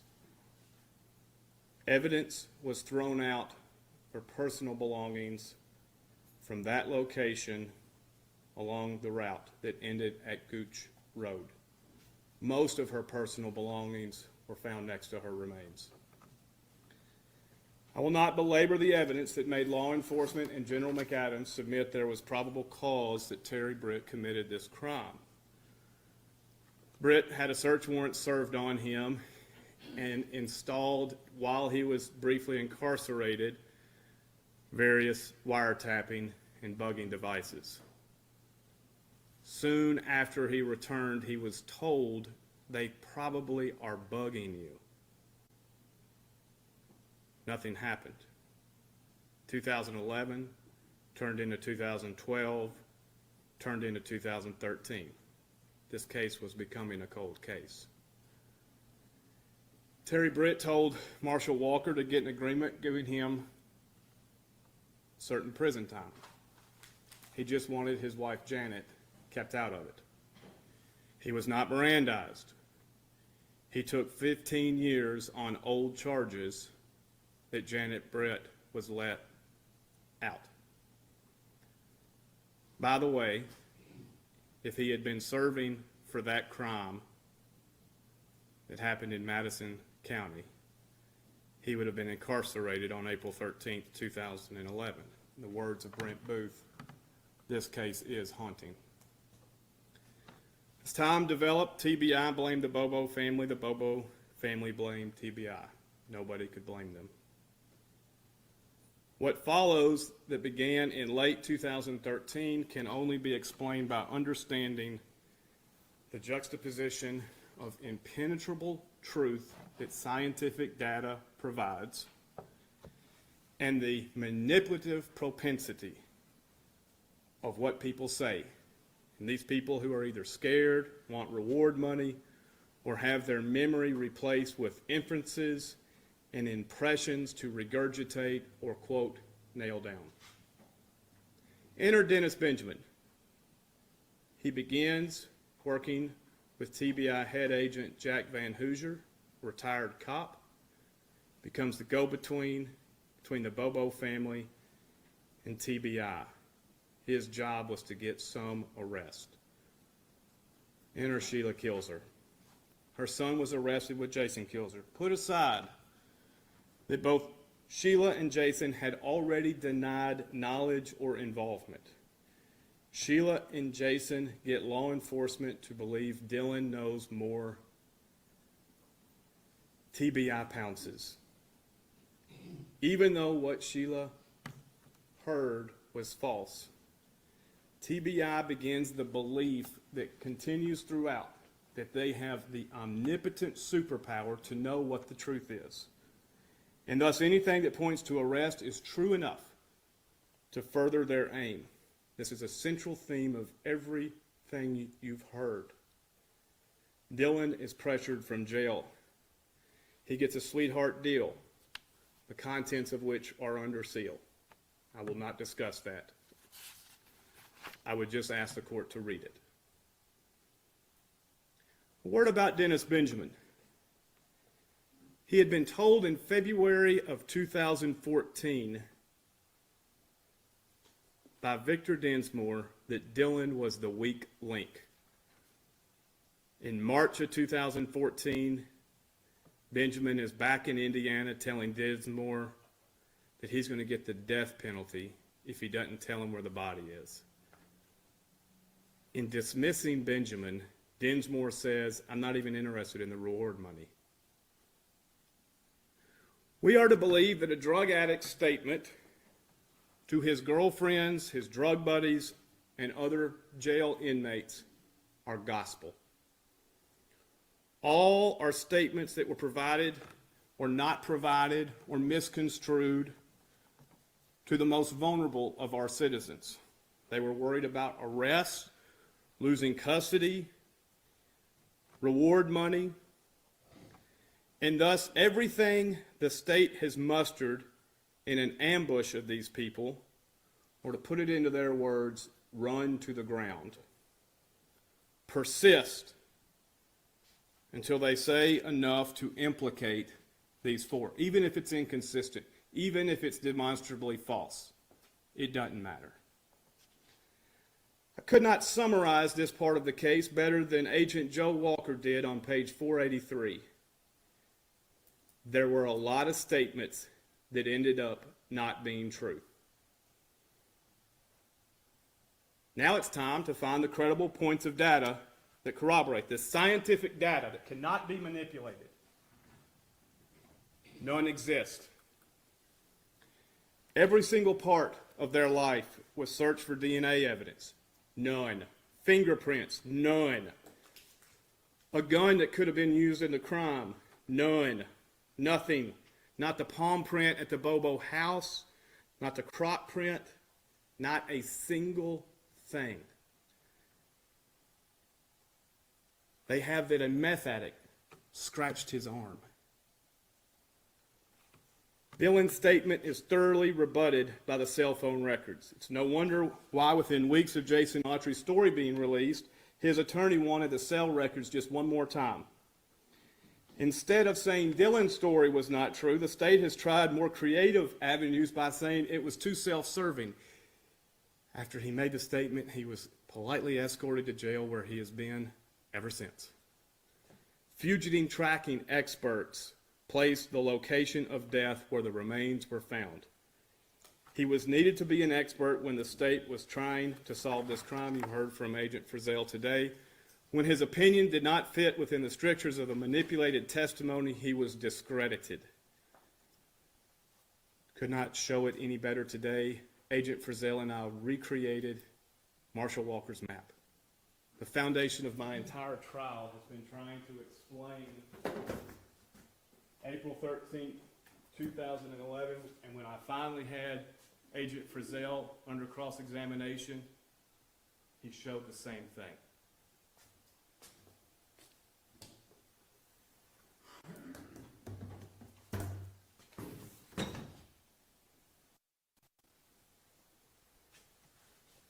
Bank records were pulled of Shane Austin to call his bluff to see where he was. They confirmed where he was. He said he had a satellite guy coming. That too was corroborated. Cell records put these four throughout Decatur County and Benton County, and it never put them in Swan Johnson Road's location. Zach Adams' phone, that apparently was with him all the time. 8:19, he's receiving incoming text.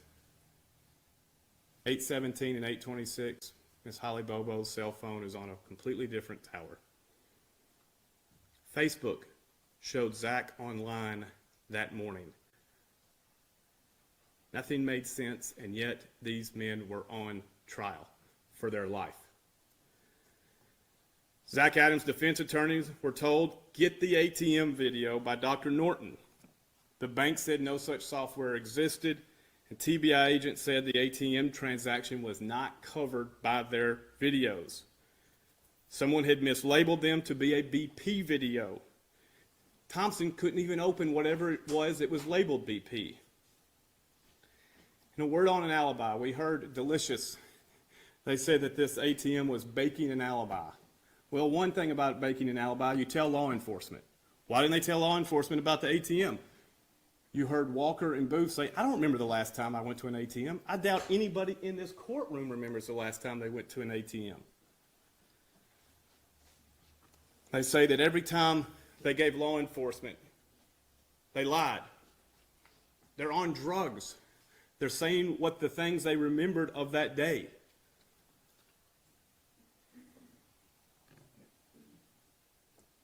The state says all of the things Zach Adams said, all of it under the influence of drugs, it was gospel. Terry Britt talking to an agent in jail was sarcasm. In the face of this, Jason Autry chooses a better option. Recreate his day with cell phone locates. He says he remembers 6 years earlier, while under the influence, somebody mowed his yard, somebody mowing their yard. Interesting that Brent Booth said, remember Autry said he remembers the guy mowing the yard.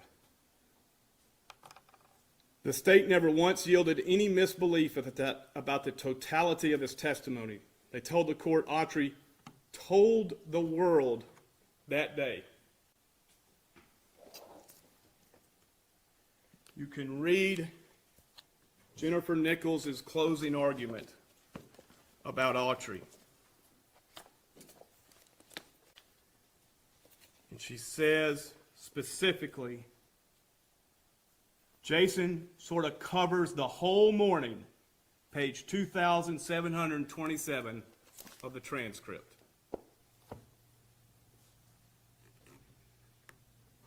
Sure, they got the gun wrong. Sure, Autry got the gun wrong. That could be fixed. The .357 became the .38 revolver with the .357 barrel became the murder weapon.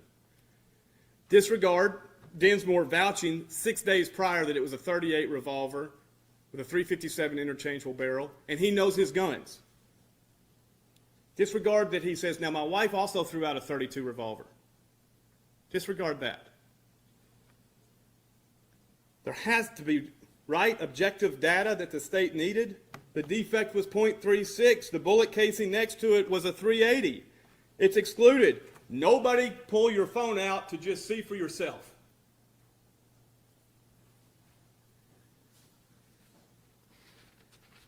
They say, oh, Bradley Strawn sold it to Shane Austin. Disregard Bradley Strawn's testimony. That never happened. Problems again with Jason Autry. Okay, the white truck was never in the picture. That was the murder getaway vehicle. Dinsmore must have just forgotten that, quote. Let's send Booth up there to, quote, nail it down. One wonders how much testimony in this case was nailed down between Dennis Benjamin, Brent Booth, Victor Dinsmore, and the rest of the agents and witnesses. And halfway through this witness's testimony, the last witness, Mitchell Hayes, I wrote down my first question. I wonder if he knew Brent Booth. 5 minutes later, we learned they are friends and have each other's cell phone. The case went to the jury. Autry does his job. He saved his life. He gave the state what they asked for. The trial judge said it was the most persuasive and credible testimony he'd ever received. Put aside what we've heard in 2025 from General Wyrick's questions, which is all of us are presumed to think co-defendants, participants, immunity agreement witnesses, they provide self-serving and incomplete truth. That's surely not what the jury heard. Put aside Brent Booth had substantial questions about the truthfulness. Put aside Kathy Ferguson flat out thinks he raped her. Put aside all that. The conviction withstood the appellate's scrutiny. But then one canary in the coal mine had not been forgotten about. Buried underneath 4 terabytes of discovery, everyone seemed to have forgotten it existed. And I am discussing the video of these gentlemen at the ATM. The backstory we know is Terry Dykes and Ricky Inman were going through trying to find between 8 in the morning or 7:30 in the morning and 9:40 in the morning, trying to find locations of Holly Bobo or somebody who might be driving. The records show exhibits where they were labeling, but stopping at 9:40. They had a treasure trove of this surveillance video that they dutifully labeled and then just stopped. And here's the interesting thing. So Zach Adams fills his pro se petition, and he didn't forget what he had been told. We were at the ATM. From Dr. Norton to his attorneys, the bank records show we know you're at the ATM, we've just got to find it. So it's part of the post-conviction proceedings. And this is where it's interesting.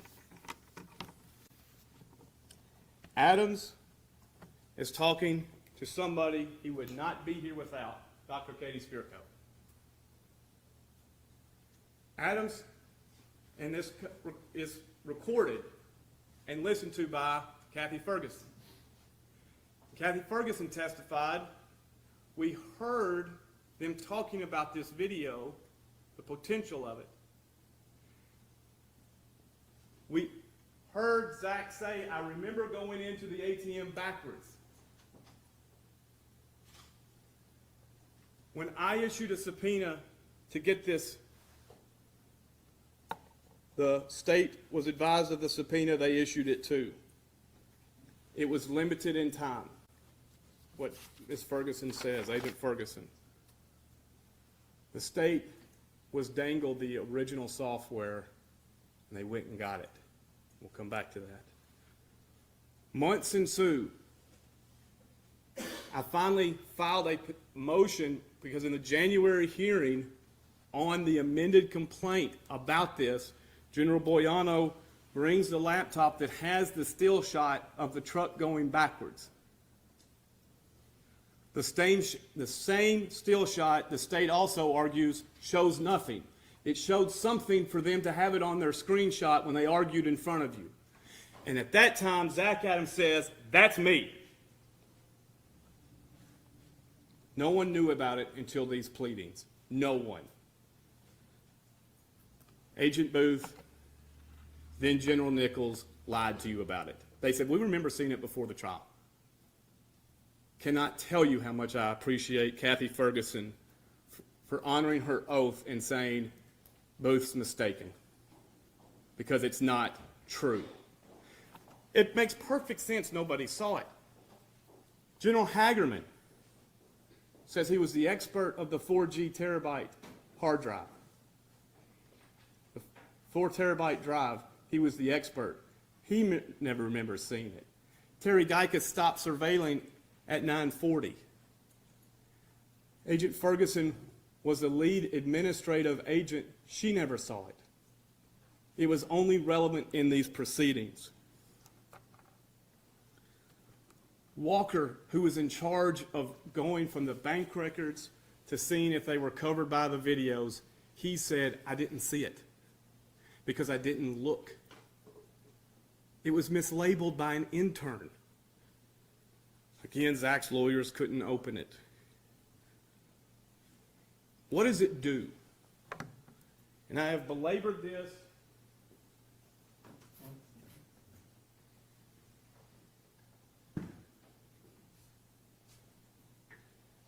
All of Frizzell's cross-examination is now consistent with Walker and Reeves. There is virtually no space between them. It shows at 10:32 when Zach is on tower 39077, and then at 10:35, 39079, he's traveling on the interstate to get to their home, to pick up the rest of his drug buddies, to get down to Parsons, and that's their day. You cannot go from where Autry says they were along this route and make it to the ATM by 11:12 a.m. We've proven that. Nothing the state can ever show rebuts what the objective science reveals. All the statements in the universe, including the guy fishing whose wife was a Facebook friend and he's buddies with Brent Booth, does not rebut what the cell records, the bank records, and the ATM video show. That's why I've spent all of my time on this dry erase board. When you understand April 13th, you understand everything.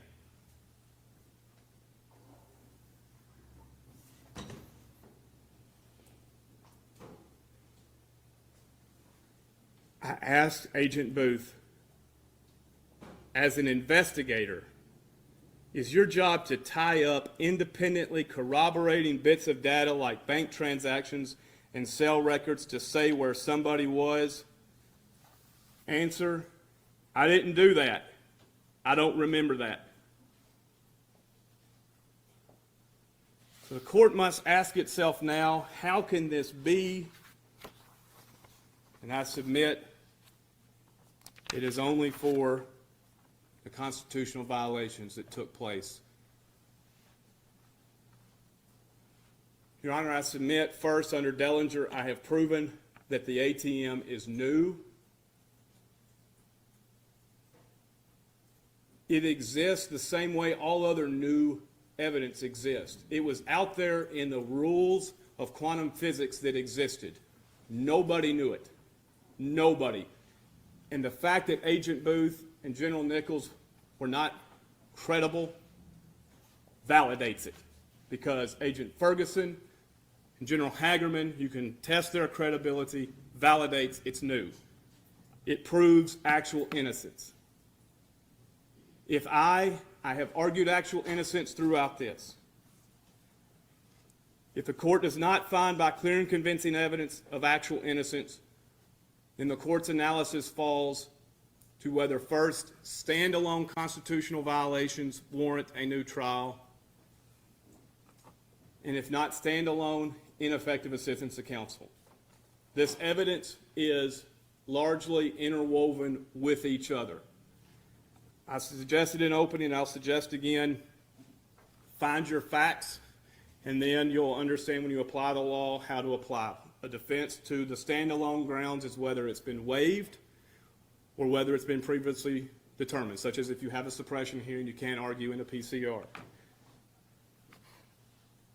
The standalone, the Brady violation of Jason Autry's sentence was not revealed to the jury. The state had decided, General Hagerman, the state had decided they had virtually no case. They never communicated that to the defense. Autry, as a state agent, he was provided an immunity agreement, and he came to the court and he lied. I'll talk more about it briefly. Prosecutorial misconduct and/or Brady violations. I'm just going to briefly touch on them. I'll get to them in a second. Jennifer Nichols telling the jury the 380 was excluded. No, it wasn't. That the truck had been put in the Dinsmore's garage. No, it wasn't. That the ATM video was buried in discovery that nobody knew and then mislabeled.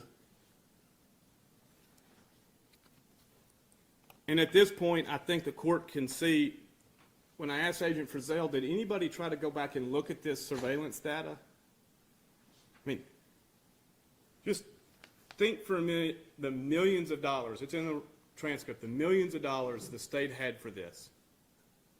But they act like it's an inmate and an appointed attorney's job to find a better, more clear version of ATM surveillance data.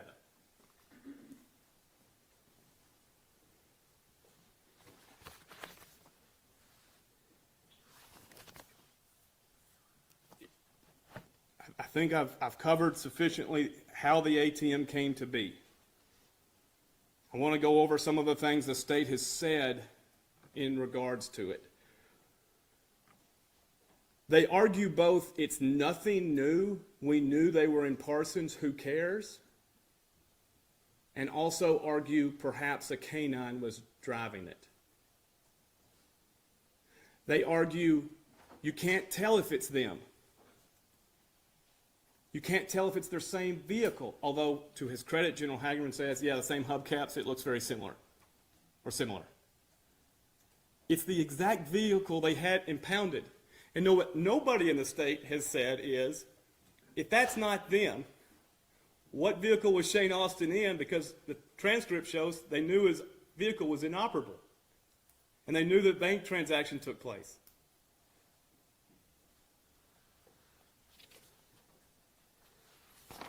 Dylan Adams said, that's me, the BP, standing there. Dylan Adams said, that's me in the car. Zach Adams said, that's me in the car.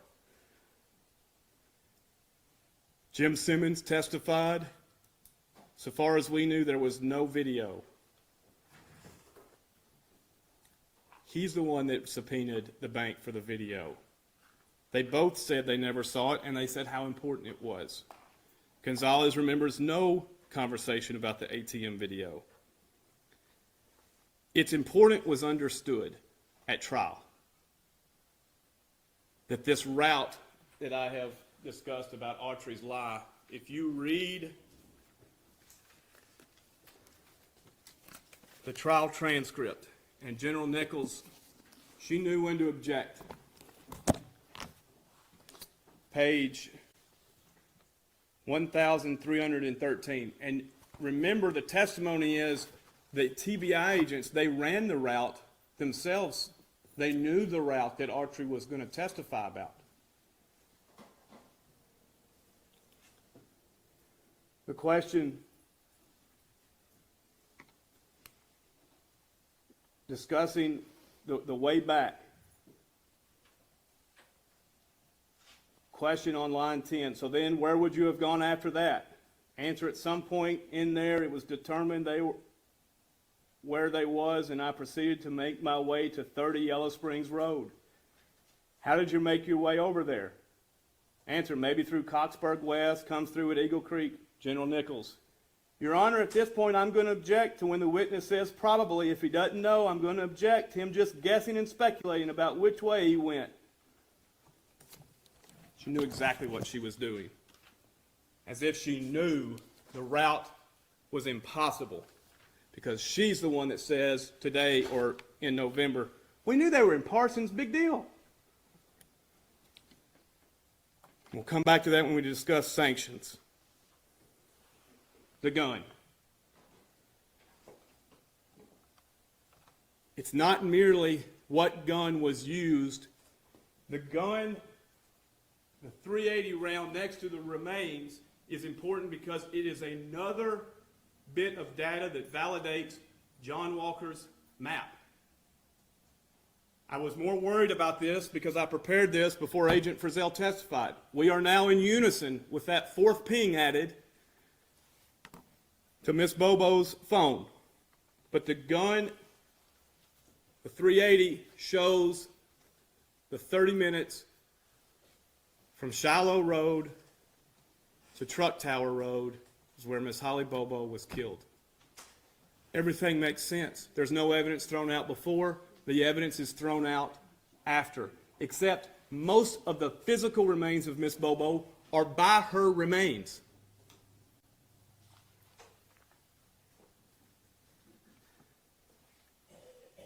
Six days before the .32 revolver was pulled out, Victor Densmore says, I'm 100%, I know my guns. It's a .38 revolver with a .357 interchangeable barrel. Jason Autry initially said it was a .357. Why did he say it was a .357? Well, maybe he knew the Austins had a .357. Maybe it's based on discovery that a .357 had been pulled out. But when the state pulls out the .32 revolver, they don't say, maybe we're being lied to.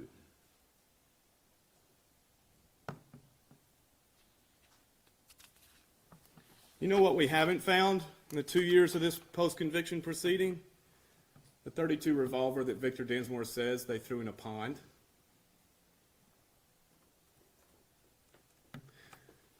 That May 2017 recording not only revealed the gun issue,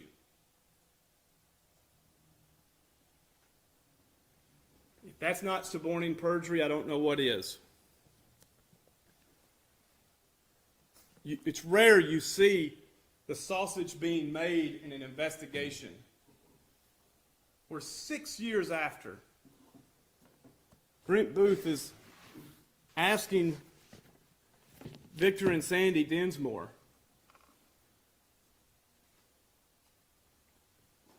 could it have happened? No, not happening. Brent Booth, I'm trying to get all these details nailed down so I can settle this damn case. His words. Victor says, there's no way that's happening. You never know what a jury will do. Booth says something interesting then. He says, at the time they were hiding the garage, they were cleaning the truck out to hide it. There is no scenario where that's possible on April 13th, 2011. None.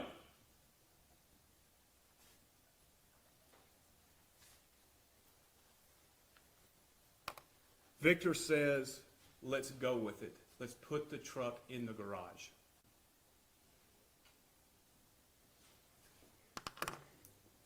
And the state, the prosecutors don't say, well, I'm cleaning my hands of Victor Densmore, I'm cleaning my hands of Agent Booth.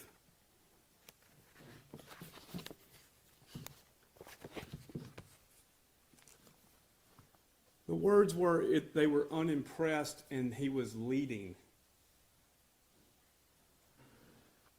Jennifer Thompson knew enough to have it transcribed but she didn't understand Rule 803.26. She didn't understand none of it's offered for the truth of the matter. She should have cross-examined them. She should have talked in opening statements. But when she tried to bring it up, shrewd as always, General Nichols objected. Can't talk about that.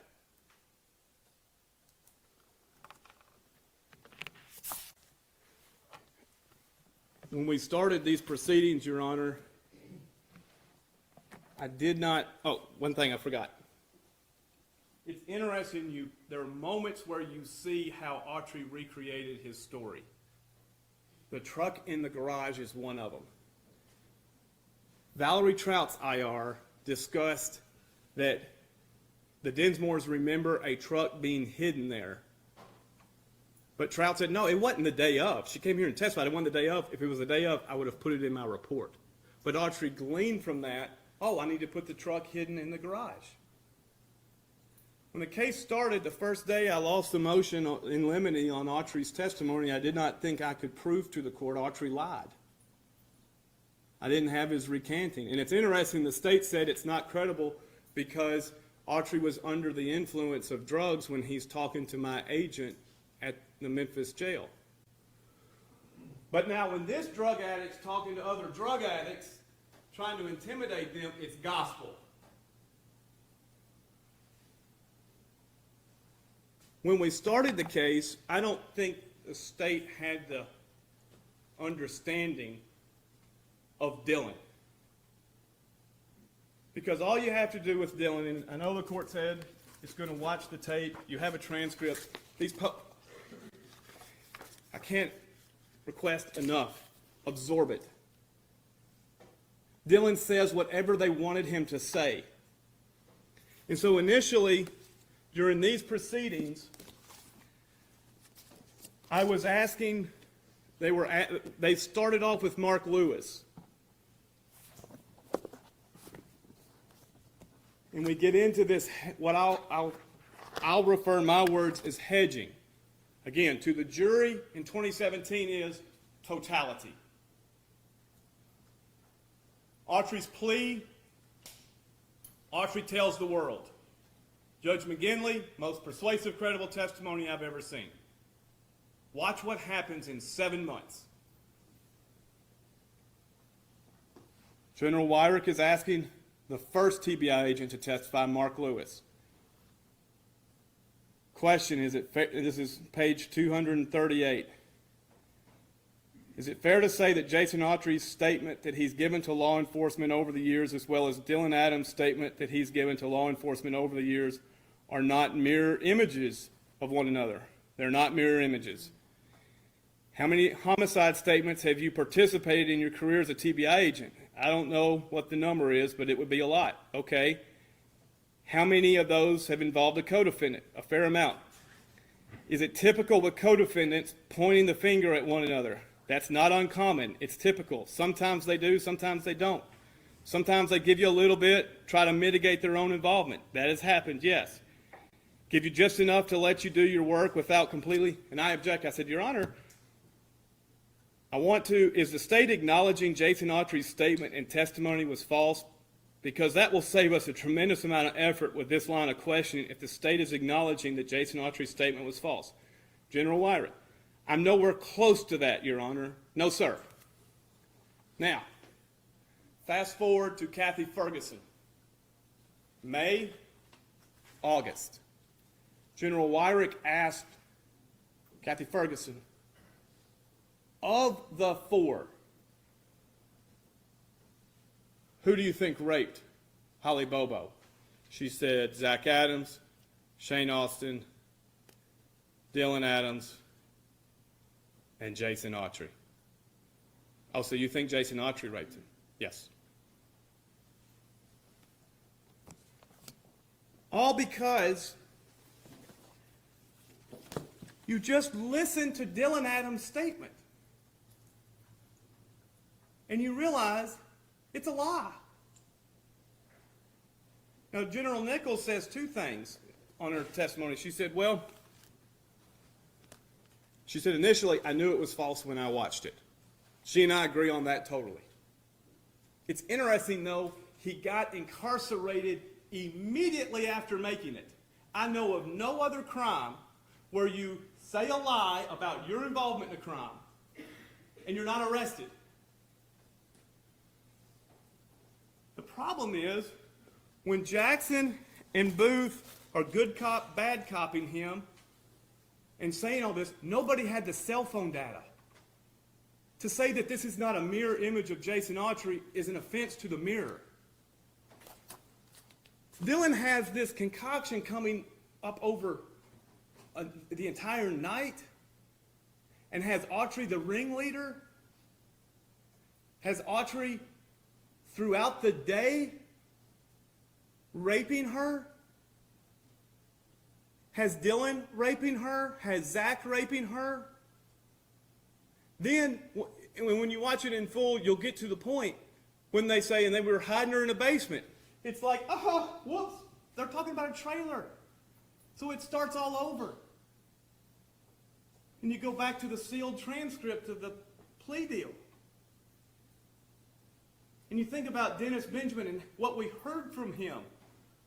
February, meeting Densmore is a God thing. He's got a friend in Indiana. March, he's lying to him, saying you're going to get the death penalty. And that's who the vulnerable one lived with.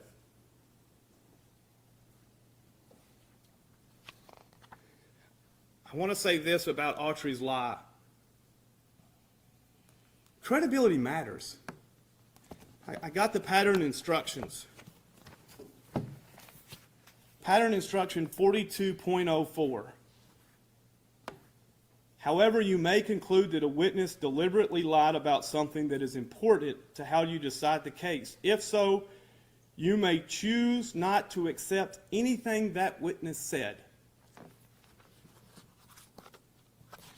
By the way, the dedication to this year's pattern instruction was to Judge German. Judge Riley wrote, Dickey abhorred anything he considered to be an injustice. But the state says, okay, in 2017 we said Jason Autry,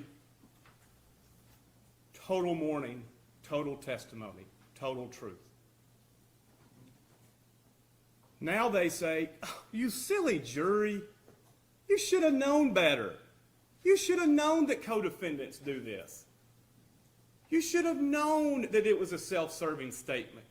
You silly jury. I have custody cases all the time where you lose custody of your child if you lie.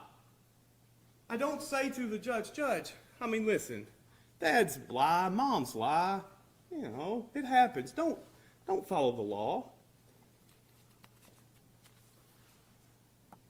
The fact that their lead agent says Jason Autry was not truthful, but they find a friend of Brent Booth to come here and say, on a random day crappie fishing, he remembers a gunshot going off, and he remembers it echoing, and the court will listen to the exhibit. You listen to them. They're labeled how far apart they are.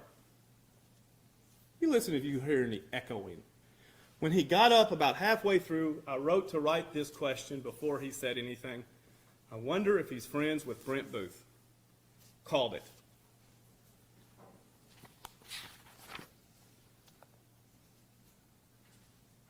We did not know, the record did not know, that Dylan, this all started with Sheila Kilzer.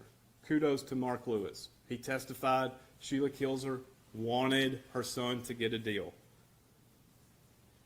Kudos to Mark Lewis for explaining that.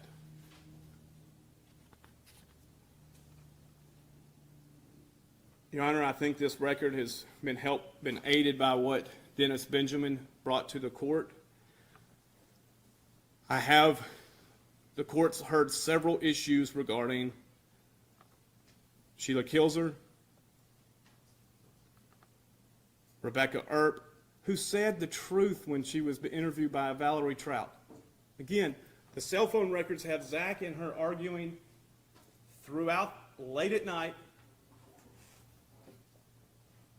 And she's asked, did y'all spend the night together? And she said, I honestly don't remember. But that wasn't good enough for the state. They had to nail that detail down differently than her memory. Dinsmore, and this was something that Jennifer Thompson did not bring out. There's moments when there's these witnesses lining up, and then there's these moments when they don't know the latest thing to line up with. And so Dinsmore is saying that while these guys were there buying drugs on the afternoon of April 13th, they're talking about who's going to hit it first. And there was a while where the state believed that to be true. And then the cell records come in and like, whoops, that's not true. And Autry's painted a story with cell records. The victim's already dead. And you hear Dinsmore says, oh. Like, whoops, somebody forgot to tell him. But he still said it, and it made no sense. And Ms. Thompson did not isolate on this. John Walker, I appreciate Agent Frizzell. You know, if the record reflected at trial, the only thing he was wrong about was a road here and there, that would have been pretty different. I've thought about this. What's more accurate? The map John Walker prepared that the court did not allow in 2017, or the exhibit that Agent Frizzell prepared with consultation with the state that had the fourth ping missing that showed the direction of travel of the cell phone of Holly Bobo that morning. When Agent Walker was preparing Ms. Thompson, his testimony was it was for an hour, she did not pay attention, and she was drinking wine.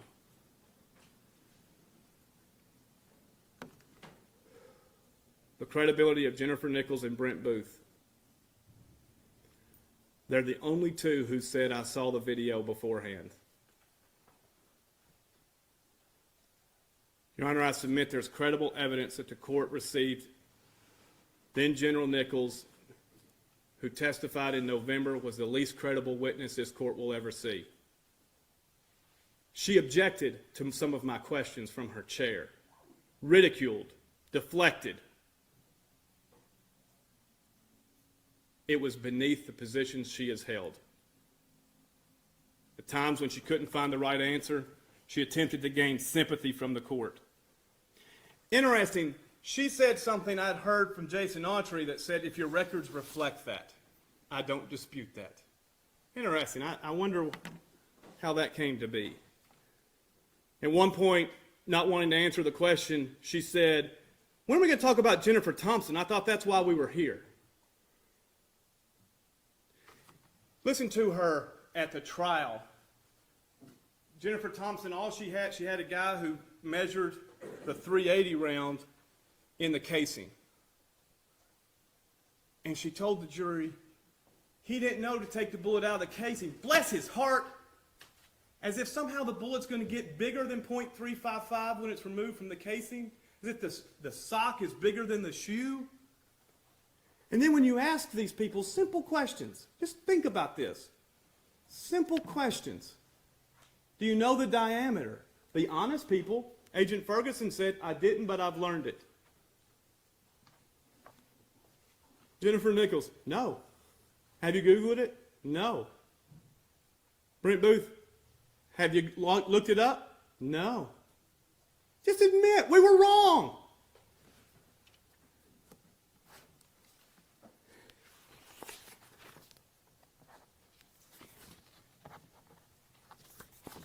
The sanctions that the court has taken under advisement.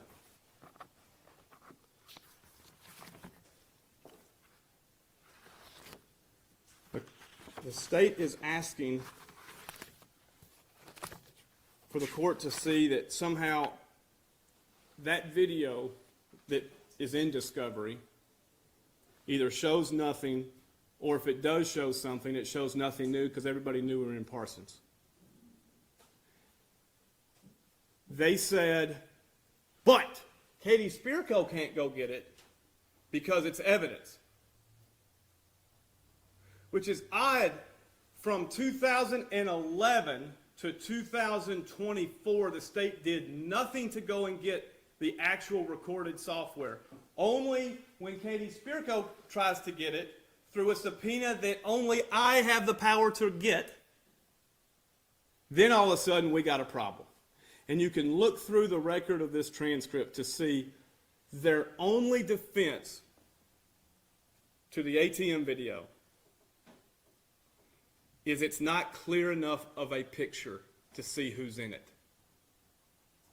It's almost as if the real reason they went and got what's exculpatory evidence was to make sure if there's a clear video of it, defense didn't have it first. And when I asked her whether it was important, whether she communicated to me first, that they went and got it, and they told the person who gets it, don't tell anybody, Jennifer Nichols says, who cares? It's an obligation under the rules of professional conduct when a prosecutor knows of exculpatory evidence. And you saw Jennifer Nichols' attitude.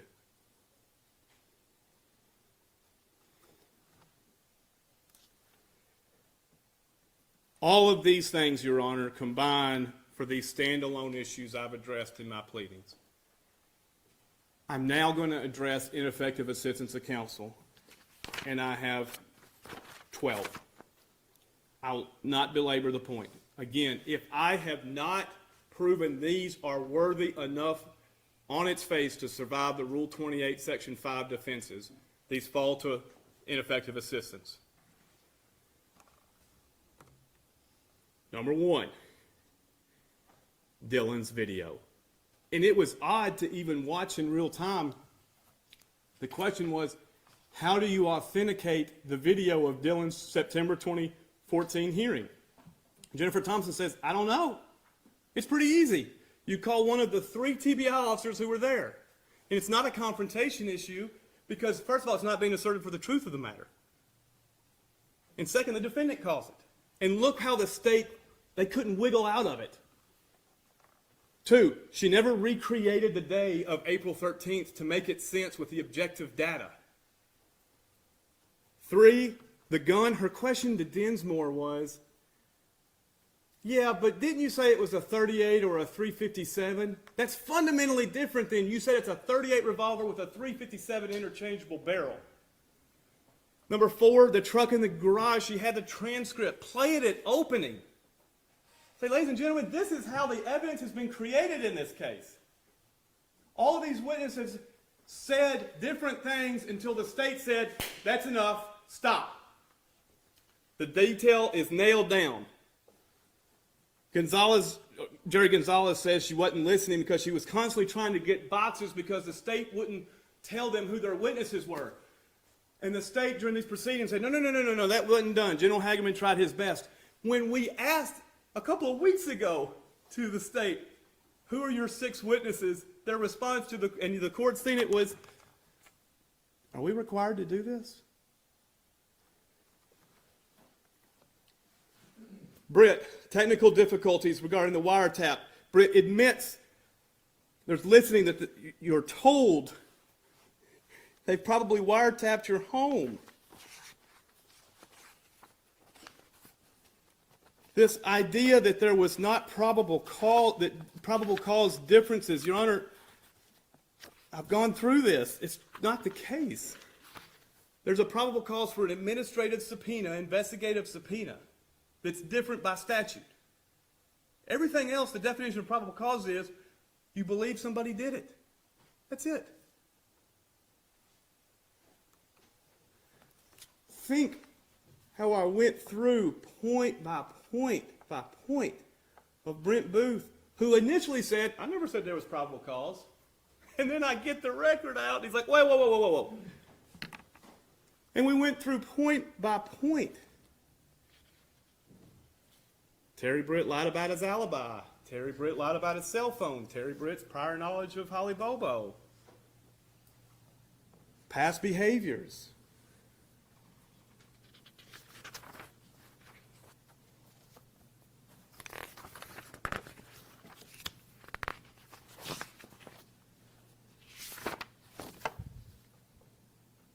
Thompson could not open a video, she should have gotten IT help to open it. In fairness, she did repeatedly bring up issues to the court. The transcript of the motion hearing speaks for itself. She failed to isolate the Dinsmore when Dinsmore said, yeah, those guys were talking about who's going to hit it first. And then when I didn't know what they were talking about, now I do, I feel terrible. So she said, wait a minute. But crime's already taken place and she's dead by this time. She didn't isolate how all of these witnesses, just because they say some things that sound similar to other things, it doesn't make it true when you have people who are facilitating these witnesses back and forth. She should have played the ERP video. Honestly, I don't remember. She didn't force this fundamental question of the day, which is, they just pulled off the crime of the century. They just get back to Austin's house. The records show their call was at 8:50.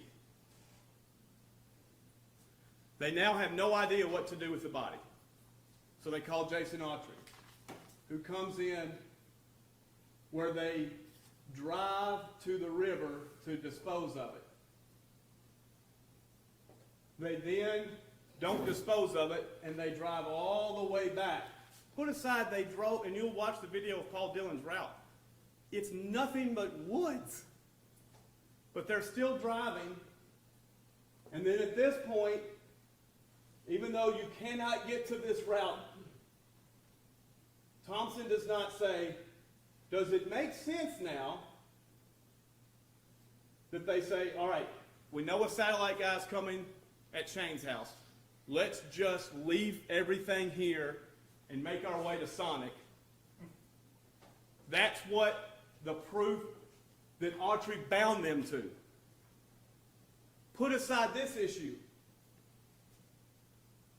The remains were found with personal property. How'd the personal property get there? If they were throwing all the evidence out, wouldn't they have thrown all the evidence out? Instead, they made sure to keep some belongings together, and there's no explanation for how that could be. Because they say the truck was hidden in Dinsmore's before all of this. It's impossible. And Thompson never drove that point home. She should have told, number 11, she should have told Zach Adams, Zach, you're on trial for the death penalty. I need to let you know I have antidepressant medicine that's being upped up because of how I'm being treated in this case. You say, well, that's true, but somebody was being mean to her. Is the attorney's job to not at least tell the client, you need to know my mental health is deteriorating, which is the 12th point she should have withdrawn. I could not say it better than Forrest Richardson. He analyzed quantity, not quality. Jennifer Thompson's problem is not that she didn't know the case. She couldn't tell the jury about it because by September 2017, she'd been ridiculed. Her own co-counsel filed a motion to withdraw, saying her problem was she believed him too much.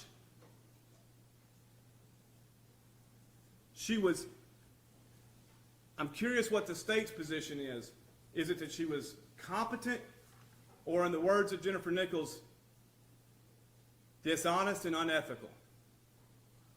For recording her work. Can you imagine if we didn't have the recording of Dinsmore and I was trying to tell you, Judge, I think there was perjury suborned during that day. I think Dinsmore said he didn't remember. If I didn't have a recording, they'd be like, ha, whatever, trust us.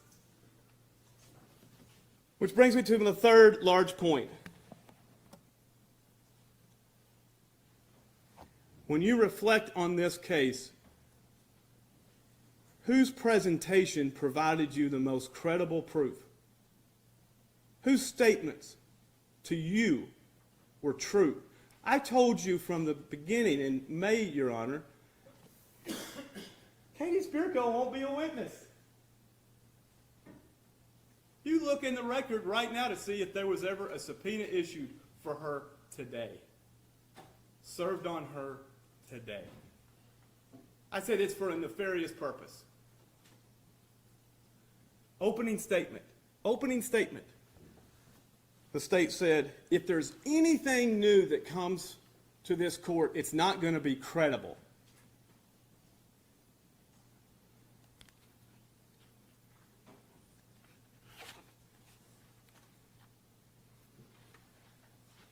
I submit I have presented to the court objective scientific data that cannot be manipulated, like testimony of a fisherman 14 years earlier. The state has provided testimony from witnesses who lied about everything until their lies were nailed down to the lies of others. It was, at one point I asked a question and General Hagerman volunteered, this isn't gamesmanship. What else is it? If you don't think Jason Autry did it, then why continue to try to put him to death in pleadings? And his answer was, well, we didn't know who was going to be tried first. This is not a game.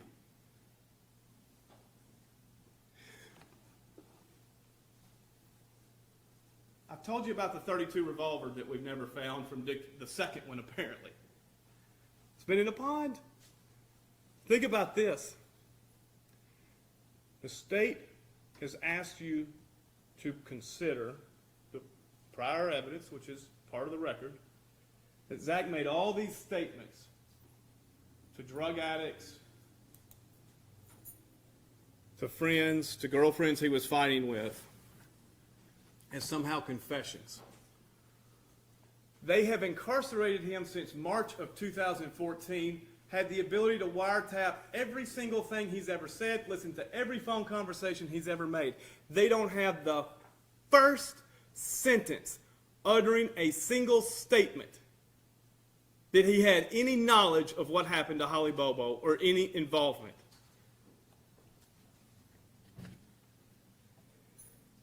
They say that he threatened his brother. If that's the new element for first-degree murder, every parent who has children better watch out. And look at the people who supported the scientific evidence. Look what happened to them. Terry Dykes taken off the job. John Walker reported. Jennifer Thompson, antidepressant medicine. And Your Honor, I submit I have shown this to you, and in this case, I have taken their witnesses and their evidence, with the exception of Paul Dillon, Alberto Davis, and Bradley Strong. No, sorry, that's their witness. And the lawyers involved. I've taken their IRs, their agents, and shown you the truth. Your Honor, we're now time for me to tell you the fourth part of this argument and the last part of this case, which is your signature to the order. This procedure, this post-conviction procedure, Rule 28, and it's codified, reflects our country's dedication to the importance of our Constitution. Just as Marbury versus Madison said, some laws, however popularly passed, will not stand if they're unconstitutional. Neither will a jury verdict stand if it's the product of a constitutional violation. These provisions are not trivial. Due process, effective assistance of counsel. I will not lecture the court on the Constitution. I will just say this. It's what our men and women in uniform defend with their lives. Every judicial oath states, you solemnly promise to support the United States and Tennessee Constitution.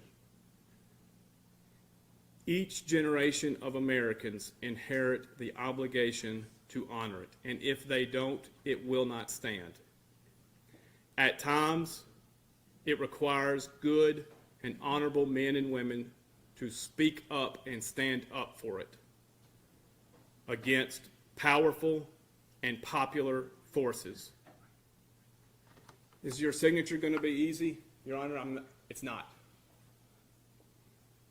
The Constitution doesn't care if it's not easy. To put it in more practical sense, can TBI officers go around telling other witnesses to change their testimony to nail down with other testimony, and can prosecutors say, that's fine, let's use it? We'll find out with your signature. Can a prosecutor lie to the jury about a bullet size? We'll find out with your signature. Can a citizen honestly be said to have had effective assistance of counsel if the attorney was ridiculed, her first chair abandoned her, she had mental health problems, she never presented alibi evidence, she did not understand what evidence is important and how to get it admitted? We will find out with your ruling. Can the state mislabel, then lie about its existence? Evidence that either exonerates or tends to exonerate the witness, and then when they find a more clear version of this evidence exists, can they surreptitiously obtain it and tell the custodian, don't say a word about it? We'll find out with your ruling. Here's the irony, Your Honor. This ruling's not going to affect me. I'm going to go back to Hickman County and divorce people. I can tell you who is waiting on your ruling. Every dishonest member of law enforcement and prosecutor that is faced with a weak case. Your green light, if you condone this, will be the best they could have ever hoped for. And to be clear, I am not saying every law enforcement or prosecutor in this case or throughout the state is either dishonest or corrupt. We live in a state that prides itself in law enforcement, and we should. Those who do their job honorably have the utmost regard for everyone in this courtroom. It is to them this court owes the duty to not reward the bad conduct that besmirches their life's work.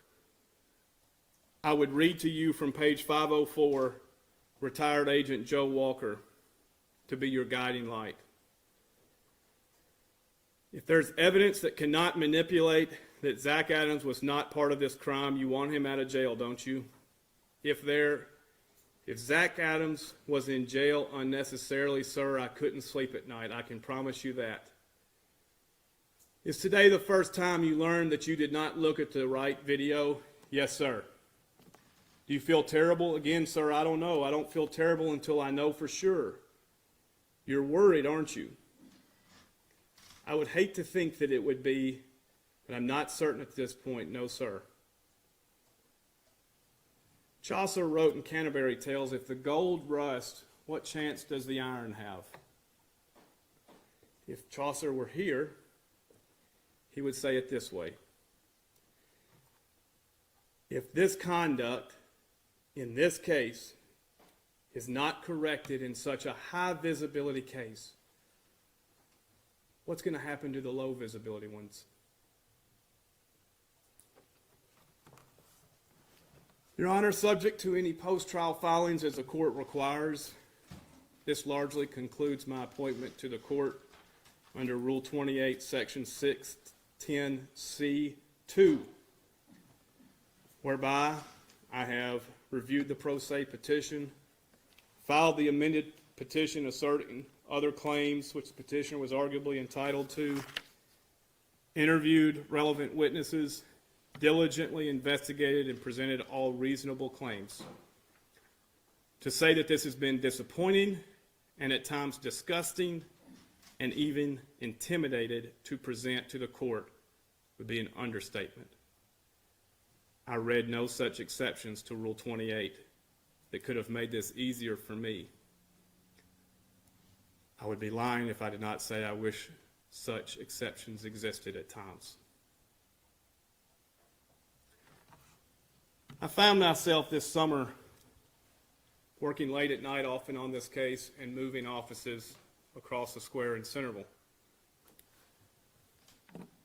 One artifact I came across was an article in the Hickman County Times from 1981, where the then assistant prosecutor resigned because he was so upset at the corrupt, dishonest judge who presided over the court. The prosecutor not only wrote the resignation to the judge and the DA, he allowed it to be run in the Hickman County Times. The letter reviewed in detail the horrible acts from the bench this prosecutor had witnessed. And he ended it by acknowledging that this resignation made public will cause a financial cost to his future that he regrets.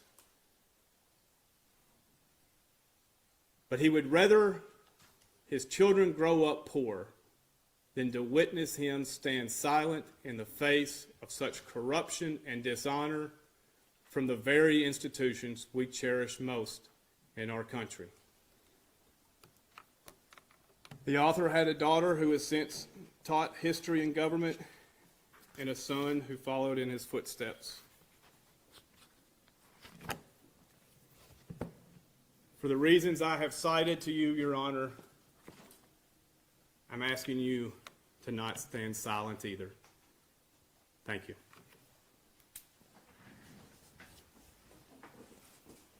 Thank you, Mr. Bates.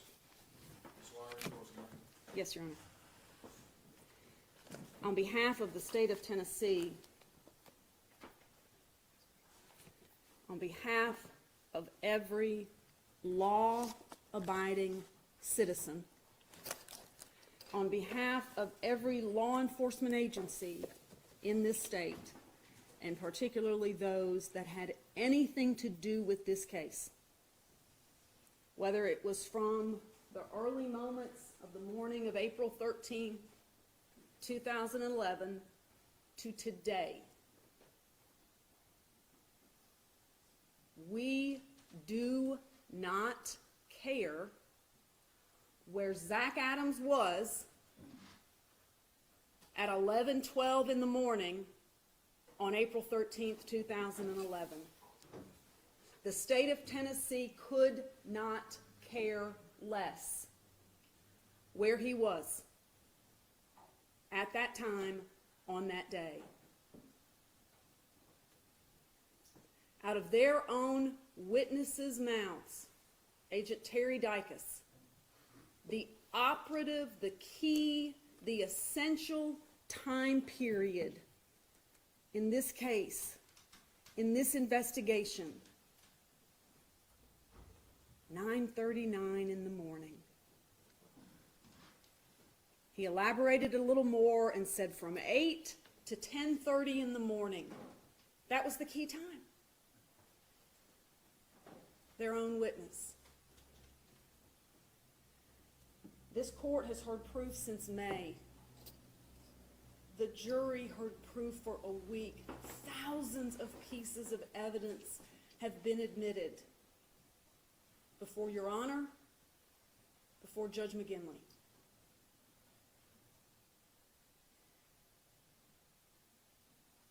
Often when we wrap up jury cases, we say to the jury as prosecutors, particularly cases like this, it's hard to give it to you.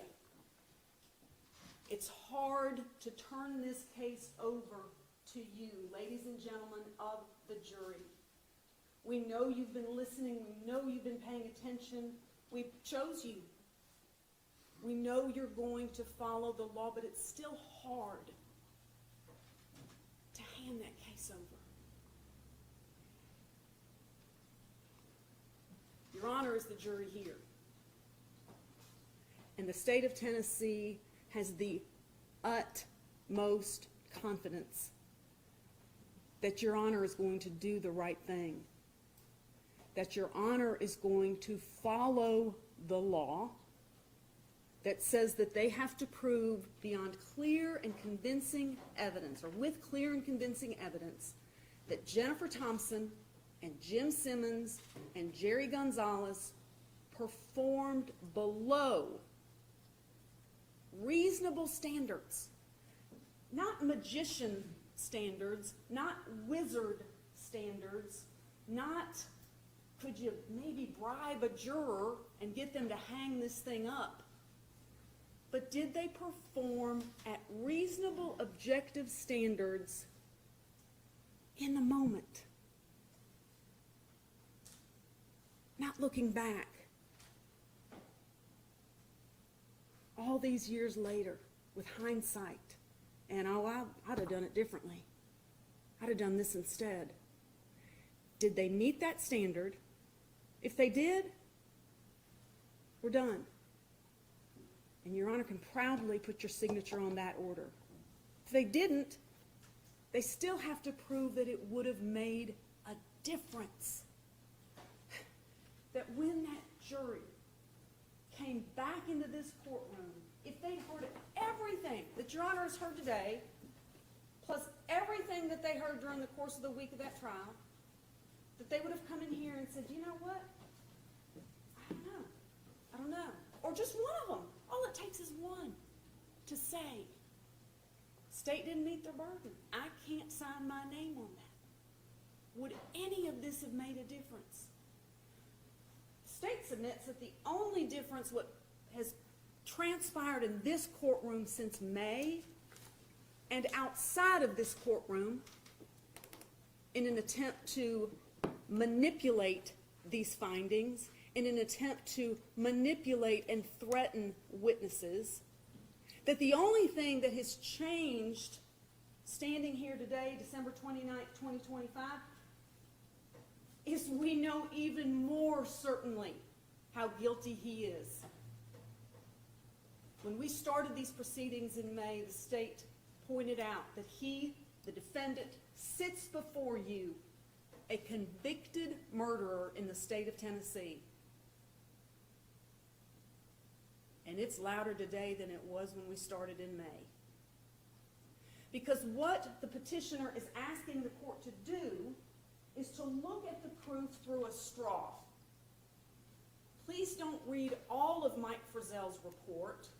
Let me just scream and carry on about how the state hid evidence. If it wasn't so tragic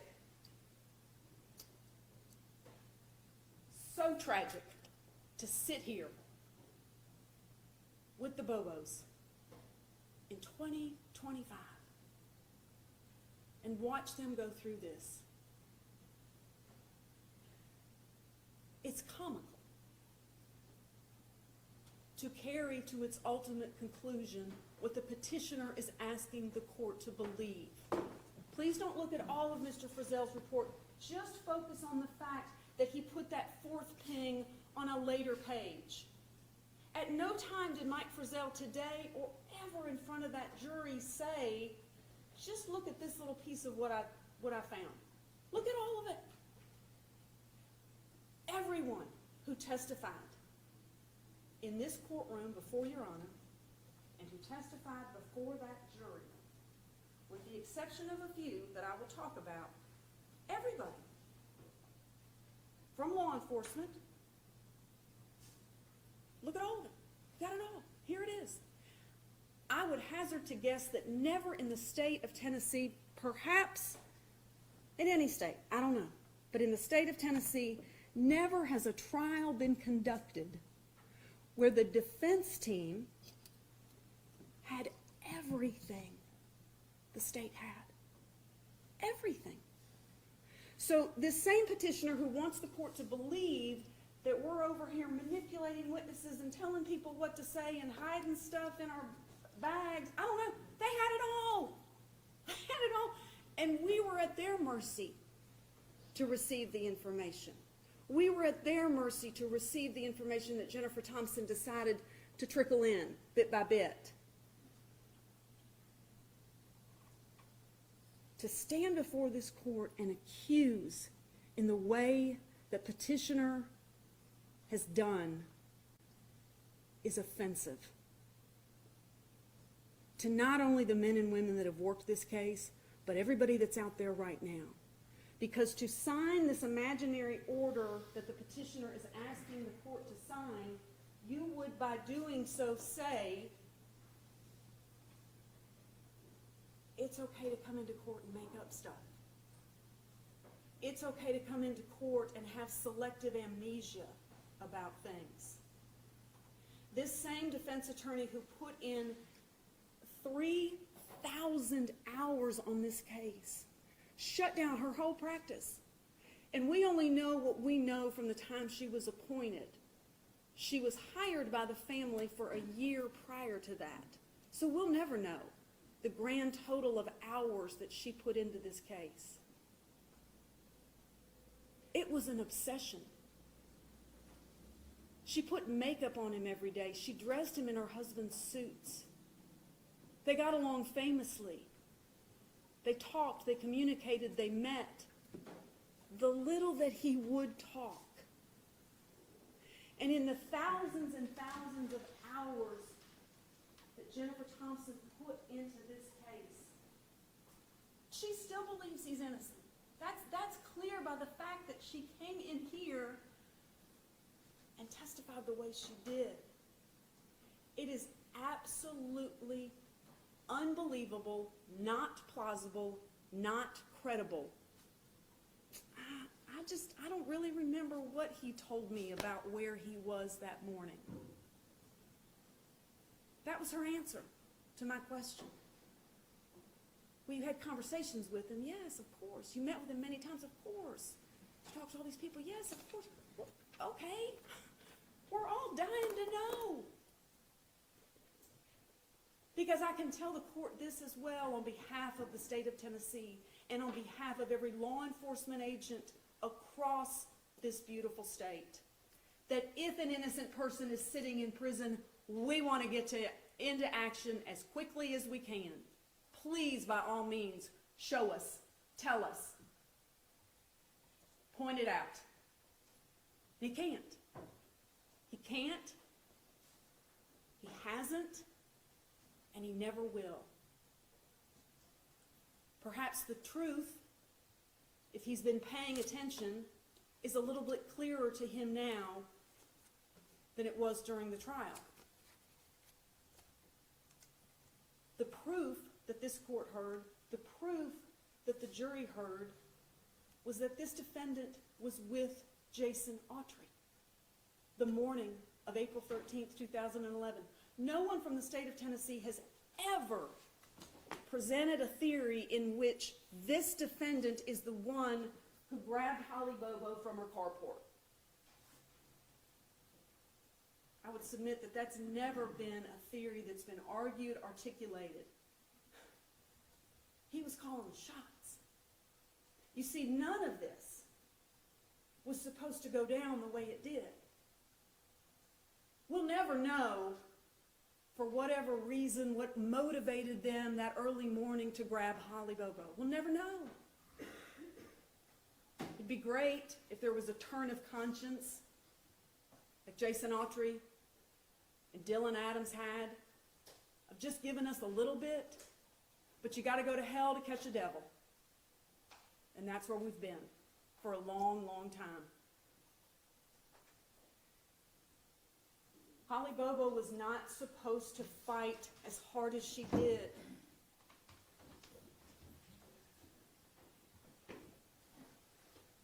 Holly Bobo wasn't supposed to fight for her life. Dylan Adams was never supposed to talk. The proof, it was heart-wrenching to watch.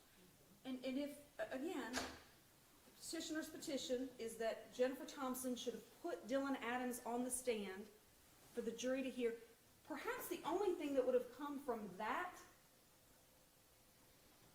lame move was that the jury would have been out and been back with their verdict a lot faster. Jennifer Thompson managed to keep that jury out for 2 days. If the jury had seen the manipulation and the fear of Dylan Adams, that's what this is all about. Of course Dylan Adams is going to do what I tell him to do. Get rid of the phone, get rid of her stuff. Jason and I are going to go get rid of her body. You all get rid of this junk, and we'll meet up here later. And we know all this from the cell phone records. We know all this from the towers. The court has the proof, and the state has great confidence that the court can see through the smoke and mirrors, the emperor is wearing no clothes case that the petitioner has put on. The only thing that would have happened had Dylan Adams testified was a faster verdict. The only thing that would have happened had the defendant testified in his own behalf was a faster verdict. She kept that jury out for 2 days, and she kept him off death row. One of the most heinous, complex, violent, indefensible cases in this state's history. Absolutely no motive other than bragging rights. That's it. If I pull this off, stories I'll get to tell. Holly wasn't supposed to fight that hard. And gosh, she wasn't supposed to be alive at the river. The court will recall they drove to the river, an area that this petitioner was familiar with, testified to it finally in 2025, probably never told his lawyer he'd been down there before, despite the graffiti and the countless times he'd been down there fishing and doing what else. They took her down there to gut her body, because that's going to float, or not float rather, that's going to sink. And then we're out of here. We're out of here. We'll drive into town. I got to get Jason back to the church at Yellow Springs, because Jason Autry's got to make sure that his girlfriend sees him at lunchtime, or she's going to be hopping mad. I got to drop Jason off at the Yellow Springs church. I'm going to pick up Shane and Dylan, because those two knuckleheads I got to keep an eye on. They ain't the brightest, and I don't want them talking. And we got to all be in this together. All for one, one for all. And we'll get into town, and we'll be seen. This will be great. And think of the bragging I'll have. Holly Bobo.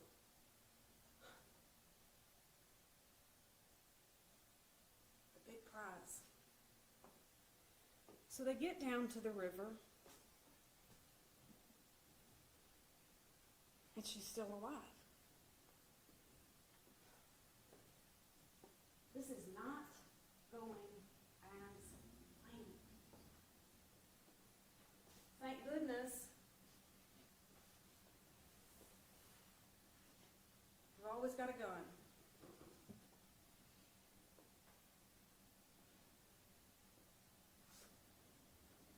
A bullet to the back of the head.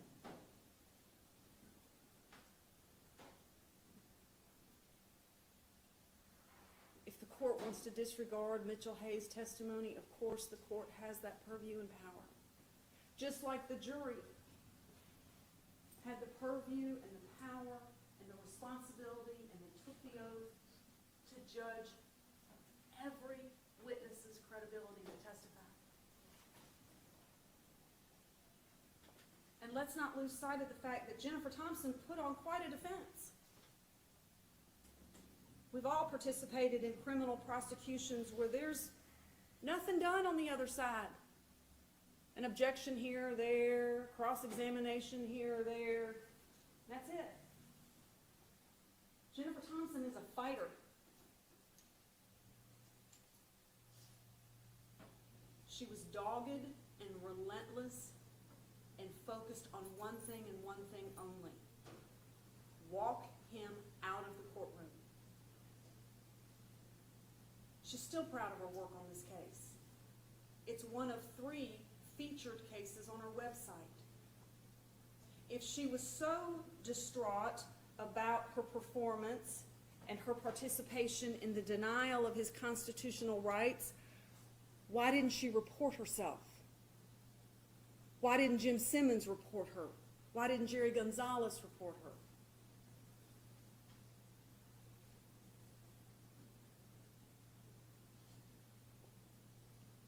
From the river, they go back 100 miles an hour with some of what's come out of his mouth in terms of the distance they're traveling. They've got a dead body in the back of the truck. The body was supposed to be in the Tennessee River, but we couldn't do that because she was still alive.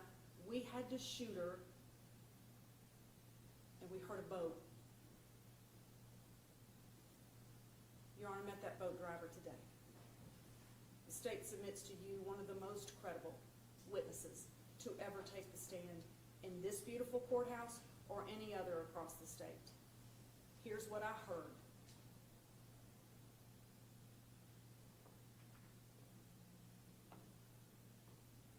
We do not know, sitting here today, where the defendant was from 7:50 in the morning until they land in Parsons and his phone starts pinging around 11:12, 11:15. Except we do know a little bit about what he was up to. The problem is, you can't be honest about it.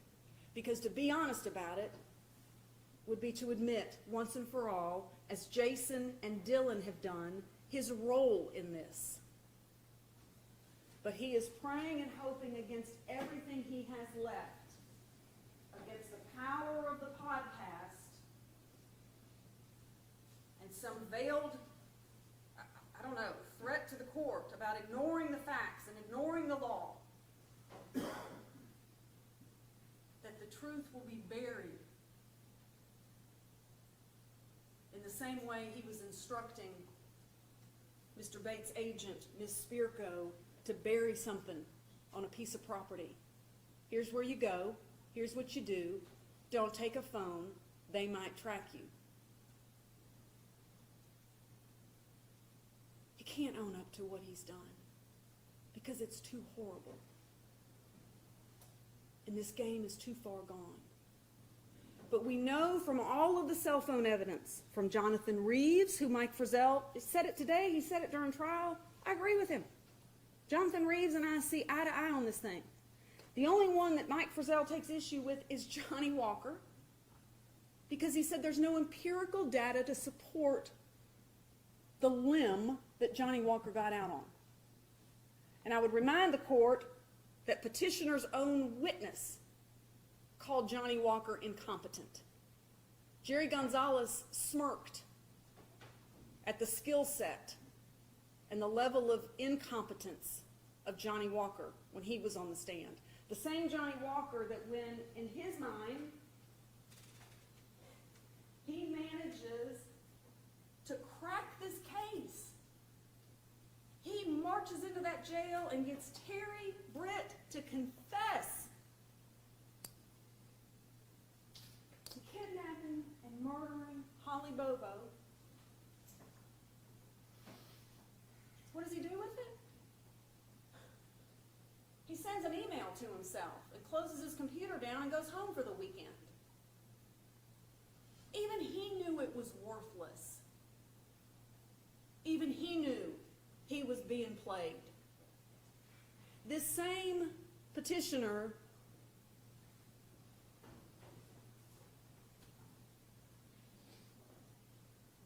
who's asking the court to free a convicted, guilty murderer wants the court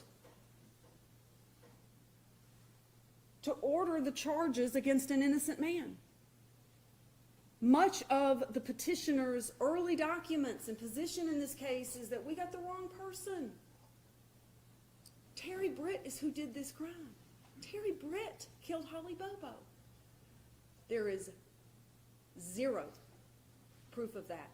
Out of Terry Dykes' own mouth, the only proof he had was that Terry Britt is a registered sex offender. We'll all agree to that. He's got a revoked license and he lives near the area. Is that really the society that we want to live in? Is that really the criminal justice system that we want to proudly be a part of? To ignore the mountain of evidence against the convicted murderer and lock up the innocent guy. Because this just didn't turn out the way it was supposed to. Holly wasn't supposed to fight so hard. Jason Autry was not supposed to testify. Dylan Adams was not supposed to talk. And just one person on that juror, just one person on that juror needed to not be convinced by the highest standard in jurisprudence, beyond a reasonable doubt and to a moral certainty. I want to make sure I get these times right, because there's been a lot of attempts to, again, look through a straw and not look at everything. Terry Dykes, 8 o'clock to 10:30 is the relevant time. 11:15 to 12:15 is not relevant. He said it. Everybody said it. The state will say it again. We could not care less where this defendant, where Shane Austin, where that alleged Silverado, where Dylan Adams, couldn't care less where they were at 11:15 in the morning on April 13th, 2011. What the state does care about is where they were from 8 to 10:30. And what we know about the phone information, from 9:12 in the morning to 9:50 in the morning, 9:12 in the morning to 9:50 in the morning, Zach Adams is inactive on his phone. There's no activity going on his phone. 8:55 to 9:42, Jason Autry's phone is inactive. They'd been talking before together. Their phones had been active before as they're making the plan. Hey, this has all gone amok down here. I need your help. We got Holly Bobo and this is going to be fun. But during that vital time period, out of every law enforcement officer that took this stand, regardless of who called them to the stand, that's our key point. Total inactivity. 9:50 to 12:18 p.m., 9:50 in the morning, on the tower, closest to the river, Birdsong, back toward the truck stop tower, and on into Parsons, this defendant is wearing those keys out. There are 25 communication activities between 9:50 in the morning and 10:30 in the morning from this defendant's phone. He is frantic, absolutely frantic, because she wasn't supposed to be alive at the river. The state wishes, for purposes of this presentation, but to be quite honest, Your Honor, more importantly for the Bobo family, the state wishes we could tell you when they dumped Holly Bobo's body.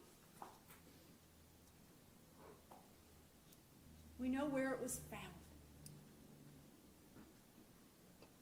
Again, through the straw that the petitioner is holding and asking the court to look at the evidence through, there was a .380 casing, not bullet, despite their repeated attempts to use that word bullet, casing, found near her body. Well, guess what?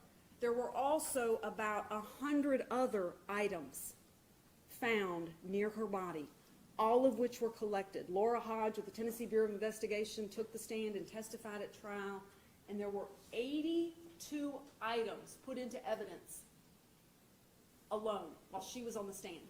That's how much stuff there was out in the area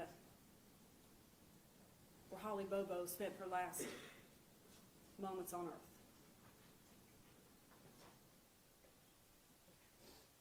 Lots of other ammunition was found out there and a myriad of other things. It doesn't matter. We still don't know when the body was put there. It's pretty clear from the cell phone testimony and from what Your Honor has seen in the beaten down testimony of Dylan Adams.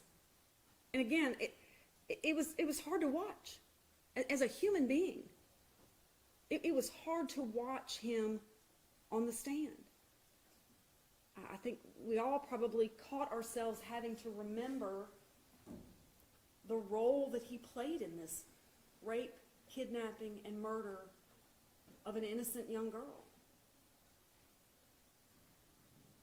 But if you didn't believe before he took the stand that he had spent his whole life being physically, emotionally, and psychologically abused and beaten by the petitioner, it was pretty clear. The same petitioner that shot his mother, the same mother who the court heard on the jail calls, threatening him, yelling at him, to the point that he cried in the jail calls, and he cried here. 14 years later.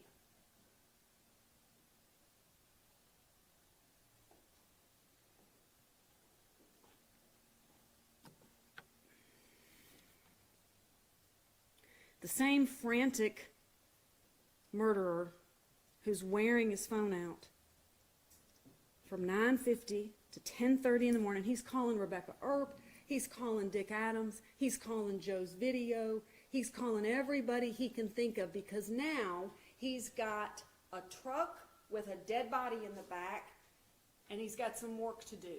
Where can I go and safely take this truck? Is my grandfather home? That's why he's calling Dick Adams.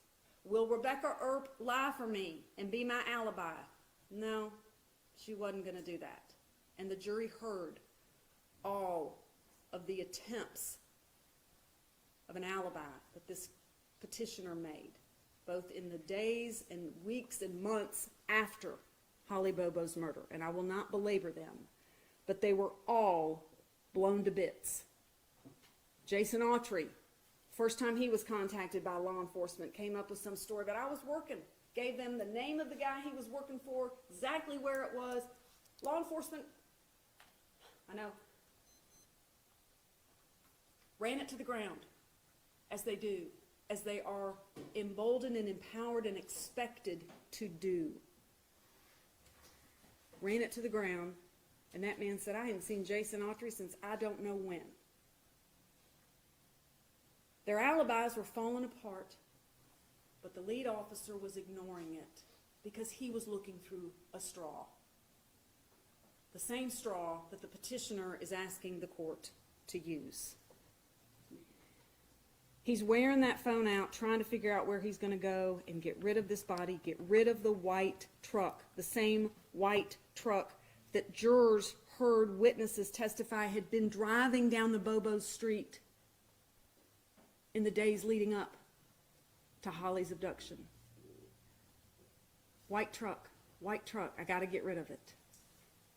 The black truck was probably the one used to drive around and get rid of the evidence. We'll never know. We'll never know the order of things, and we will never, ever, ever, ever know unless he has a moment of weakness when Holly Bobo and her phone were separated. No one took this stand with any credible proof to say, I saw it. And that's all we have, is speculation and theory. But every expert that is truly an expert, that truly has credible experience in this line of work, said there's no way to tell. There's no way to tell from this data when she was separated from that phone. He's frantically trying to figure out where everybody is so he can get his story straight.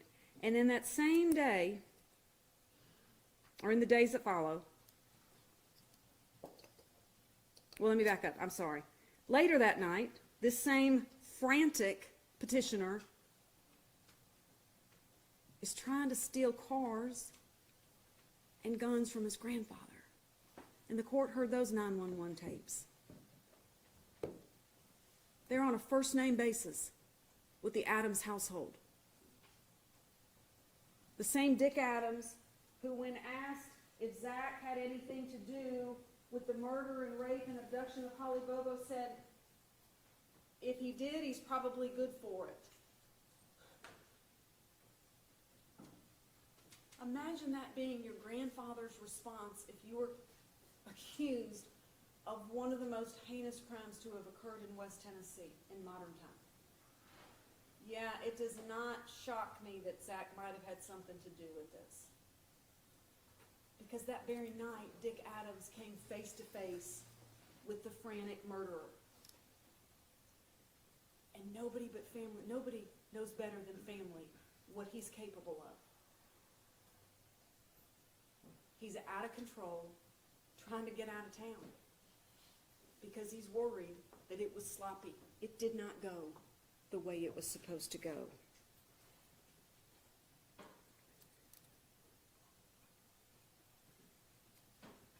The court heard endless testimony, as did the jury, of all of the bragging.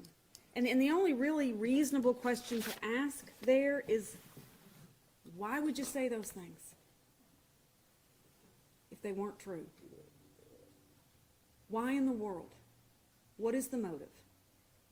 There's been absolutely no credible proof about those statements, about misunderstanding of those statements.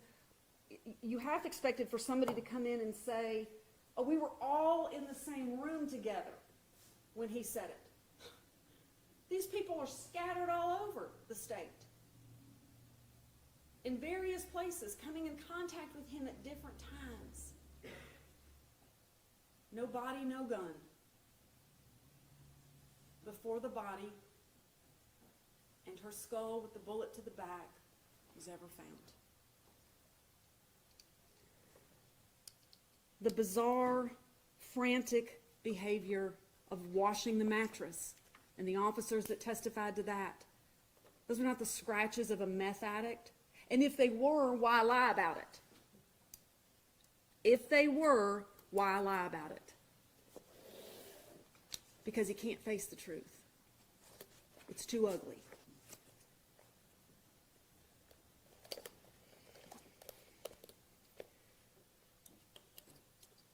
The first time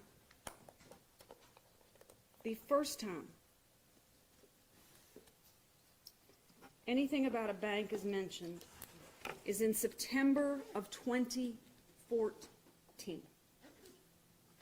This defendant and his meth monkey team, the A-team, whatever they like to call themselves, had been talked to who knows how many times by law enforcement as they combed this area, looking for Holly, looking for anything, anybody who knew something, saw something.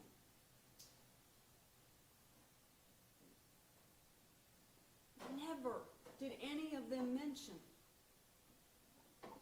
until it was Shane Austin's parents in September of 2014 that said, I don't know, maybe there was a bank transaction? Okay, thanks.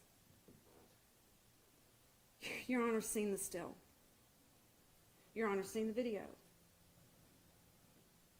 More importantly, the court has heard from everyone who has taken the stand, with the exception of the convicted murderer and his beaten down brother, Dylan Adams, that it's not worth the paper it's printed on. It shows nothing. The emperor is wearing no clothes. The murderer has no defense.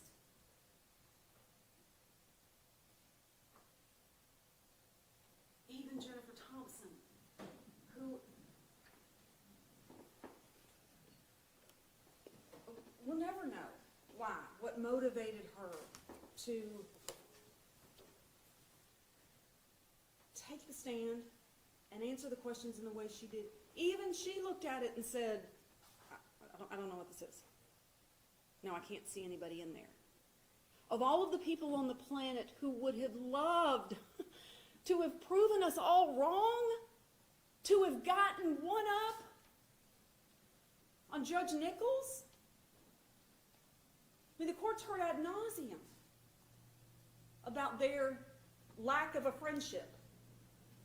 Who would love anything more than to be able to say, you all are so dumb, here it is right here. But even she couldn't do it. The only two that see anything in there are the one that's doing life and the one that was told what to say. Every other witness, whether petitioner called them or whether we called them, I don't know what that is. It's got no value.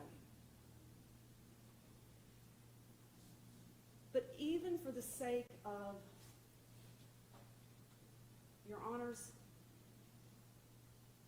responsibility and the incredible job in front of this court, let's just say, for the sake of this argument, that it is clear as day that you can see the A-team in the front of that truck pulled in backward at the bank at 11:12 in the morning. Who cares? Holly's already dead. If that video had been taken between, let me make sure I get the times right from Agent Dykus, between 8 and 10:30, and you could see anything, yeah, that's a pretty good alibi. But the time is irrelevant. The state couldn't care less, nor does the law care where this convicted murderer was after he'd already killed Holly Bobo. And all that the court heard in terms of alibi from Dylan Adams and this defendant was where they were after they killed her. Don't look too closely at what the proof shows as to where we were while she was being kidnapped, raped, and shot in the back of the head at the Tennessee River. Don't look too closely. Jennifer Thompson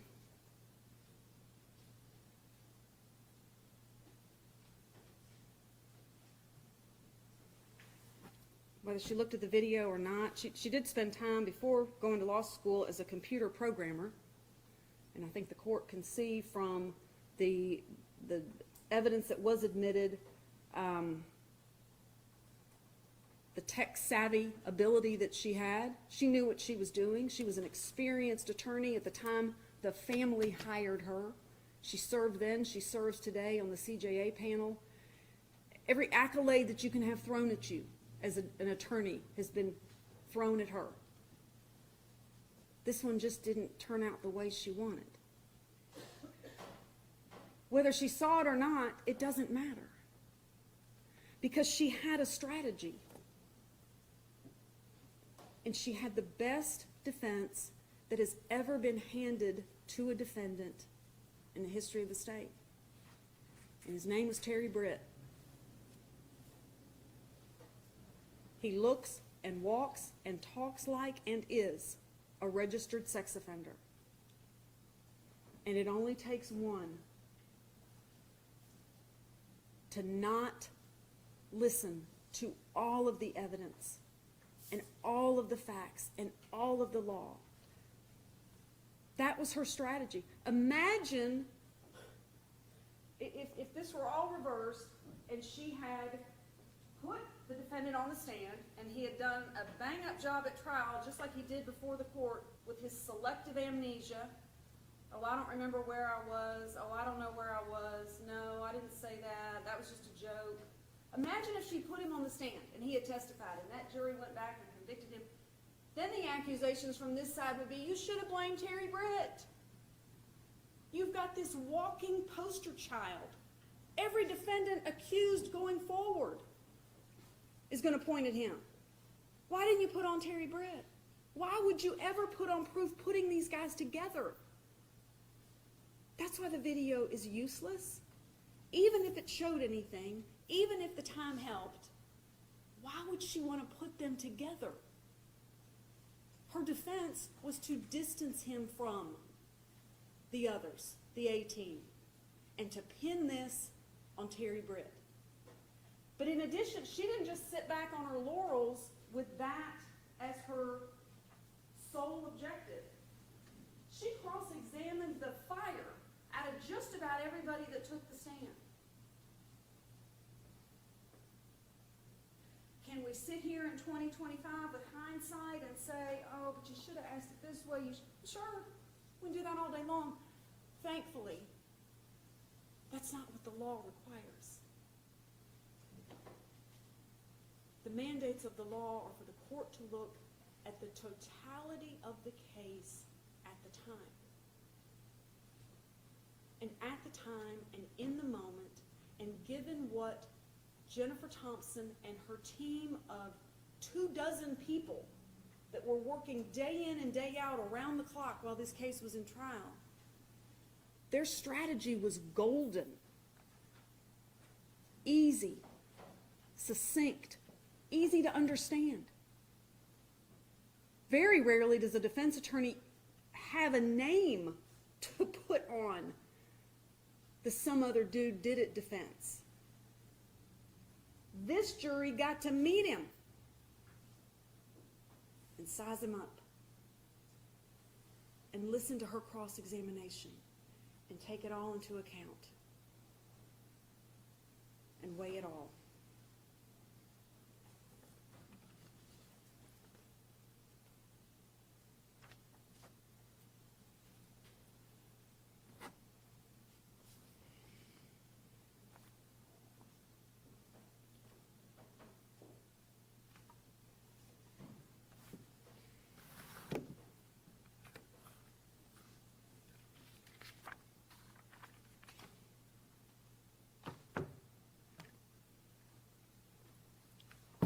The state has great confidence and faith in this court.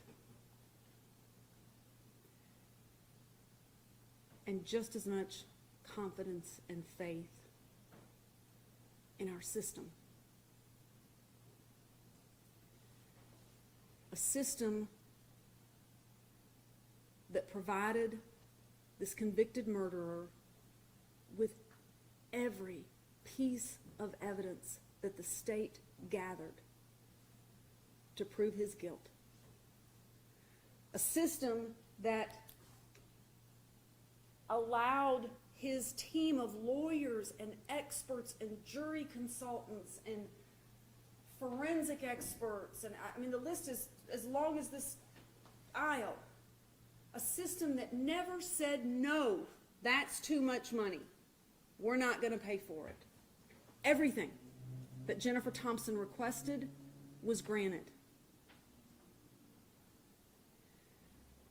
A system that selects from the community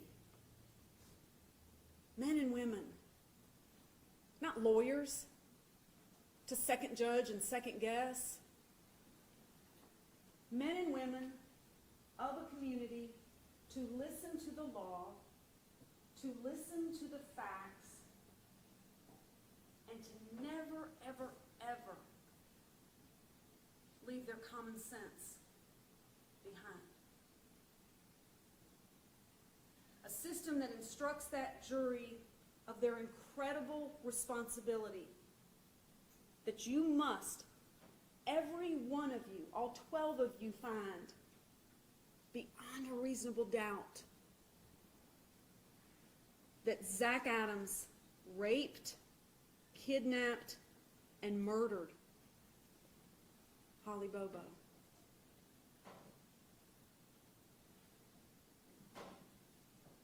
A system that made everything available to him. Ms. Thompson was hired by his family and then convinced the court to appoint her. She kept him off death row. And a system that allows Your Honor to look at everything, what the jury heard, with the added benefit of what the court has heard now. And the absolute, unbelievable testimony that she just doesn't recall what he said, or that all of those communications with her client, every note she took, is missing. It's not plausible. The focus group that we asked her about, for a minute there I thought, well, geez, did we read something wrong?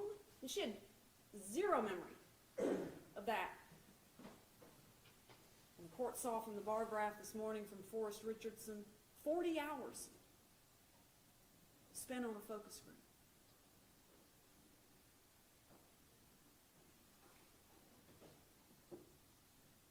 Dogged, relentless, obsessed.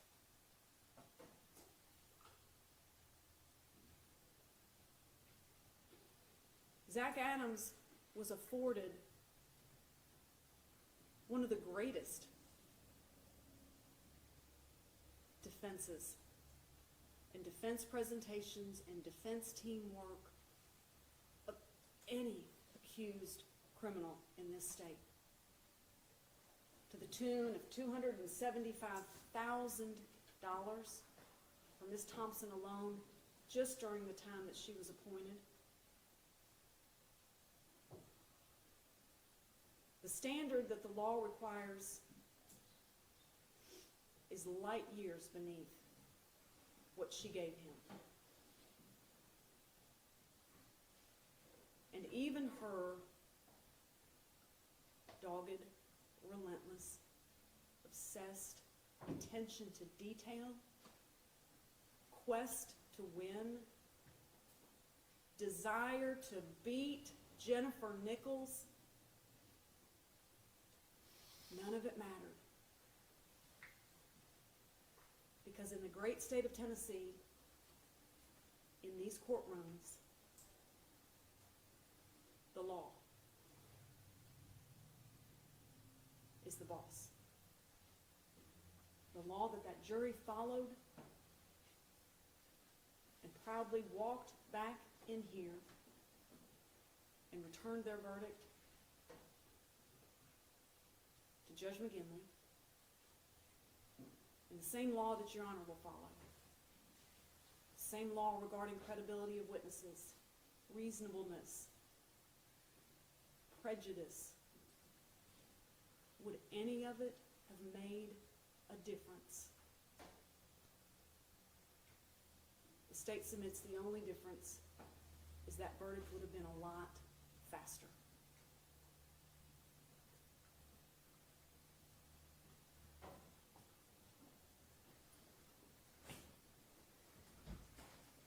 Thank you, Ms. Wyrick. All right, counsel, Rule 28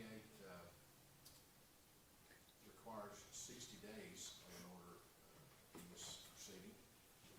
I'm hopeful we get transcripts inside of 60 days.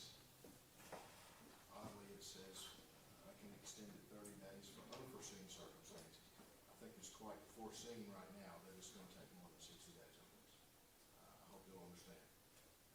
I do have a regular docket, a regular trial docket to run as well.